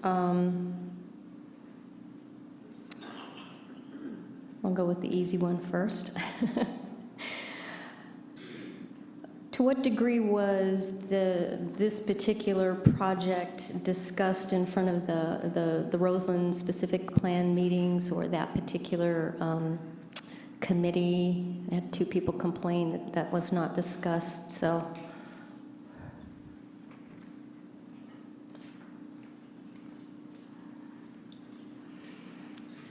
Good evening, Chair Cisco, members of the Commission. Jessica Jones. I'm working on the Roseland Specific Plan project. The Redwood Gospel Mission project was not brought up during the steering committee meetings. We were focusing on primarily the community outreach and getting the word out about the specific plan and the annexation for this area. We were not focusing on specific projects. Okay. And I don't know, this is how to be specific with this, because we don't have a site plan that's developed, but we had a lot of people speaking to issues about what would be the parking plan. Maybe you can just give us the requirements of the zoning code for parking with what that project may involve.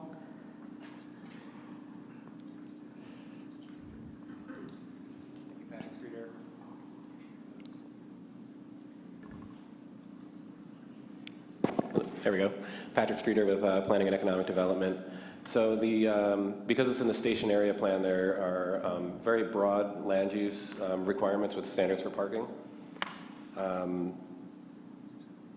So based on and that's based on the non-residential. On the non-residential for this sub-region of station area plan, It would be 1 space per 300 square feet of floor area, which would equate to 217 parking spaces required by this project. So as you mentioned, there's no set site plan, so how that parking would be incorporated into the site. However, staff can recommend a minor modification to the approval resolution for the conditional use permit under planning condition number 9. Item R talks about bicycle parking being provided, and that can be reworded to say bicycle and vehicle parking shall be provided in accordance with the zoning code. And at that time, that may require a parking reduction, which can be addressed by the design review board, or it may result in a parking reduction conditional use permit, which could go back to the planning commission at that time. Okay. I know Ms. Kapolchak sent us a letter. She began to cite some of the issues in that. I don't know if you have a copy of that in front of you, but she brought up questions regarding, where is she? The need for conditional use permit for some of the other uses proposed, again, in this plan that's not a plan, and that there are other spaces that would require a different conditional use permit. She did discuss parking needs, that office would not be allowed, discussions of number of employees. So we do have a copy of the letter, and it might take us a few minutes to go Okay. through determining those land uses and Okay. seeing if they're addressed in the project description. Okay. And then generally, without discussing her particular situation, could you maybe discuss how some of these properties might be caught in a kind of a zoning catch-22 where they can't get a minor use permit for particular industrial uses and they're not able at this point to go forward with a development project? Sure. So as was mentioned in the staff presentation, when we show the existing conditions in the area, it is in the past been used for industrial purposes, but the general plan now calls for residential transit land uses. So anytime a business would look to expand their business or incorporate a new industrial land use that is inconsistent with that new zoning or that new land use vision that's in the general plan and the station area plan, and then implemented through the zoning, they would be assessed for consistency with the zoning. And if it's a new industrial use or it's an expansion of industrial use that's not consistent, they would not be able to get that permitted. So that's where the industrial uses that are ongoing can remain ongoing, but if they attempt to change the use at all, that's where that roadblock hits. And so the reason for that is that the city has a vision for this transit village residential development. So we don't want to expand any of the existing industrial or introduce new industrial, but we would welcome and review for consistency any new residential or transit-oriented developments or land uses.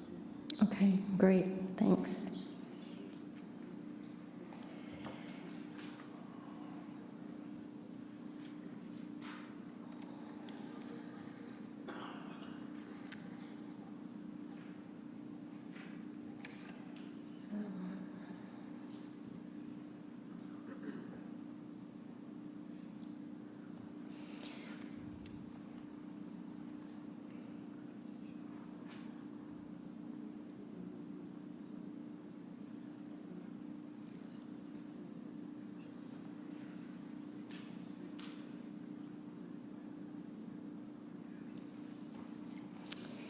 And then, Mr. Streeter, maybe you could answer this one. Vice Chair Stanley has reminded me we did have a question about disclosing for the Planning Commission's benefit what the results were of the neighborhood meeting. Mm-hmm. So we did briefly address the comments that were received during the neighborhood meeting, and it's also in the staff memo that was sent out prior to this meeting. But a lot of the results of that meeting were, the purpose of the meeting was to gather feedback from the community and understand what the issues that needed to be addressed were, but also to give the applicant an opportunity to introduce the project and provide that feedback and response. So in the staff memo that the Planning Commission received, also in the staff presentation, we kind of addressed the main topics which were safety and security along the trail and in the neighborhoods and residential neighborhoods in general, as well as traffic impacts to eliminating that connection to Roseland, and also about the noticing that people felt they hadn't been properly noticed about the project. Okay, thanks. Anything else?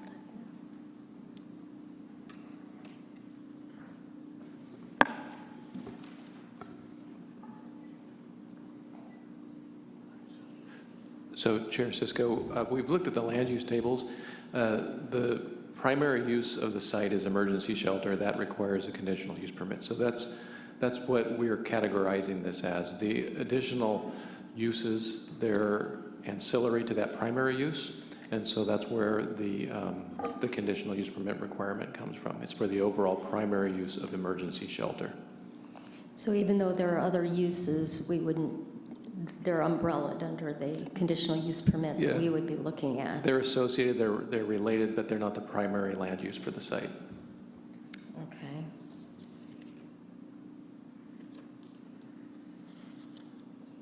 And that was the primary question. I don't have her letter in front of me. I was hoping to have that, but if that covers what she wrote, that's pretty much all I gave her time to ask. 2 minutes. Okay. Yeah, she was asking about the office space, but again, you're saying that would be considered underneath. Yeah, we're not breaking those permit. out all into separate land uses because we do have one overarching land use of emergency shelter. It's anticipated that it will have some office, some administrative components associated with it, but it's not the main use of the site. Okay, great. And if I can just add, I do have my notes from the public hearing portion. There was a comment related to utilities being supplied. Yes. That it's only a conceptual site plan, so those calculations weren't completed, and they need to be addressed in the initial study. And the initial study does talk about the ability of the site to maintain that intensity and have those utilities and services delivered. When we have a more specific site plan as the project moves forward, it may result in additional environmental review that's necessary to show how those will be delivered to the site in a more site-specific way. And I also had a question about operating the number of employees that would be available, that would be at the location. I think that was answered during the presentation from the applicant, but also, I guess, operationally speaking, when those employees would be present and how their parking would be accommodated. So that might be something that the applicant can elaborate on further. Okay. Okay. Well, I'm going to go ahead and let us ask our questions. We can maybe get that covered in looking at our questions. So, Commissioners, this is our turn to get our questions answered. How about you, Vice Chair Stanley? And if we can try to do this, if we have specific questions for the applicant, let's just have the applicant up here, go through all of those with the applicant, and then bring up staff and go through all the ones we need with staff so we're not going back and forth. You're asking for too much organization on my part.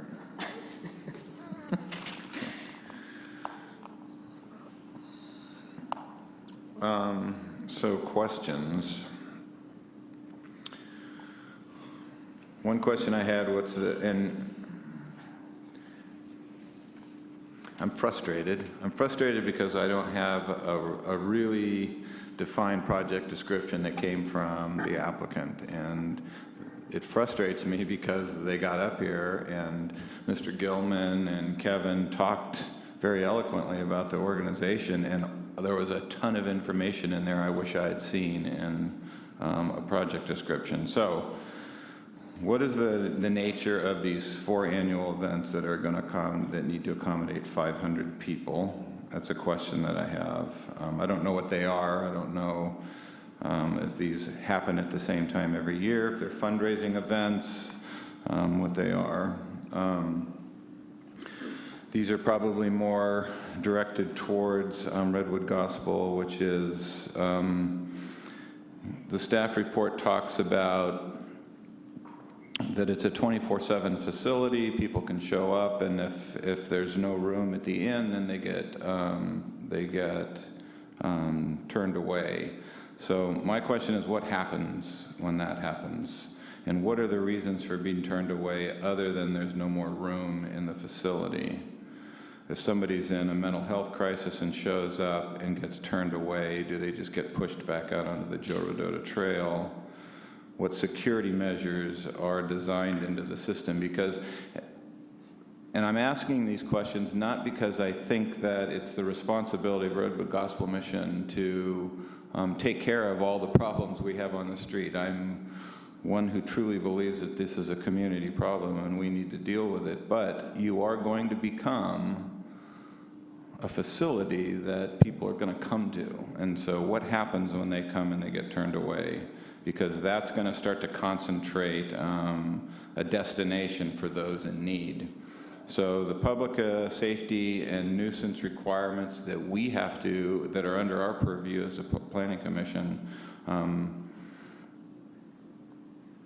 and that we've heard from the community over and over again, is how is that dealt with when you become that focal point of that neighborhood and then people are turned away? So security measures, what are the grounds for being turned away other than there's no more room? What is the experience level of the on-site staff and the overnight staff for when these things occur sort of after hours? I think you answered the question about how many staff will be there, but again,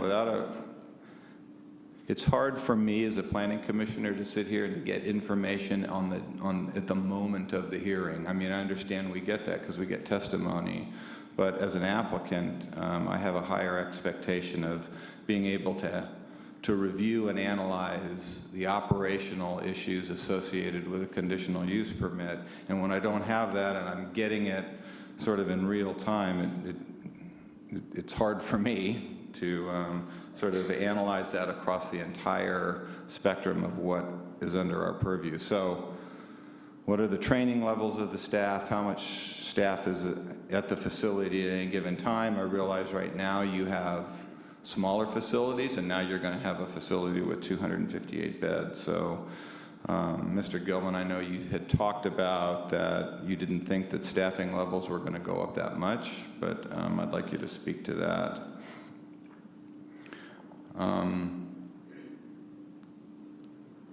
The emergency shelter use is so maybe You better break it down. Break? Let them answer. Well, Let 'em everybody answer a was few things writing, and- so I figured that they all had all these questions. Yeah. I'm happy to repeat.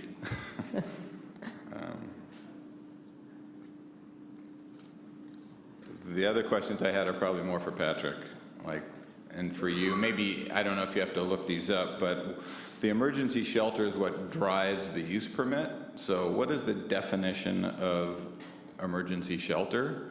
And transitional housing is allowed under the transit village. So what's the definition of transitional housing? Because when I listen to, again, no project description, except the one that I read in the staff report, it sounds like a rehab facility. So I want to know what that distinction is, because we have a specific plan that's specific. So maybe we could just start there. Sorry, Mr. Gilman.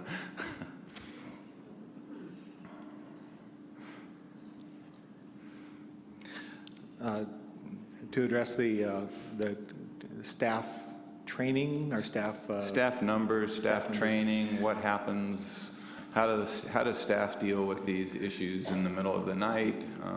Sure. We have a significant amount of experience with what we do in the middle of the night in our multiple facilities.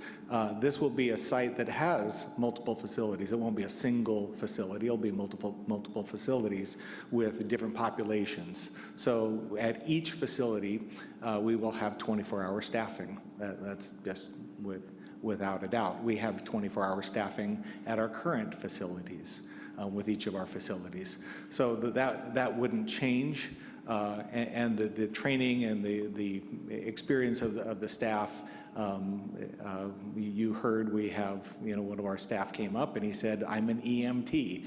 We have staff that have very significant training in emergency issues, in mental health. We have people with alphabets behind their name. And you heard some of our people speaking with the training of being marriage family therapists, et cetera. We've got a lot of people with a lot of training. What we do have is a good relationship, and it's a very excellent relationship with mental health, with Sonoma County Mental Health, with the other service providers, with Catholic Charities and the Homeless Service Center. That there are and very significant changes that are happening in the way of coordinated intake into facilities that is going to be a HUD mandated program for the government funded agencies, and it is our desire that we become part of that system of helping people with the coordinated intake. So there's not going to be this sort of magnet of people just dropping in on various places. There's going to be an opportunity for people to engage in a coordinated intake process. We will see people who come at night. Certainly there will be the occasional people that come at night or come in off hours, and as shelter is available, we will certainly provide shelter. If we do not have shelter available, and there are those occasions when we're absolutely full, we would have to turn a person away. We would give them information about the available resources that we are aware of, as limited as they are, and we would direct people to what we know to be available. If they come, if they have a mental health crisis, it's a no-brainer. If somebody is in the lingo 5150, we know exactly what to do. We know who to call, how to respond, and how to care for that person in the middle of their crisis. Other issues related to inebriation, et cetera, we also have resources available in our community and tools available to us to help take people to the appropriate place, such as the Arinda Center. We know what to do in those situations. We have a long track record with it. Are there other questions related to security in that regard?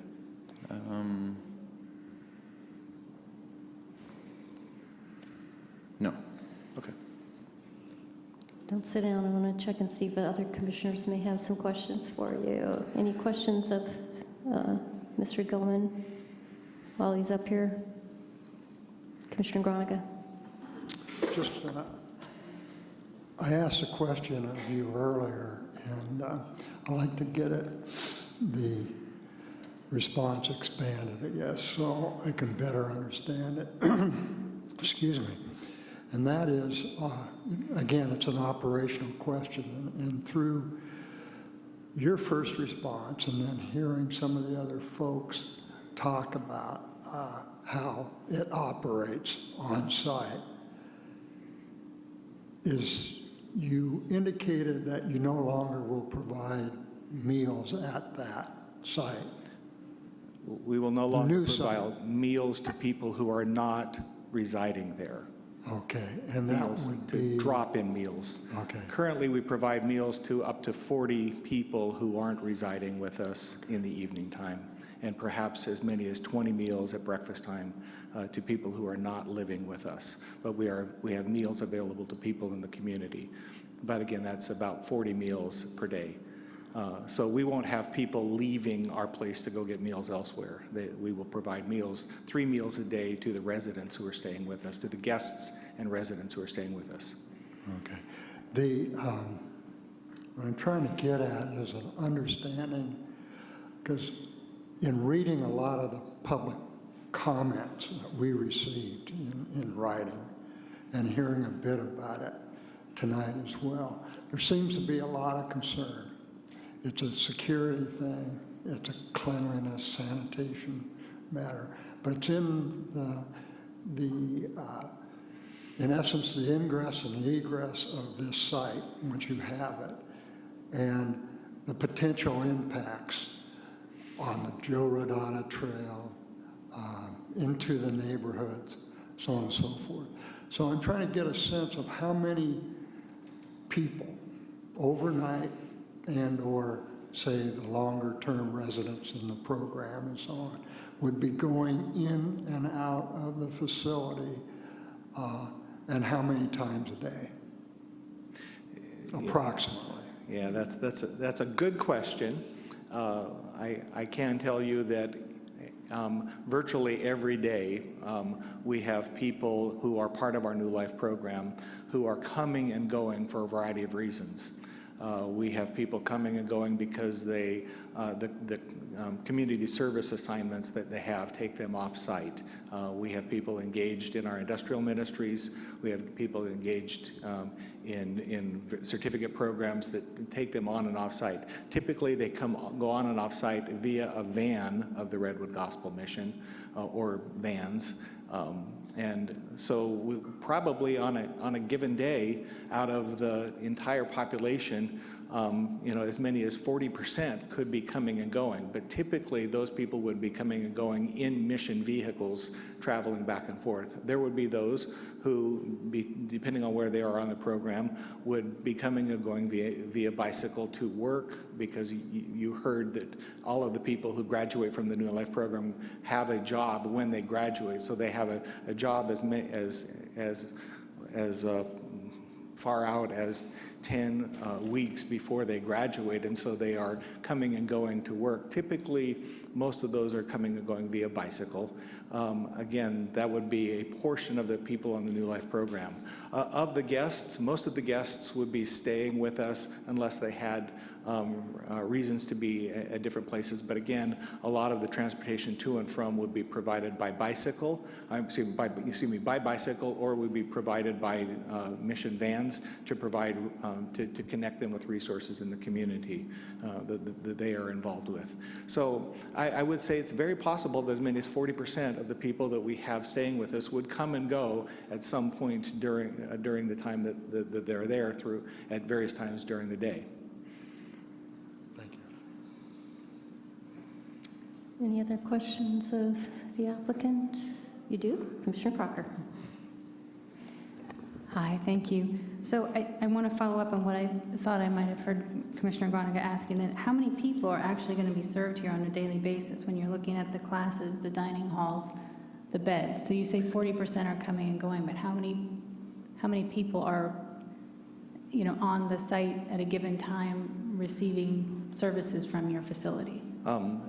As we mentioned, we were proposing to have beds for 258. Right.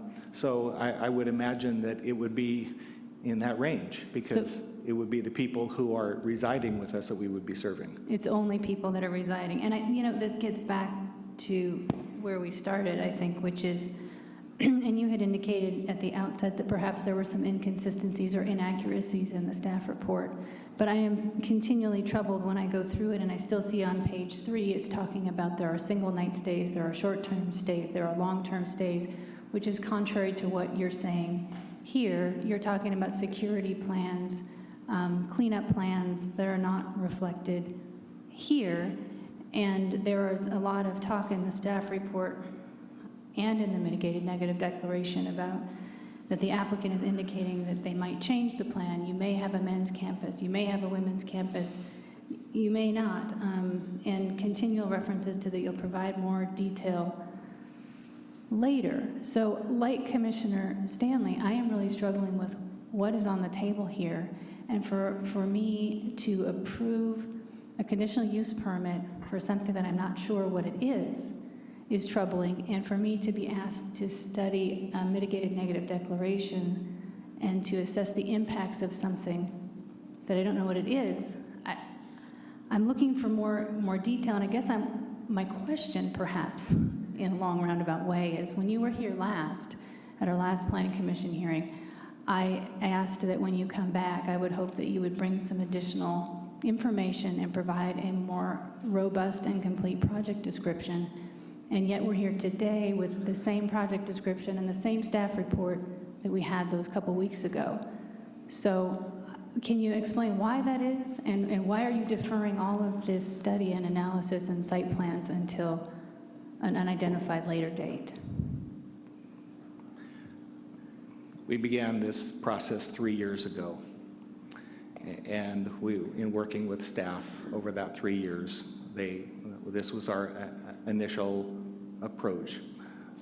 We fully anticipated working with staff and providing greater detail as staff asked us for that greater detail and information that we would provide to you. We did meet with staff, and they gave us a series of questions that they asked that we would present to the Planning Commission. So as we presented information today to the Planning Commission, certainly you didn't have it in your packet, but that was a packet that we had prepared literally years ago, and we weren't asked by staff to update that and clarify that in a more significant way, but we were asked to present something more robust, and that my understanding from you is bring something more in detail.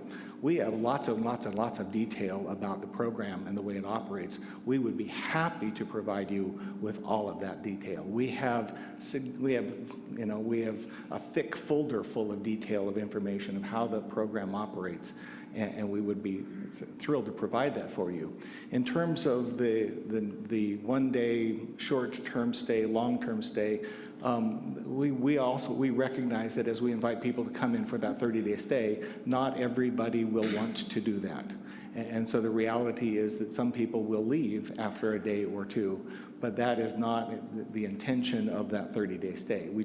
We acknowledge that some people would only be there a very short time. It's sort of the nature of the lives of people and what they are dealing with in their life, and this introductory to a new life, sometimes they're not ready for it yet, and so they may leave after a very short time.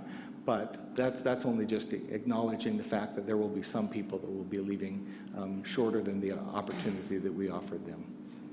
And you said earlier, I believe, that if some were to come for 1 day or 2 days and then leave, you would not readmit them if they came back several days later because they needed to be a part of the long-term program. Is that correct? Our principle is that if they give up their bed, that we will provide that bed to somebody else. So if indeed we have beds available and they come back later, we would certainly have a conversation with them to see if they're ready to make a longer commitment or not. It's not like that we ban people for life because they weren't ready yet. Okay. And when it refers to day use, I think it's page 4 of the staff report, what is that referring to? Is that for residents only, or is that some kind of drop-in day use? It's for residents only. Okay.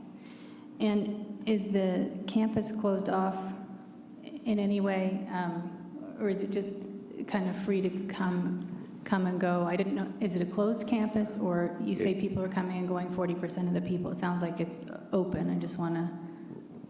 We were hoping it would be a gated community, but a nice gated community. Okay. And I'm interested in you had mentioned that you have shuttle service. Is that the primary means of getting people to and from your site? I'm thinking just in terms of impacts on bus systems, or how do you interface with other facilities? I'm just looking at logistically, how are people getting to and from your site? To and from our site, to go where? Well, I assume that you have relationships with other facilities, or you get phone calls from people, or do you have reciprocity with other facilities to help get them there? I mean, how are all these people coming and going to the site? In your vans, I guess, on bikes, you said? So as we're talking about coming and going, there's just a presupposition that people will be coming and going to... Well, you said 40% of people come and go. Yeah, 40% of the people would be going to things like our off-site community service activities that we have. We have a coffee roasting program that we do. We have industrial ministries. We have a recycling program.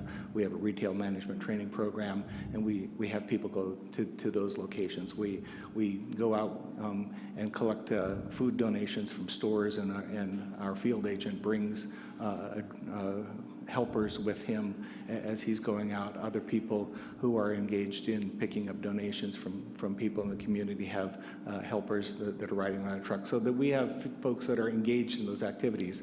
Those people come and go via a van. Other people have to come and go for medical reasons. Other people have to come and go for, again, we talked about people who are going to be working, who are staying with us, because there will be a number of people who will have jobs. They will typically come and go via bicycle when they do that. But the majority of the people who are staying with us will come and go to the activities that we are taking them to, or the needs that they have via mission vans. But there's not, in a sense, a need for them to go from one service provider to another with this reciprocity that you're talking about. It's not that the people are coming and staying with us who are freelancing. They're coming and being part of our program. Okay, thank you. Although the more you talk, the more interesting it becomes, as none of those things are in my project description that's in the neg deck or in the staff report. So I hope you understand that this is a bit of a frustrating process. And I appreciate that frustration. I certainly wish I had presented the depth of our New Life program and the detail of all of that with you, so that you could have all of that. We do have it available here. Yes, as well as some site plans and some commitments to what you're going to be doing, and perhaps showing me where the 217 parking spaces are going to be. All of these details are things that are important to inform the decision as to whether or not, we've heard a lot about, is this use appropriate in this place? And quite frankly, there's a lot of information that's missing, I think, to make that decision to a large extent. So, and we would be happy to provide the parking study that we had done, that we provided to staff 3 years ago, that really indicated that we need a very small amount of parking spaces for this kind of facility, but certainly not 217. So there's a parking study? We provided that to staff 3 years ago. Okay. I'll hold the rest of mine for now. Thank you. Okay. Commissioner Dipple, you had some questions of the applicant? Commissioner Crocker kind of covered some of it, and she was a lot nicer than I think I was going to be. We've been here for 4 hours, and we're asking questions, and you say you have this information, and I'm just curious why it was never given to us. And I feel like we're asking questions, and all of a sudden there's new stuff to pick at, and then it kind of changes. I mean, our job is to decide on what the best use of that land is. And right now, with a concept, I don't think that's the best use of that land, and definitely not a ringing endorsement for a general plan amendment. I just don't think you guys are ready. And so I was curious to find out why this stuff wasn't brought to us. And in fact, at the last meeting, I think or 2 meetings ago, we had asked for some information, and we still didn't see it. So, yeah, I guess that's my question: is why are we still in the concept phase, and there's no meat on this, and very skinny bones? The reason we're still in a concept phase is because we're still in a concept phase. I can't speak to any other thing other than we presented a proposal to staff. We asked about opportunities to do something that separated a use permit from building plans and building permit process, because we don't own the land.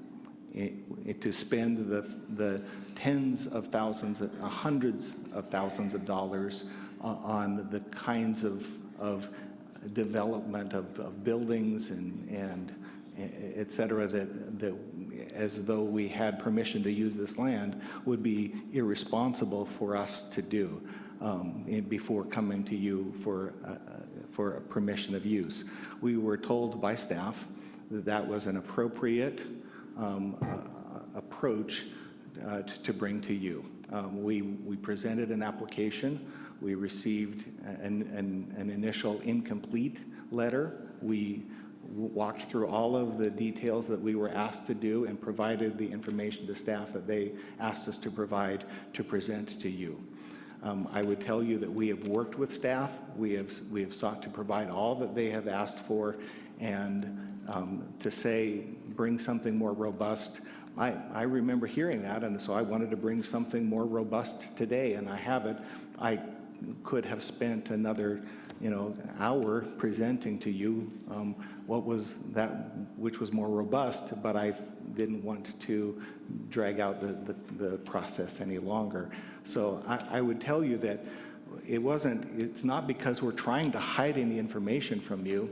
We are in a concept phase, and in order to get to where we need to get, we need to take a first step is to recognize whether this is an appropriate land use for this site.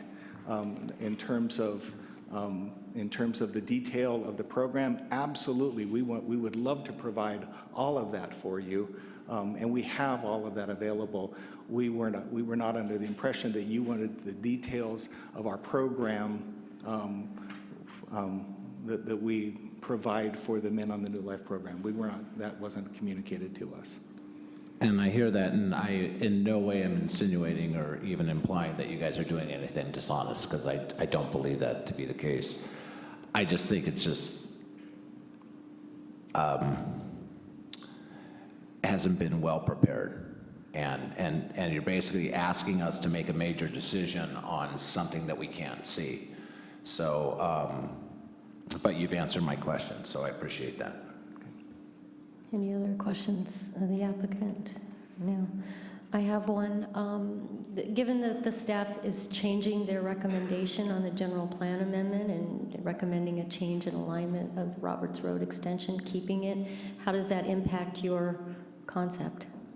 None whatsoever. In fact, it was our desire that would be the alternative, because we felt that was a better alternative. In our minds, the road under the overpass, because of all of the challenges there, would never have been able to be built. But we could not propose a road under the berm. I mean, that wouldn't be.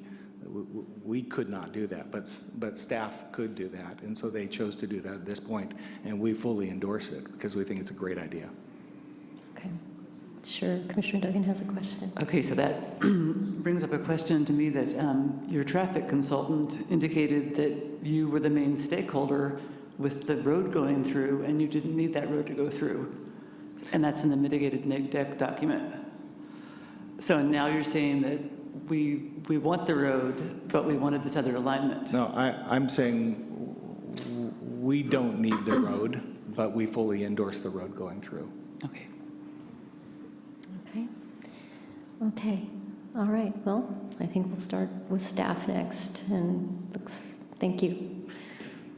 You have some answers for Vice Chair Stanley's initial questions? So Claire, we'll take that. We're going to kind of split this up. I'll discuss parking momentarily. Okay, there's a number of things we want to cover and also clarify, things that came up. Bill will talk about the process and the process that was negotiated with the applicant moving forward with the use permit without the development project. I'll cover the definitions of emergency shelter, transitional housing, and permitted uses, what triggered a conditional use permit, and then what else to see. There's 1/3 and parking. The parking information that was provided, and then where do we move forward, what's attached to the conditional use permit, and then what's the next step in terms of parking. So looking at the definitions for emergency shelter is defined in the zoning code as housing with minimal supportive services for homeless persons that is limited to occupancy of 6 months or less by a homeless person. So the key criteria here is minimal support services, but this is for very short-term stays, so less than 6 months. And as the applicant has noted several times, there's a registry option of a 30-day stay, which contrasts with their, I think they call it the Life Care Program, which is a 10-month program. And the 10-month program falls into the other category, which is transitional housing.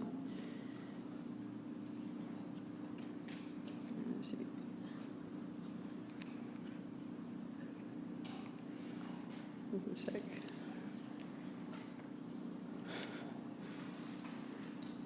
My finger is not that fast. One moment, please. I miss hard copy zoning codes. Yeah. Do you have it? Here we go. Okay, thank you.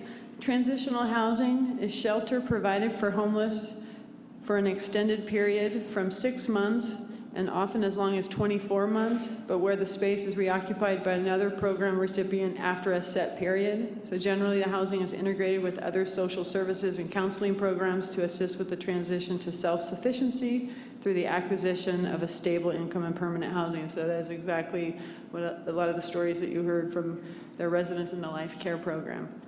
So it has both of these services. These are primary services, but they also have ancillary office support, admin services that support the comprehensive campus, if you will, of services. So emergency shelter requires a conditional use permit, and that is the impetus of why the application is before the Planning Commission tonight. Transitional housing is permitted by right. However, the way staff has reviewed this in conjunction with the applicant is to look at this as an entirety project and not try to piecemeal out and subtract out individual components. Components, frankly, if permitted by right, wouldn't have an opportunity to be conditioned as part of the whole. So we've moved forward with this as a single project, and that is why the project in its whole is before you as a conditional use permit. But I think it's important to note that certain elements of these uses, if proceeded independently, would be permitted. So with that, I want to move on to Bill, and we're going to talk about sort of the challenges that we have spent with the applicant in the last 3 years trying to negotiate this path of moving forward with a general plan amendment and primarily the land use decision for this applicant without forcing or requiring them to move and invest in design plans. So it's been a delicate balance, but we have been in negotiation with them about that. So the negotiation began when the project first came in. It was a use permit. The general plan amendment came later because that was a response to an issue that staff identified. There's the Roberts Avenue connection. How does this project address that general plan policy? The way the applicants decided to address the policy was to submit a general plan amendment requesting that that connection be removed. When the project first came in, staff drafted an issues letter, and a number of the items that the commission's struggling with tonight were requested. So I'll just read a couple. This was back in February of 2014. Please provide a project data table within the plan set that includes the building square footages and a parking matrix that indicates the total number of required and provided parking spaces. In addition, please provide dimensions on the site plan for all parking spaces and backup distances. 2, please provide a parking analysis prepared by a qualified professional that indicates how the number, dimension, and layout of the parking spaces will result in a safe and sufficient parking program. This letter goes on. It includes a request to address the findings. How does this project meet the findings to be granted a parking reduction? It requests information regarding noise, archaeological investigations.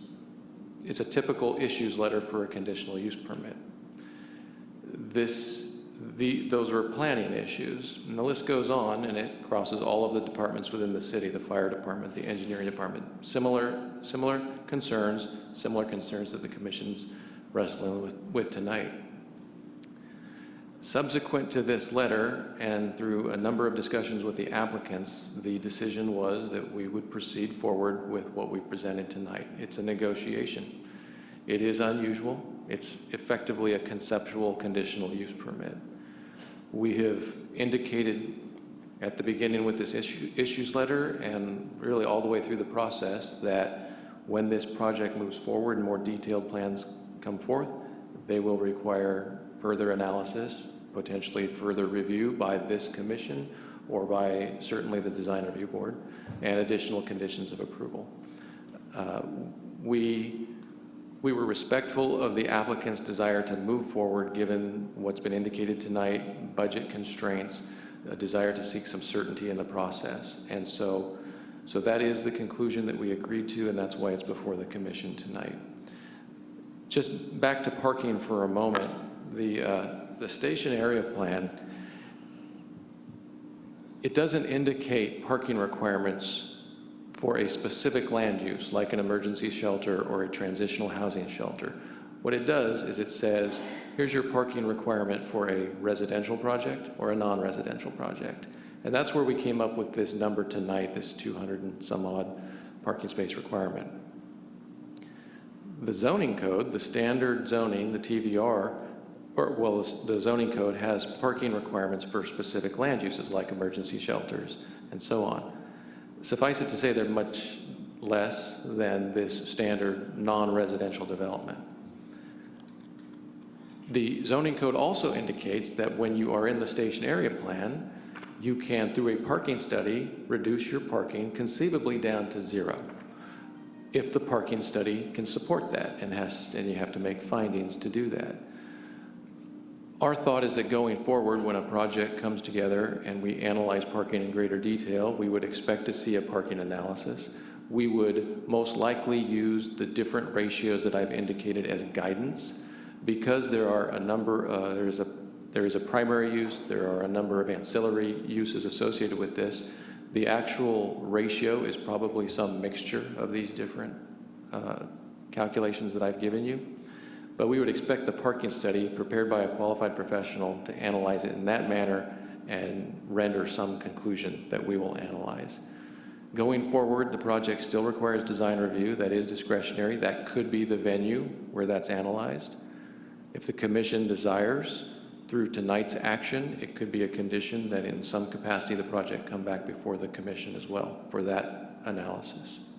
So in a nutshell, a lot of these items were reviewed, they were considered, they were struggles for staff, but the ultimate decision was to move forward in the manner that we did, and that's what's before you tonight.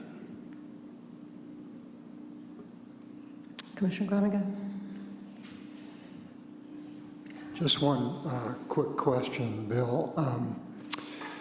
Did the applicant at any time, in essence, have the services of a project planner representing their interest and then, taking it through the process?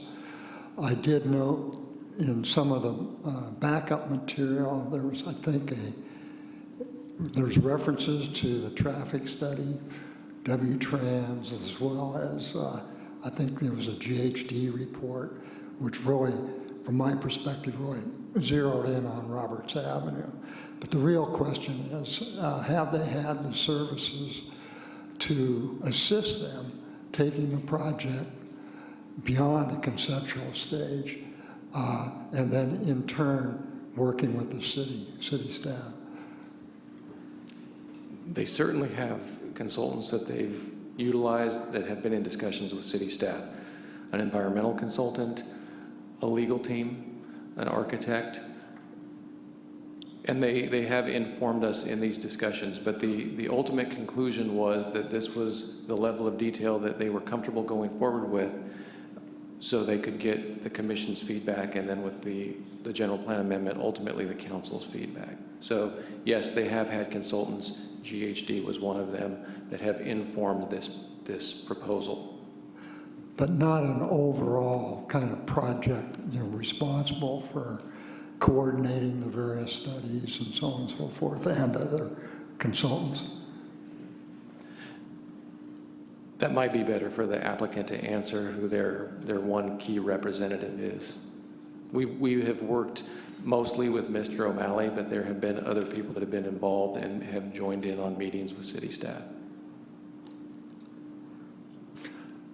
Okay, Commissioner Edmondson. Just want to ask a question about the Roberts Avenue aspect of everything. Assuming the straight punch-through version of the amendment were passed, and that's the way it moved forward in the future, to what extent would we and when would we see those improvements to the south side, south of Highway 12 to Roberts Avenue, vis-a-vis when the project is being built? And also, I have to assume that the actual underpass will remain a tentative project for the future. That'll be a future capital improvement that we don't know when that's going to happen. Is that an accurate way of describing that? And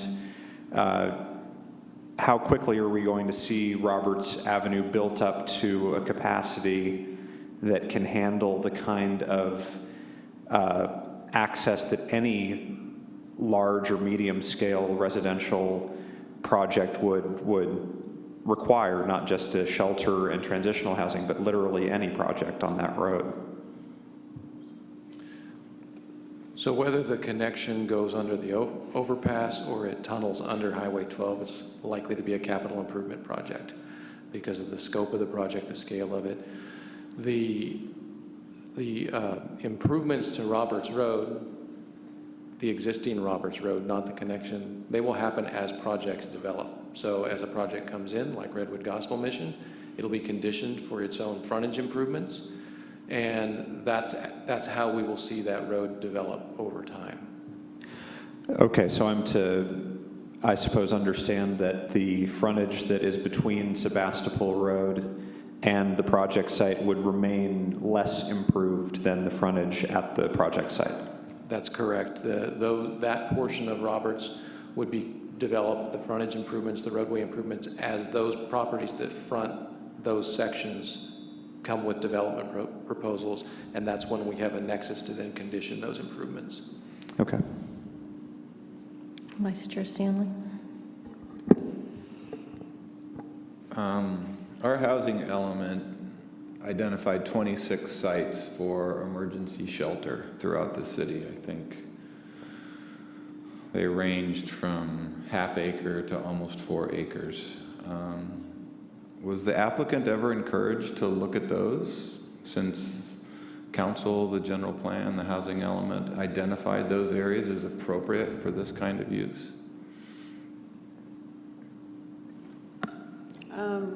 Well, not specifically walking them through each of those sites, but we No, have... not to walk them through, but to ask them if they had, because we were told that they looked at a half a dozen sites. I don't know where they were. Mm-hmm. There was nothing in, again, without a project, without them telling us what they had done to get to where they were. Well, I did not walk them, staff didn't walk, to my knowledge, walk them through those specific sites on that map, but we did meet regularly over the course of the last 4 or 5 years on multiple sites with the applicant team. They did struggle to find a site.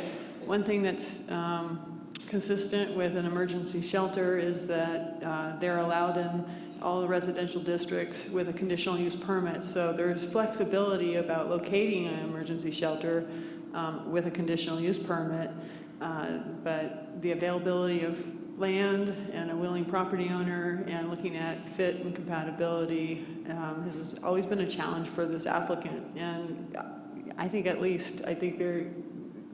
at least looked at half a dozen sites, and staff met with them and tried to work with them and encouraged them to go out and meet the property owners and the tenants that were in the area before they even applied. And this was the one that they did so move forward with. The others were just pre-application consultations, and we did work with them to give them advice. Okay.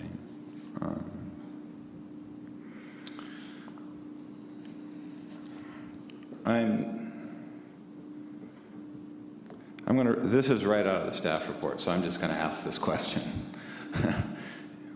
Quote, Staff is concerned that the proposed project in its current configuration could hinder development of the surrounding properties as the proposal is disproportionately scaled for the immediate neighborhood. That's a pretty harsh statement to me. I don't mean it harsh in that it's unfair, but it's as a staff assessment of this site and the development potential for this site, it seems a bit damning.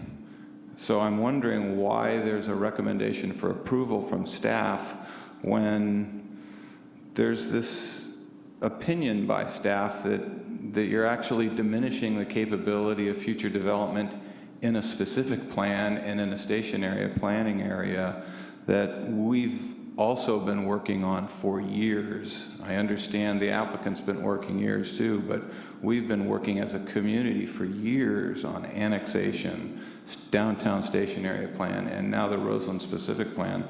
So when I read that in the staff report, it was a huge red flag for me, and I don't mean to put you on the spot, but I think it's a legitimate question for this body when we're struggling with trying to understand how, when we don't have all the information we need, how we're going to make a decision when it doesn't even sound like staff's too convinced. And you guys have been buried in this. We've had it for 7 days. Well, thank you for raising the issue. It has been incredibly challenging from a staff perspective. We have worked with the applicant. There's been a lot of challenges, the same ones that you have quickly noticed, which is the lack of a development plan, the lack of some specifics of the program, the limitations of that. And I think it's a challenging site. It's a situation of competing interests. I mean, addressing homelessness is a priority for the city, no question. We're looking for sites to address homelessness. We're looking for programs to address homelessness. This is an applicant who is wanting to do that. They have found a site. We know they struggled to find a site. They're very difficult to site these things. So on one perspective, if it works for them, could it work for the city? So there's benefits to that, but the challenge is, yes, this is a precious opportunity site to support our smart rail station, and not just this site, but this area. And it is an area of great transition. There isn't high-density housing here, so this is the first one, and it's centrally located in that pocket, so that's a challenge. And the timing of it, you know, this is going to be the first development. The catalyst, it can be used in both perspectives. It's a catalyst because they're the first ones in. They actually want to transform the neighborhood. That's great. It's also a catalyst that's not high-density housing, so that's not so great. So it is very challenging. It's been very challenging for staff to evaluate this. We don't typically give you quite the menu of resolutions that you get with this tonight. That's intentional. It is a challenge. It's a balance. So that's what the commission needs to do, is also weigh in and give us some direction. And maybe we don't have enough information tonight. Maybe there's more questions than answers, but we are looking for your guidance on this. And we're trying to give you as many options as possible and as much information as we can. Commissioner Duggan?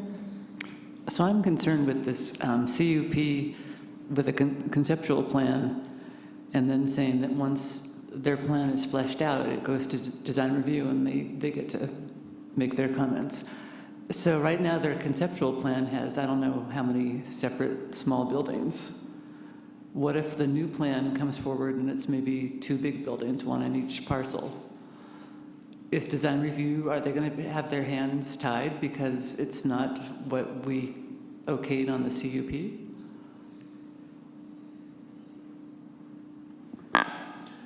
So I've made several references tonight that as this project goes forward and gets more fully developed, there will be additional review.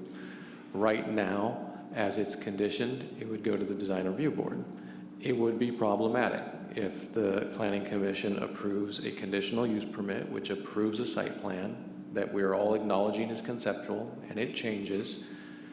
I would have the unenviable task of telling the design review board, well, this is the site plan you need. But as we look at it in more detail, the conditions of approval are likely to morph that site plan. So it's likely to change, and that's the point hopefully we're consistent with tonight. This project is going to change. So I think a question for the commission is, where does the commission want this project to go for the next step? Is it comfortable releasing it to the design review board? Is there a need for it to come back to the planning commission?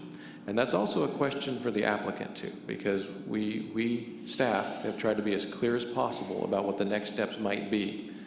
And if the commission decides tonight that it's to come back to the planning commission at some future date, it would be good for the applicant, in my opinion, to be part of that discussion. I don't think that'll necessarily be a surprise because we've said it's going to require further review.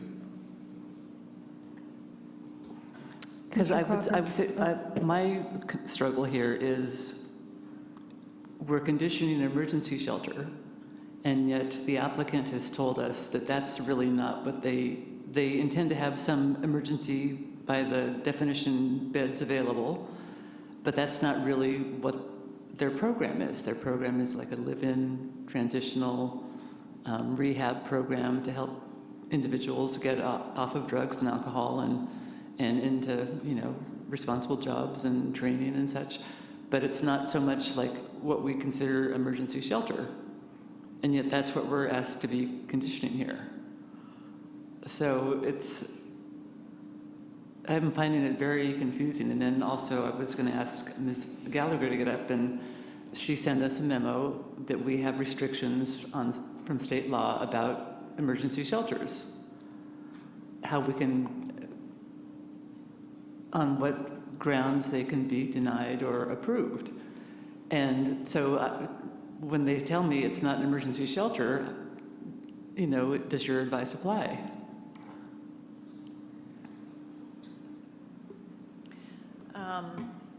Yes, and for the benefit of the audience, state law does encourage the development of emergency shelters, and it does limit the local agencies, the grounds upon which a local agency may deny a emergency shelter.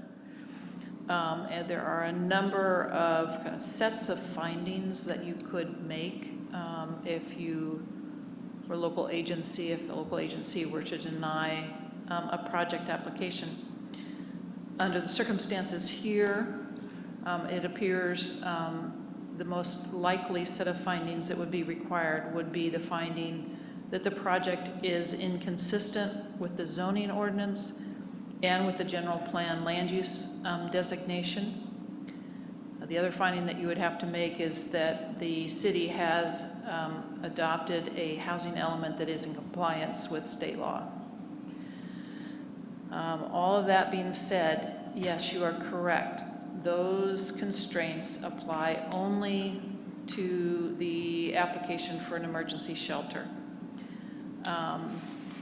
The other comment I would make, given your discussion, is that if you feel that you do not have enough information to make a decision on this application, there's nothing in this state law that would preclude you from requesting the additional information before you make a decision on the application, even with respect to the emergency shelter.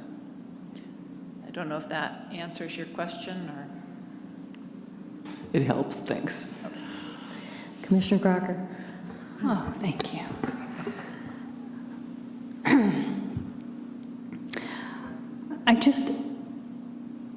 What the applicant is asking us to do, and I feel the tension in staff, and we're feeling it up here, is to approve the major land use entitlements for a conceptual plan that we do not know what it is. And it is a big deal to come and to ask for a general plan amendment and a conditional use permit.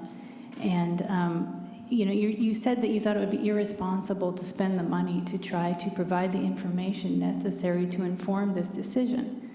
And frankly, I feel it would be irresponsible for a commission to make these approvals without the necessary information. So I'm feeling like you've a bit got it backwards here. To say that you can come in and clear the major entitlements here without a concept and then get all your ducks in a row and go to the design review board is in effect, I think, acting as if the design review board is the land use agency of the city, which is in fact the planning commission. And we are here to make the land use decisions as to whether or not this use is appropriate in this area. Is a general plan amendment appropriate? We're talking about consistency with our specific plan, and we're hearing from city attorney about some of the findings we would be needing to make. I think we need to get the information that sounds like planning staff has been requesting for some time that has not been provided in order to make this decision. And I have additional comments on, maybe I'll hold them, I have comments on consistency with the general plan, the specific plan, the zoning code, and also with Plan Bay Area. I have comments on that. And I also would like to discuss, and I want to defer to the chair as to when this is best, as I have a number of comments on the mitigated negative declaration as to what the lack of information has also trickled down to the CEQA analysis. And so now you've got a CEQA document that really can't analyze the impacts of the project because there is no, quote, project. And I'm not sure the best time to address that, but that's on my list as well. That would be when we, I think we've got a heads up as to where you're going, but that would be when we finish with questions. I'm going to bring it back to us to start to that kind of discussion and those comments. Yeah, Commissioner Dipple. Thank you. I kind of want to get back to Plan B or Plan C, or the half dozen other property owners that you said that they talked to that didn't want them in there. But in talking with Roseland in this area, we didn't hear one neighbor speak in favor of the project. So it sounds like property owners didn't want this project there. So my question is, or two questions, is why did they not opt? It sounds like they're fighting against public opinion or what the neighborhood wants. Why aren't they fighting for those other 6 properties, which won't need a general plan amendment, and going the harder route in Roseland, which needs a general plan amendment, and all the places still have neighbors that don't want them there? And don't get me wrong, the fact that they don't want them there, I think, is horrible, is horrendous, because the reasons that they gave are unfounded. I think that a place like the Redwood Gospel Mission would actually benefit Roseland. And so it's not so much that the Redwood Gospel Mission wouldn't fit in Roseland. I think Roseland's not a fit for Redwood Gospel Mission. But I want to find out why they took no's from these half dozen property owners that said they didn't want them there, that did not need a general plan amendment, but decided to go the harder route with neighbors that didn't want them there. Does that make sense? Yeah, I think the issue of site selection and determining whether the sites were viable or not would best be answered by the applicant.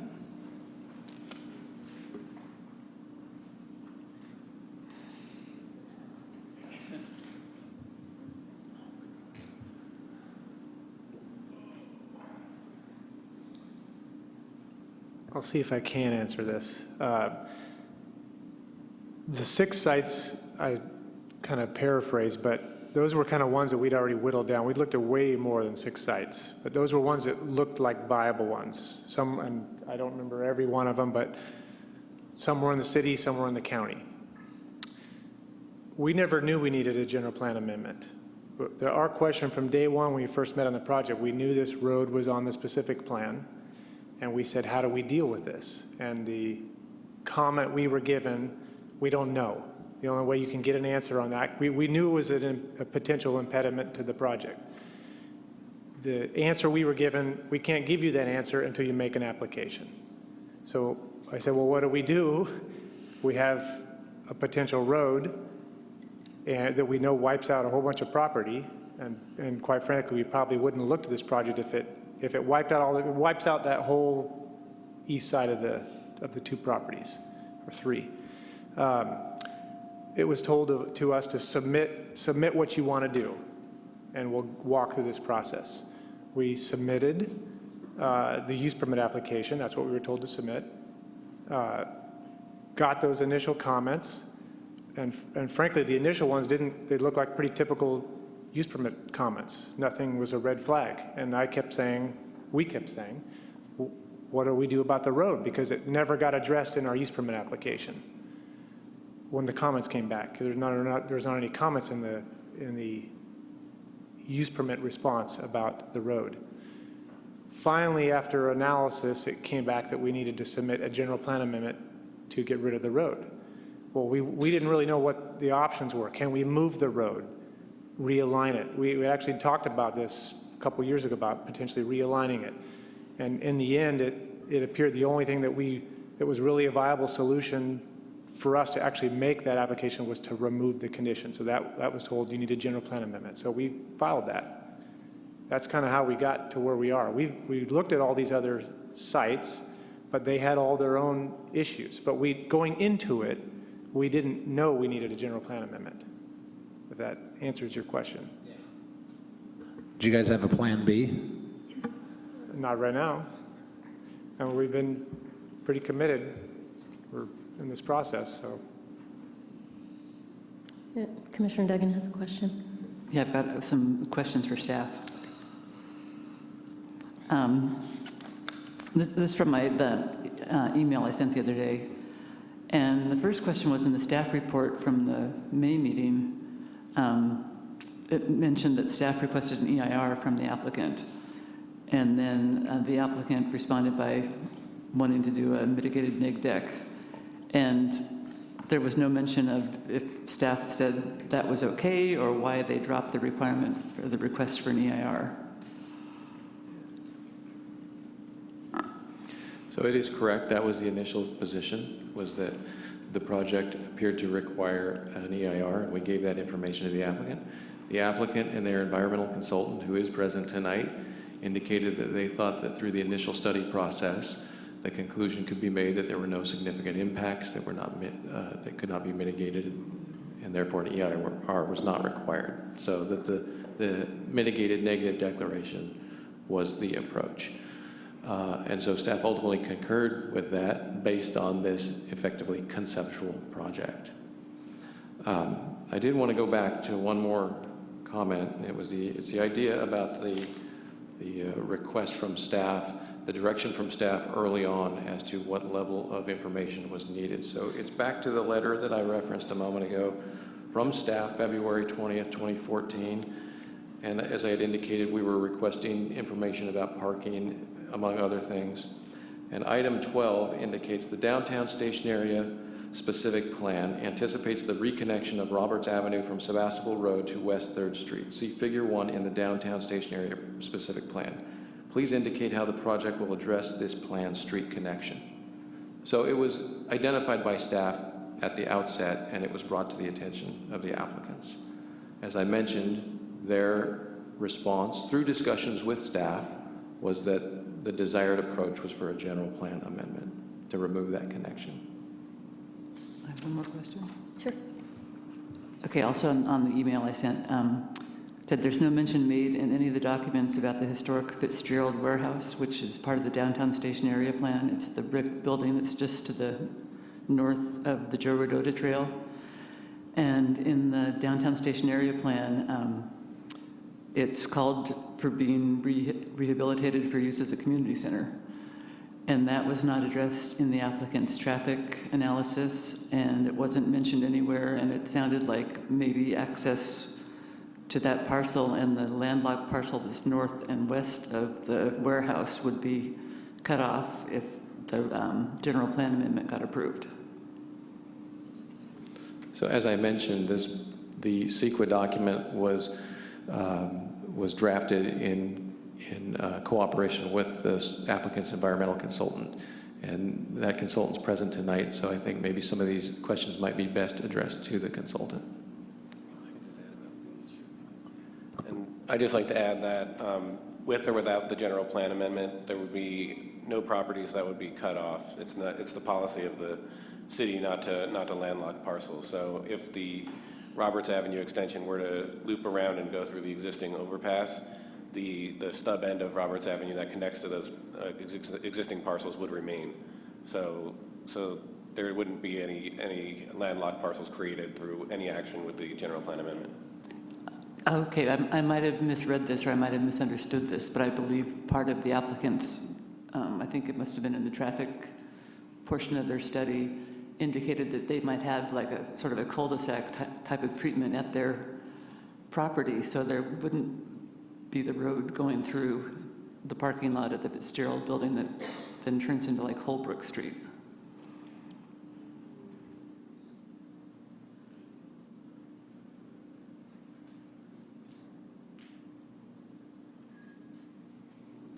We're looking for our traffic engineering staff. And there he is. Maybe if you could repeat the question. Okay, I believe that I read as part of the traffic appendix that was in the mitigated neg deck, there was mention made of like requesting the general plan amendment so Roberts Avenue would not be connected on the north side of Highway 12, but that it would be maybe at the north end of these parcels that would be more of a cul-de-sac, and there was no mention made of the properties north of that are south of Highway 12. The question is? Was that accurate? Did I misunderstand? Well, I've seen that too, but because of the phasing or where the project was, or we didn't have any specifics, so okay, that's a concept. We can, but we didn't go any further than that. Well, I guess what I'm saying is I was concerned because there was no reference made to any of those parcels and the access that they were going to have, regardless of if the road went through or if it didn't go through. And also the fact that if the brick building is rehabilitated and it is made into a community center, that's going to put traffic on the road. Okay, again, we did not go any further than that. It's a concept, but didn't look any access to any other properties. That was not what we were asked to look at. We were just looking at the site and whether the traffic impact study, how much did they have to cover? And we were looking at trip generation, access for this site proper specifically, and leaving it back to the planning staff to determine what is required for the rest of the properties to access on that site. Okay. And just to add to that, so the analysis that developed this potential proposed roadway connection was fairly programmatic. It was done when the station area plan was created. It didn't have the detailed kind of analysis that I think you might be looking for. Just the same, this project didn't do it either. The alignment, whether it's in its current proposed configuration or its revised configuration that we're presenting tonight, it is more of a programmatic level of analysis. It doesn't have the finer details. Okay, thank you. Any other questions of staff? Sure. I'm sorry, Mr. Roth. Did you just say that the mitigated negative declaration was a programmatic document? Or did I? No, excuse me. So the roadway connection, that part of the analysis, the Roberts Avenue connection, we didn't, when it was created in its current configuration through the station area plan, nor are we at this point doing a specific detailed analysis of its construction. Thank you. And Commissioner Edmondson. I just have a quick question for the staff about the determination of the bike lanes with the new proposal for the general plan amendment, specific plan amendment.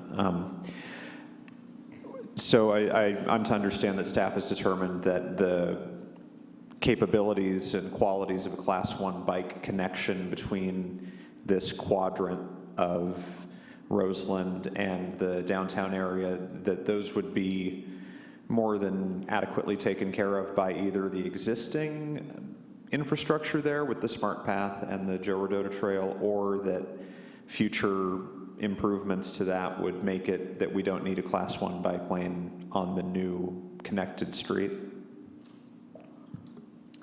So the station area specific plan, it references different roadway segments and what the improvements should be. Sidewalk widths, planting areas, parking lanes, travel lanes, parking lanes, and bike lanes. The station area plan calls out for an additional Class 1 path on Roberts Avenue from Sebastopol to 3rd Street. And with the existence of the Joe Rodota Trail, the SMART multi-use path, staff feels that it's unnecessary to have a third Class 1 path in that vicinity. And so that's the genesis for that recommendation. And just to add, the amendment to remove the Class 1 bike path from that road segment, it still will maintain a Class 2 striped bike lane. So the bike connectivity is still there. It's just the separate right-of-way dedicated to bicycle traffic.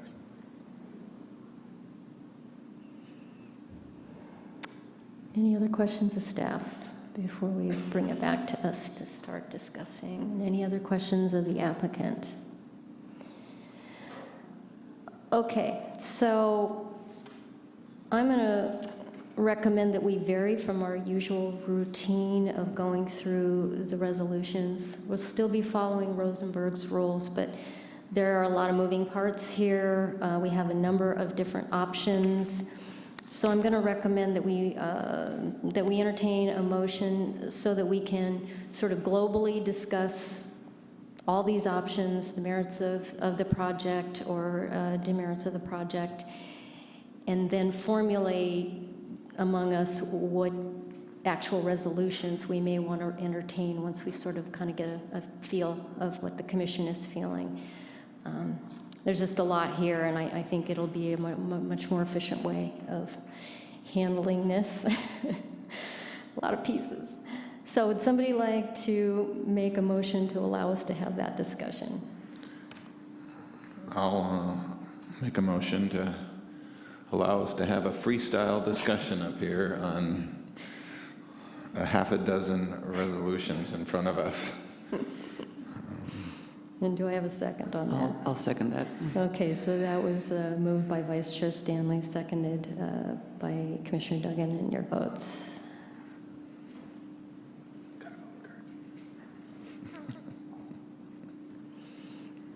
Okay, so that passes with 7 ayes to allow us to discuss. And before we start the discussion, I've got a little cheat sheet here from staff about what our options are, and I'm just going to kind of run by it so you can think about this as you're making your comments. Don't look so horrified. More. Yeah. Options regarding the mitigated negative declaration, we should be discussing that. We could adopt it as presented. We could make a motion to deny it, or we could continue it for more information. As far as the general plan amendment, we could approve the general plan amendment presented by applicant, which would eliminate the connection. We could approve the general plan amendment alternative presented by staff. We could deny the general plan amendment, or we could continue the general plan amendment for more information or resolution of issues. For the conditional use permit, we could approve it as presented by the applicant and conditions by staff. We could deny it, and we have resolutions to that effect, or we could continue the conditional use permit for more information or resolution of issues. All of these are independent actions. We could go through the result. The mitigated negative declaration must be adopted if either the general plan amendment or the CUP is approved. Adoption of the mitigated negative declaration does not preclude denial of the general plan amendment or a conditional use permit. If the general plan amendment is approved or denied, we could still approve the conditional use permit. And if the conditional use permit is approved or denied, we could still approve the general plan amendment. So if you're not ready to scream by now, let's just keep this all. This is why we're having a global discussion. And Chair Cisco, I put this up on the board so that everyone can see These that. are our options, and we have a lot of resolutions we could find if you can find the right ones to match whatever it is we decide, but we're going to do our best. So these are the options for motions? They're the options in terms of discussing what you want to do, yeah, and there are resolutions for each of those, so don't worry about it yet. We'll get you there, don't worry. I have one exception. I just put this up on the board so everyone can see and not try to memorize all the options that you just read. These are the various different options. That's why you have a. We crossed one out. With the interest of taking action tonight, we provided these options so that, and that's why you have the multiple resolutions. So we don't have to continue because we don't have something ready for you. So we tried to be prepared for the item. With one exception and correction, for under mitigated negative declaration, should there be a motion to deny the project, you don't actually need to take a motion to deny the negative declaration. It's inherently exempt if you deny the general plan amendment or the conditional use permit. Okay, except typically we start with that, so in this case, we're going to switch that too. Okay, that makes sense. Mr. Rosa, are you looking to say something? You're thinking? Okay. Let us know if you need to tell us anything. Okay, Vice Chair Stanley, you want to jump out there? Well, I'm hoping we're going to have a freewheeling discussion here. We are.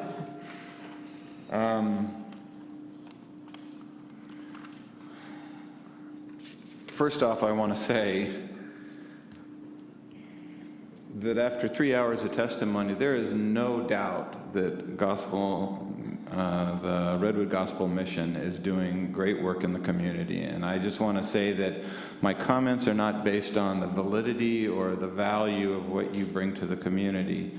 I'm going to talk about this from a land use standpoint because I feel like that's what my job is up here. So in terms of the mitigated neg deck, I can't vote in favor of something. I can't vote to approve something that in my mind is flawed in so many ways. We don't have a project, so we can't really trust the analysis in it because we don't really know what the project is.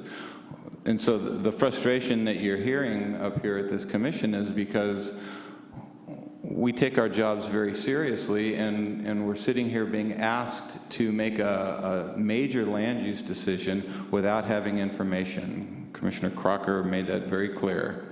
Being the land use attorney here, I kind of follow her lead on things like this. But it's also a problem that I've had as I've gone through this, is that it doesn't rise to the level of what we need in order to make major land use decisions that will live with this community for the next 40 years.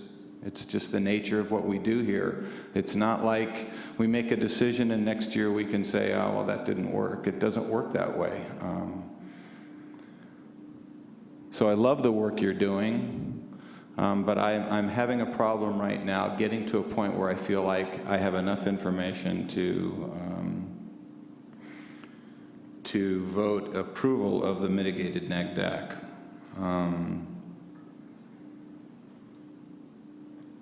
And I could go through each of the areas where I feel it's deficient, but I think we've made it pretty clear tonight that because we're at this sort of concept level, that's not the basis of approval of a mitigated neg deck, not concept. I've worked in other jurisdictions where you come to Planning Commission with a concept, and you don't spend hundreds of thousands of dollars. You come with a concept, and you bring your ideas forward, and you float them and see whether it's actually whether it's gonna fly or not. You find out where your opposition is, so you don't have to spend that. We don't do that in Santa Rosa. And so it gets staff caught in this really rock and a hard place, which is what this project has done. I put great value in the stationary plan and the specific plan and all the planning work that's going into the annexation of Roseland. So when I see, from a planning standpoint, what's designed for the railroad sub-area and the railroad square and the railroad corridor sub-areas, I take that to heart. we are trying to raise not the economic level just so that we can make more money. That's not the issue here. The issue is that we have to pay for the things that we do in this community, and we pay for that through the way in which we apply land use. And it's not just about money, because those kinds of economic impacts help homeless services. They help mental health services. They help police services, fire services. It helps us pay for the infrastructure that we need. So when we make these very defined land use decisions, which specific plans are, then I take them to heart, and I watch them very closely, and when projects come in, I test them against those. And trying to look at all the issues I should cover before I release this, but so the conditional use permit, I have the same issues with. I have issues with the conditional use permit because I don't feel like I can approve a conditional use permit when I don't know what's going on. I was inspired when Kevin and Jeff got up and started talking about the organization, but I didn't see any of that. I didn't see any of the support of that. I didn't understand how this project was going to work. I didn't see any floor plans that showed how in a transit village residential zoning district this was compatible. I just didn't see it. It's not to say that it can't. It's not to say that in transitional housing you can't do it. Delancey Street does it all the time in San Francisco. It's a vital area of San Francisco where there's housing above and restaurants below, and it works.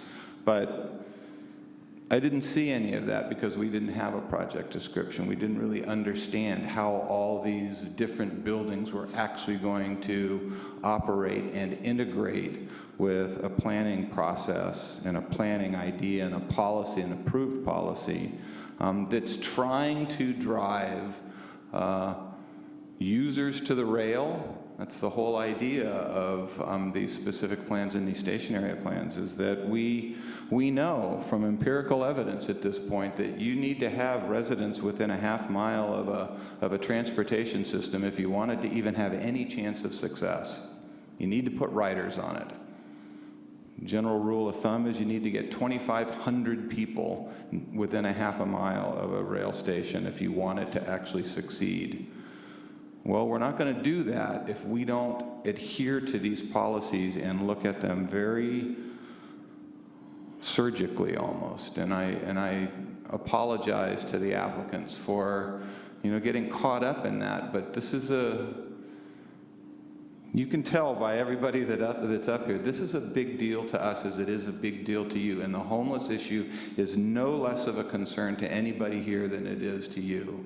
You do the great work, and we're trying to find a way to balance that as a planning commission, to balance those community needs, because you have a service that you provide to the community, but so do these specific plans.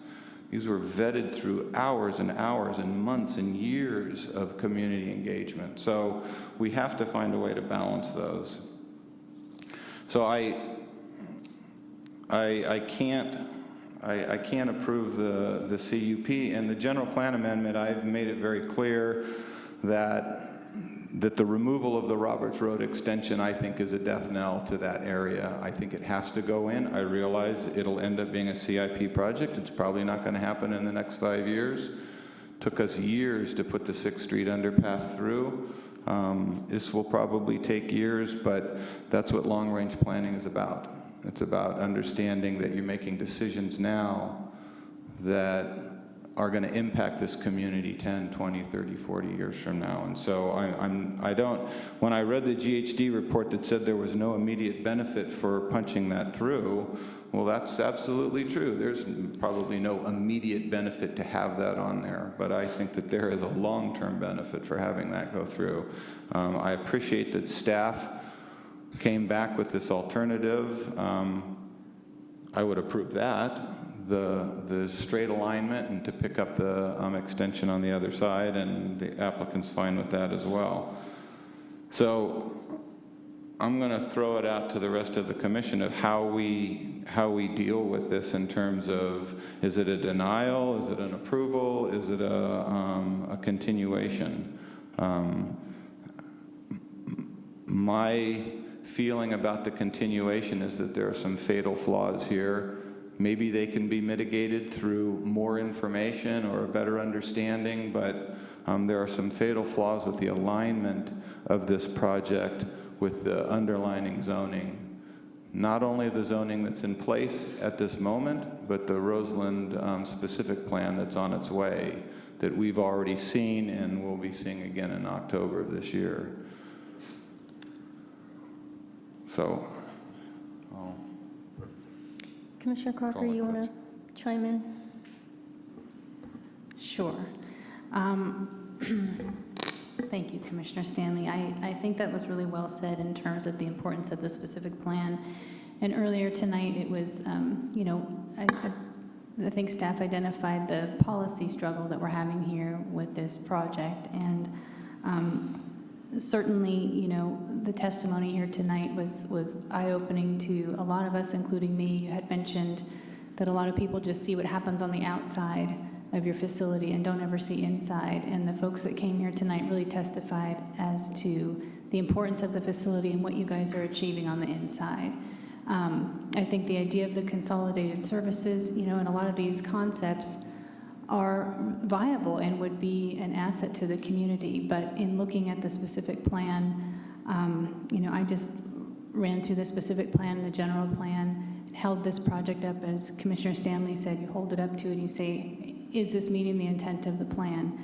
A number of policies were identified right in our staff report for the general plan and specific plan policies. I don't need to go through them here, but that this project was not consistent with those plans, primarily, as we've heard tonight, with the higher density, you know, development focused around transit and getting riders on transit and really promoting transit-oriented development and infill development that I believe is a priority of this city as well.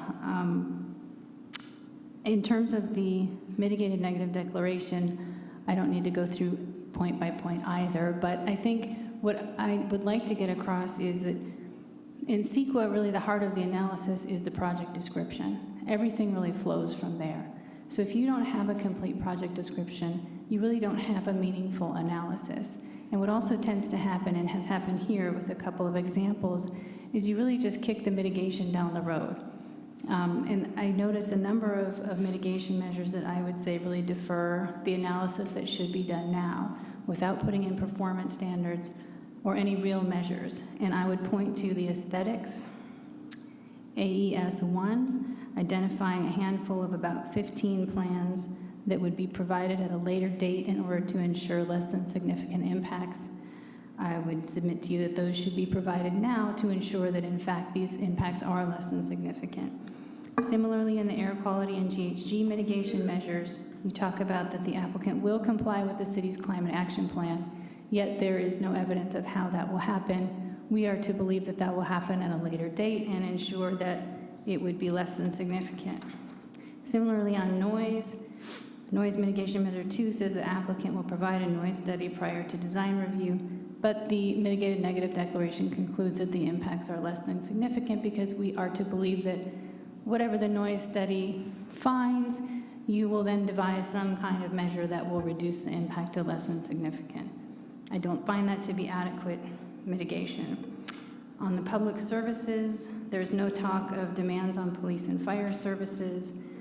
You know, it talks about consistency with it kind of relies on the specific plan EIR for determinations that the impacts will be less than significant.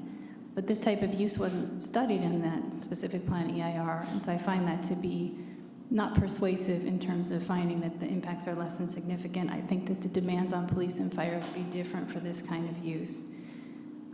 Those are just a few examples. I need not go on, but I think all of that really stems from the lack of clarity of what is happening here. And of course, if you don't really know what the facility is, you can't really study what the noise impacts are. You can't really look at the aesthetic impacts. We've talked about parking. We can't talk about the parking impacts, the traffic impacts, with or without the road. I just don't feel that the analysis is there to make an approval. And I think I have already spoken enough in terms of the conditional use permit. And the city attorney had mentioned that we would need to be making some findings as to consistency with the plans. I think that's been addressed here tonight and in the staff report. And I would also suggest, just kind of out there, I don't think it's consistent with the Plan Bay area either, which also focuses on transit village and priority project areas. So between the specific plan, that plan, the zoning, I just look at the whole package. I'm not seeing you meeting those key policies. Now, could it be solved? And we have to get to the issue of what are we going to do? Can this be solved with additional information? In a lot of ways, yes. I mean, I think this neg deck can be really shored up, but you would have to do all of those studies and analyses now rather than continuing them to, I think a lot of the triggers were before design review. One thing I think Mr. Rose mentioned that we could say, go to design review and then come back. That would make me feel better because everything that you've said in here that will occur, if my approval would come after design review, I would feel better. So if that's an option, that's something to think about. Otherwise, I don't know, I might like to hear from the applicant, but I would support continuing to gather additional information. But it would have to be real information this time, and it would have to really address what Commissioner Stanley pointed out as to the consistency with the intent of our specific plan and how your use fits into the long-term vision that we have been aspiring to achieve for so many years, and I think are on the cusp of realizing. Thank you. Commissioner Duggan? Commissioner Duggan, you want to try? Sure. Just sort of where to begin. I feel like I'm kind of jittery and funny here from being so late and having so much chocolate. But I'm glad Commissioner Stanley brought up Delancey Street. I actually volunteered there and took a college course there for a year way, way back when. And in a way, I feel like this decision would be so much easier if you had presented a plan that had buildings that would be consistent with the transit village medium, maybe a 3-story building with residences above and storefronts below, and it was just transitional housing, no emergency shelter. I think that kind of project could fit into this zoning area much better than what's proposed. I think only Chair Sisko and I were here when the downtown station area specific plan was developed. And it was a long process, and we had a lot of participation from the community and a lot of information that we went over, and we were very careful about what we wanted because we were planning for this long-term project, the train, which is finally going to get here this fall. And I think at this point, if a project went ahead like your concept plan with sort of small discrete buildings that are sort of more suburban in nature, I think we're really going to have a real hard time having any of the other surrounding parcels develop as transit village medium. I don't think it's compatible. I was also, I thought I remembered this correctly, so I went back to my specific plan document, and there was no mention of any of the documents, the staff report, or any of the applicant's documents about the historic warehouse that has been envisioned in the specific plan as a community center. There's no mention about traffic that might flow to and from that building, what that might look like in the future. I think that has to be included. And curiously enough, as I've always been the one saying that I didn't like the Roberts Road connection because I really never liked that alignment. I never felt that it would fit in there physically.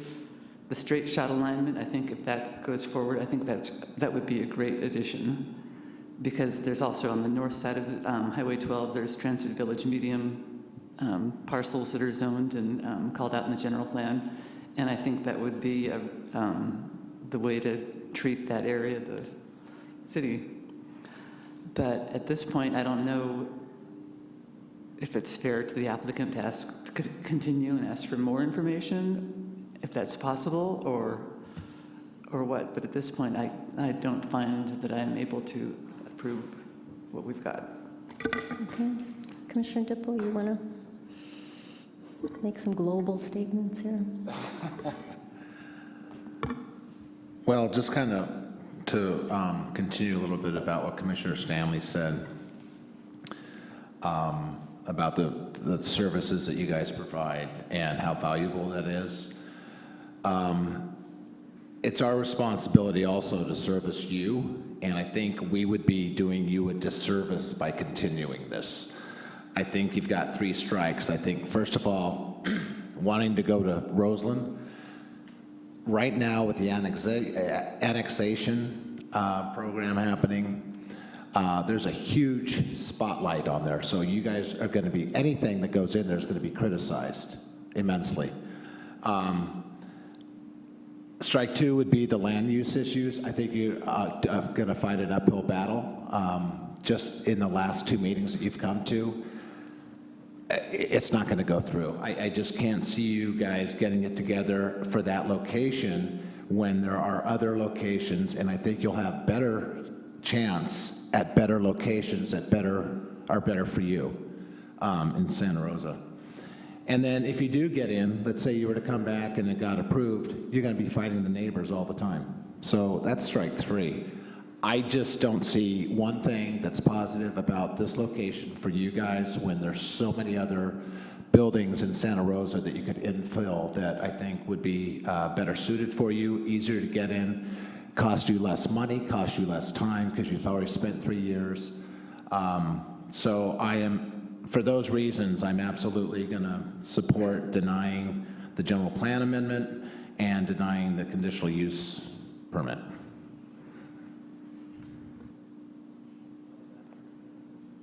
What about the new alignment? The new alignment with the other general plan amendment recommend? Yeah. Do you support staff's new alignment? Oh, I think last meeting I told Commissioner Stanley I was going to prove him wrong, but did I say that? I could be amenable and agreeable. Does that answer your question? That does. Thank you. Okay, Commissioner Groninger.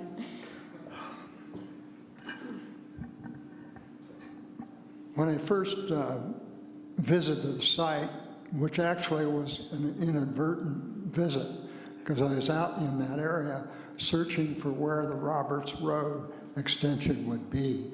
And then I turned, and here I was, and I saw the public hearing sign. And I thought, great, this is a great potential location. So at first, I was for it. Then, over time and after reading, and especially there's just too little on the bone, even for a concept proposal, that I'm just steadfastly became more and more opposed to what was in essence being proposed. I am really concerned, and I'm going to go to some of my notes that I had worked on over the last 24, 36 hours, is that really concerned about the lack of project planning detail in all the project, all facets of this project. And that's why I was hinting about what I think you really need is an overall project planner serving your interests in working with the city. I've always been impressed by the planning staff here, that they try and make a project better, you know, and they bring it through. My assumption is they probably thought they brought this project to us as best they could, my opinion.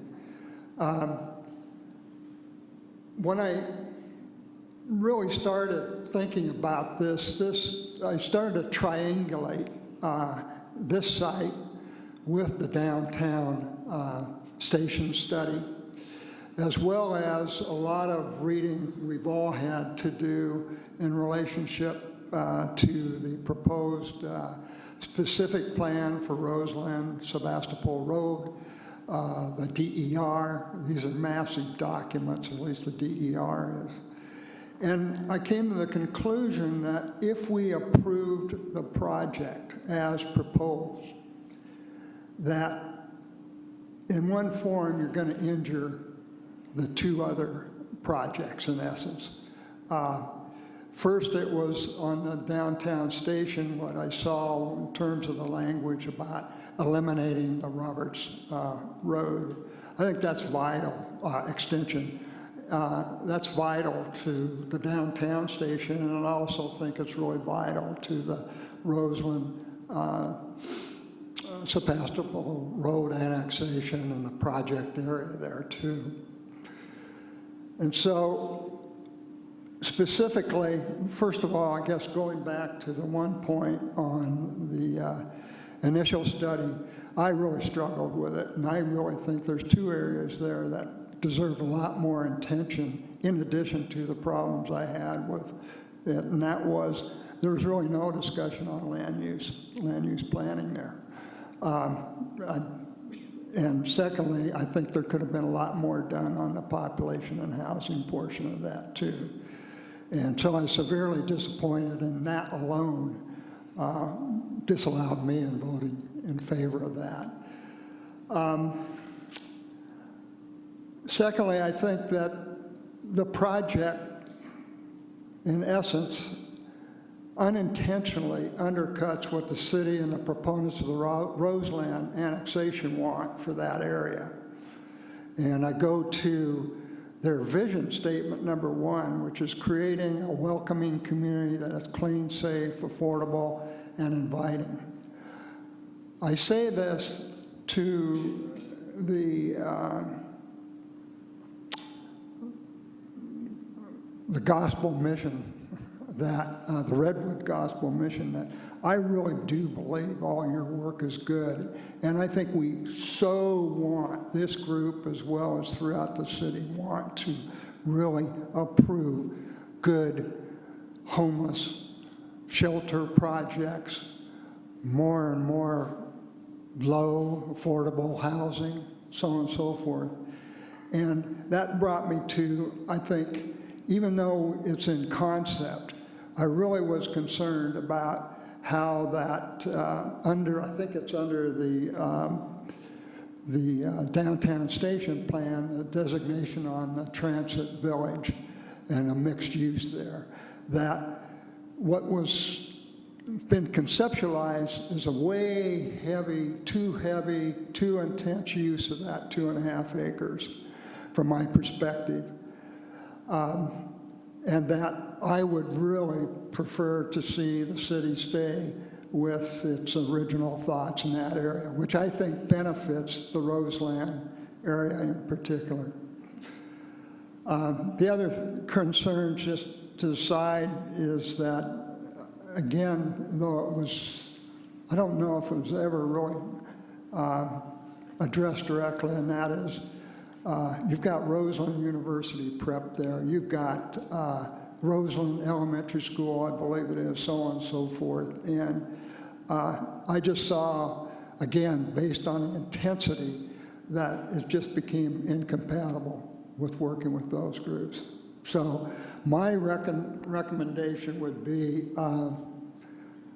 to be honest with you, is I would suggest you start all over. I would not favor continuation on this particular plan, and that I think we need to deny all facets of what's before us, with the possible exception, if I'm understanding this realignment for Roberts Avenue. I think that's vital to Roberts Avenue, and so that's what I have. Commissioner Edmondson. Thank you.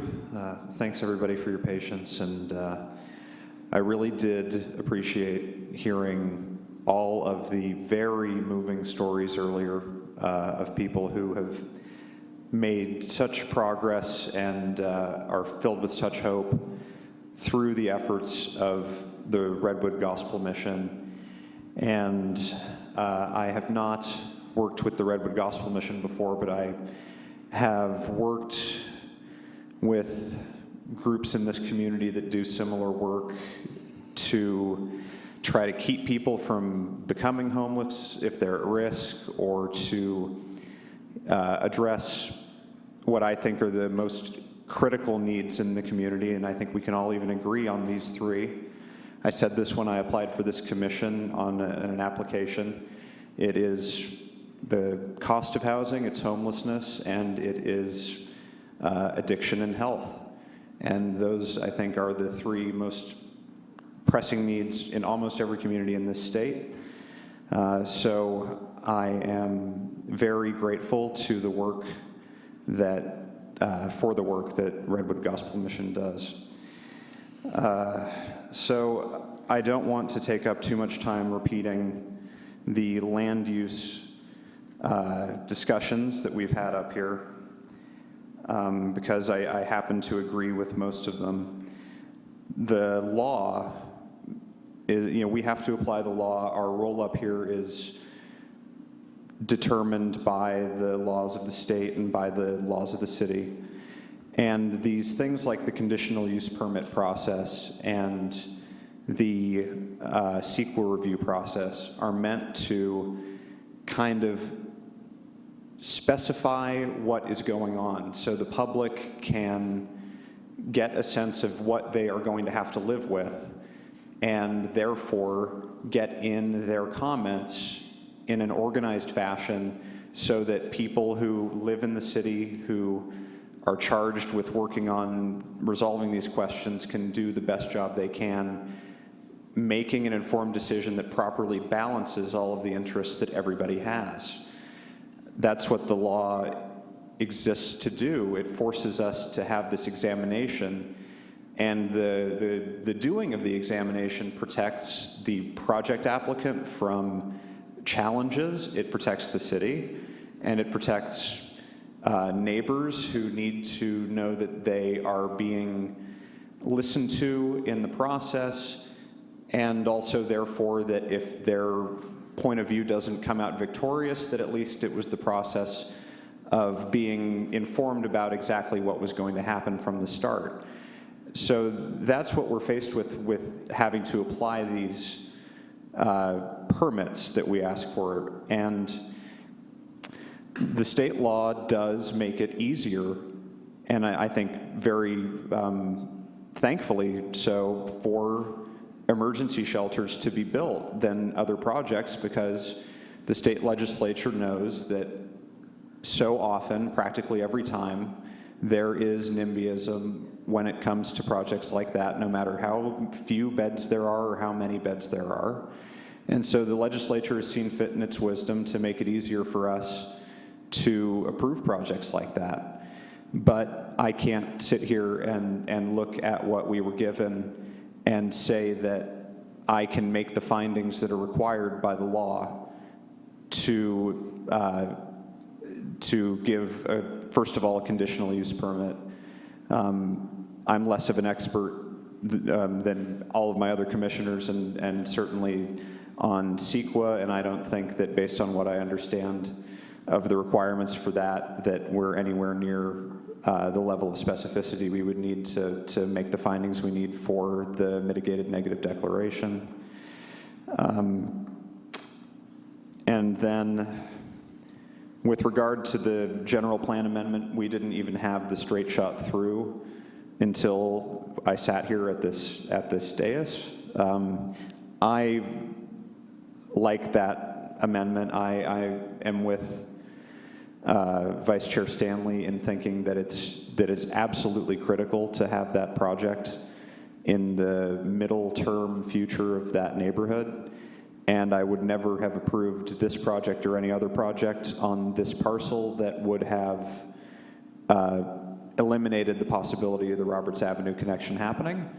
But I think in terms of including the public and putting it in a more conceptual place that makes sense, that we should not decide on that, even though I would vote for it if I had to. I think we should put it in with the Roseland plan or consider it by itself at a later date.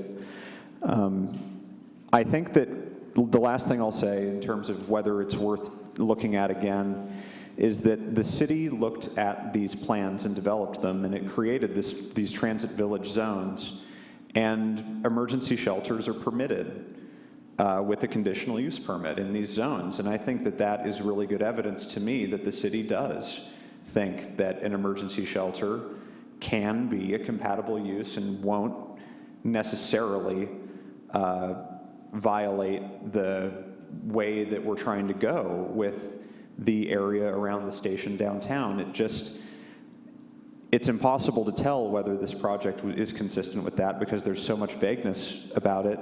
And I think there's a big question as to whether a project on a parcel of this size would be consistent, even though it is allowed with a conditional use permit in the zone.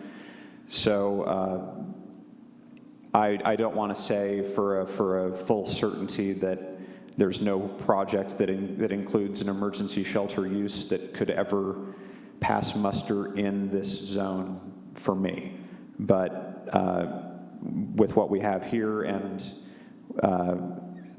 in general, something similar to this that's even a little bit more specific, I doubt that it would be easy for me to find the findings that we need. So I would vote, I would say that if I had to vote, I would vote to continue the conditional use permit and the mitigated neg deck, and also the, or just vote, yeah, continue all three. Thank you. Okay.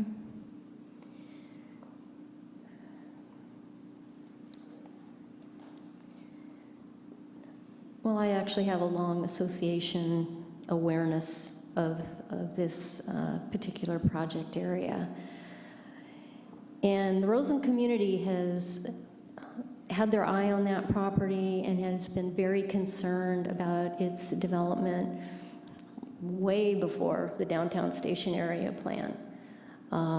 There was, at one point, 2000-ish, we were all very excited because the landowners there did get together, did consolidate their parcels in order for a proposal for a human services building to come through. And that was going to be our catalyst. That was going to be Roseland's economic engine to start to begin to fund the Southwest area redevelopment project area. So we were very excited about that. Didn't happen. But it has always been obvious to the community, and I think it's obvious in terms of how, not one, but two, the downtown station area plan and what seems to be happening with the Roseland specific plan. There's a lot of excitement about what they want to have happen there, with the awareness that the train is there.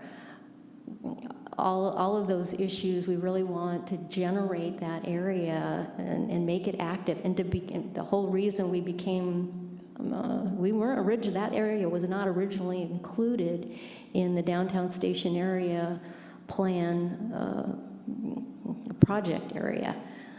We asked to come in there. We asked to be seen as part of the Railroad Square corridor. That's why the Roberts Road connection is so important, because one of the reasons why that area looks the way it does and why it's dangerous in the way it is because it's cut off. And it's cut off by the freeway, and that's what creates the problems that now we're trying to solve.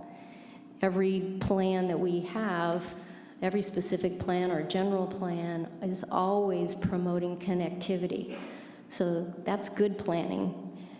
To have a general plan amendment come in requesting that we restrict connectivity was appalling to me, and I'm really glad that went away because that I would never have voted for.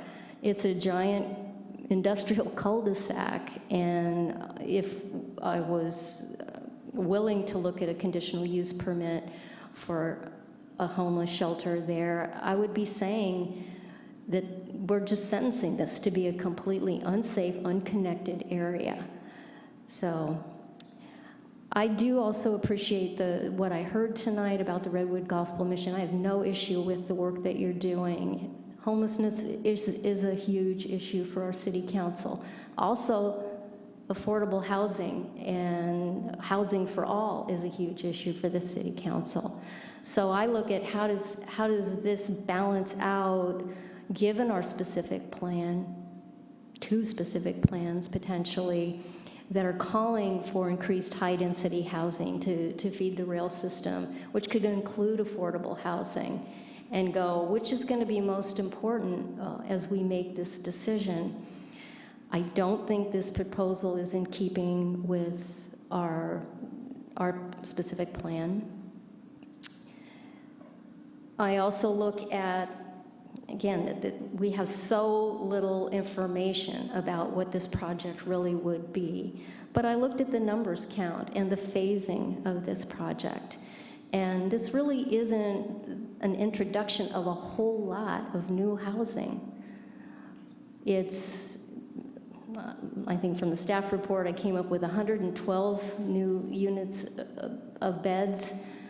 I think their count was a little higher than that, 114 by what they said. That's phased over 7 years.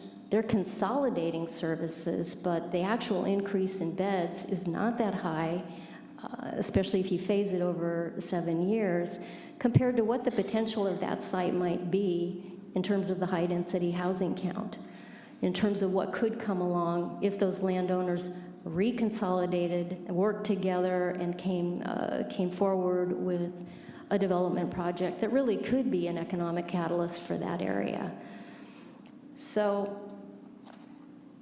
I feel very, very strongly about the Roberts Road connection, and I was very happy to see this new proposal. If I could vote to make that happen tonight, but it doesn't look like that's going to work, but I would make that strong recommendation that do go forward. I think I feel a bit like Commissioner Dipple, because I do think this is we don't really have a project. We don't know if it's truly an emergency shelter. If it's transitional housing, we don't even need to have this conversation. They just go to design review. But because of how vague this is, because of the tentativeness of the application, I get they want to take the temperature of the land use, but we can't do our job when someone's just taking the temperature. If you're going to give us a concept, then, I mean, I have to vote on the concept, and the concept, in my opinion, does not match the goals and policies of our specific plans. So I would not be in favor, I think, of continuing it. I think we might be doing them a disservice to say, I might be doing them a disservice if I said, I think you can come up with an emergency shelter of the size that you say you want to come up with, even with specifics that, in my mind, won't be in complete conflict with the goals and policies of the plan and what the community really desires there. So I guess I'm leaning more to the side of they proposed a concept. In my opinion, the concept won't work with our land use policies, and more inclined to do a denial. So with that said, yes, go ahead. Yeah, can I make a suggestion on the general plan amendment? It sounds like the majority of us are in favor of the proposed amendment. Could we just take like a vote, like maybe to say that we recommend it get incorporated in the Roseland specific plan if they think it's feasible? I think we can do that. Do we want to make a separate motion just about that now, or do we, because we really haven't discussed the resolutions yet. We've got to pick one and finish the discussion. My suggestion would be act on the resolutions before you, or act on the project that's before you, right. and then separately you can direct staff to include consideration of that alternative Roberts Road alignment as part of the Roseland specific plan, and that's coming back to the Planning Commission in September. So if we have clarity that that's commission direction, then that would suffice. Okay.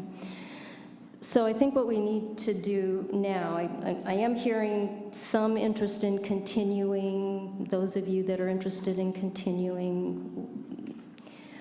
What we could do is somebody propose a resolution, either the denial one or the continuing one, further our discussion and take a vote on the resolution. But you're looking up. So Are we doing the conditional use permit first now? Well, I think what we need to do is figure out which resolution we want to tackle. Just because it's proposed doesn't mean, I mean, if some of you are in favor of continuing it, then that's how you Well, vote. that's what I'm saying, Yeah. there's 3 resolutions in front of us with, I don't know, 10 options. So just to clarify. Yeah, we need help, we need your help. Okay, well, it is a challenge. And where are the resolutions? We've got some Okay. here, we've got some here. I know, we'll make sure we are Okay. reading the right resolutions, so. Thank you. If the interest is to continue, you can make those, that's a motion, and you can simply add, continue the neg deck, the general plan amendment, the conditional use permit for such and such. That's a motion. You don't need a resolution for that.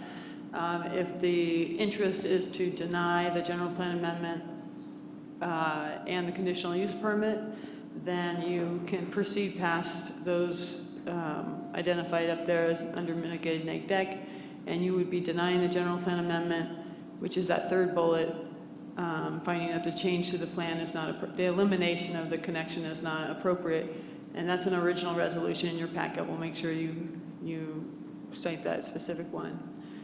So that one, and then deny the conditional use permit, and we'll make sure you use the updated draft that was provided today that has the findings that reflect what's necessary to meet some state requirements.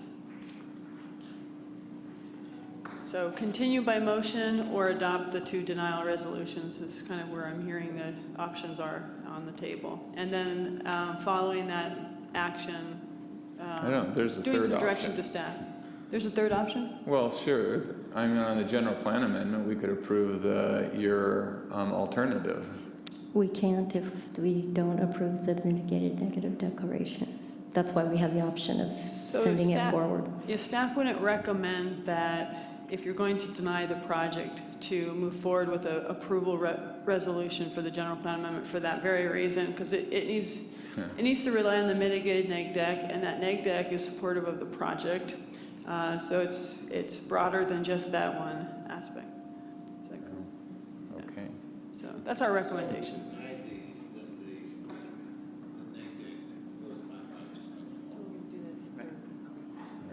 Right.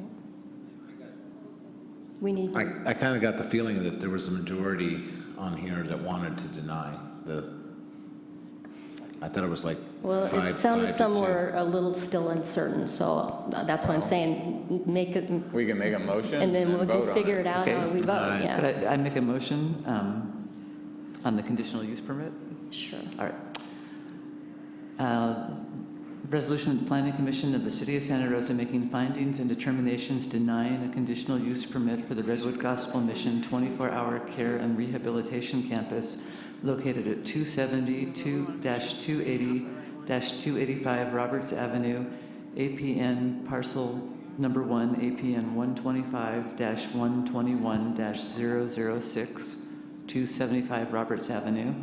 Parcel number 2, APN 125-123-003, 280 Roberts Avenue. Parcel number 3, APN number 125-123-008, 285 Roberts Avenue. File number CUP 14004, and waive for the reading. A second. Okay, so that was a resolution to propose denying the conditional use permit made by Commissioner Duggan, seconded by Vice Chair Stanley. Any other discussion? Anybody want to chime in on that? Okay, your votes, please.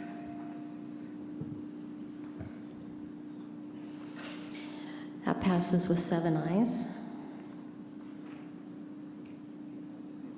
We need the general plan amendment. And this is the one. The right one. Okay. Yeah.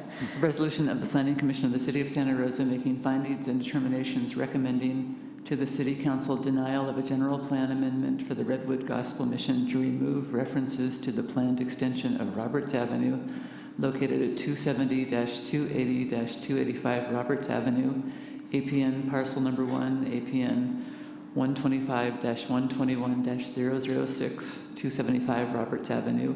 Parcel number 2, APN 125-123-003, 280 Roberts Avenue. Parcel number 3, APN 125-123-008, 285 Roberts Avenue, file number GPAM 14-001, and waive further reading. I'll second. Okay, the denial for the general plan amendment, eliminating the connection made by Commissioner Duggan, seconded by Vice Chair Stanley. Any discussion? Not seeing any. Your votes. And that passes with 7 ayes. And we do not need to do anything about the mitigated negative declaration, correct? But we might want to make our, should we make that denial also? You may make that by motion if you'd like. It'll simply be that the project is exempt from CEQA for purposes of denial. But it fits within the exemption whether you state it or not. But if you'd like to make a motion that Okay. confirms that for the record. Can you do that? I'm starting to lose it here. I had no idea what you're talking about with that, so I'm going to let sorry. somebody who's a little more present with that much legalese deal with that. Well, you're just saying it's not a resolution, I'm just making a motion to To deny deny the MND. You're just finding that the project is exempt from CEQA for purposes of denying the project. What she said. What she said. I'm gonna have to go to law. Okay. You also don't have to do anything because the law is. Well, I like that choice. We'll go back to doing nothing and letting it die a natural death. But we do want potentially to entertain a motion about forwarding the analysis of the new alignment of Roberts Road for purposes of the August 11th draft rules and specific plan. So I'll make a motion that we, I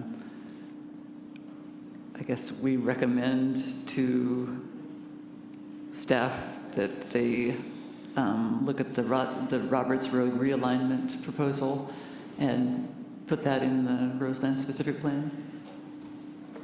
I'll second. Okay, that motion was made by Commissioner Duggan, seconded by Vice Chair Stanley. And your votes, please. And that motion passes with 7 ayes.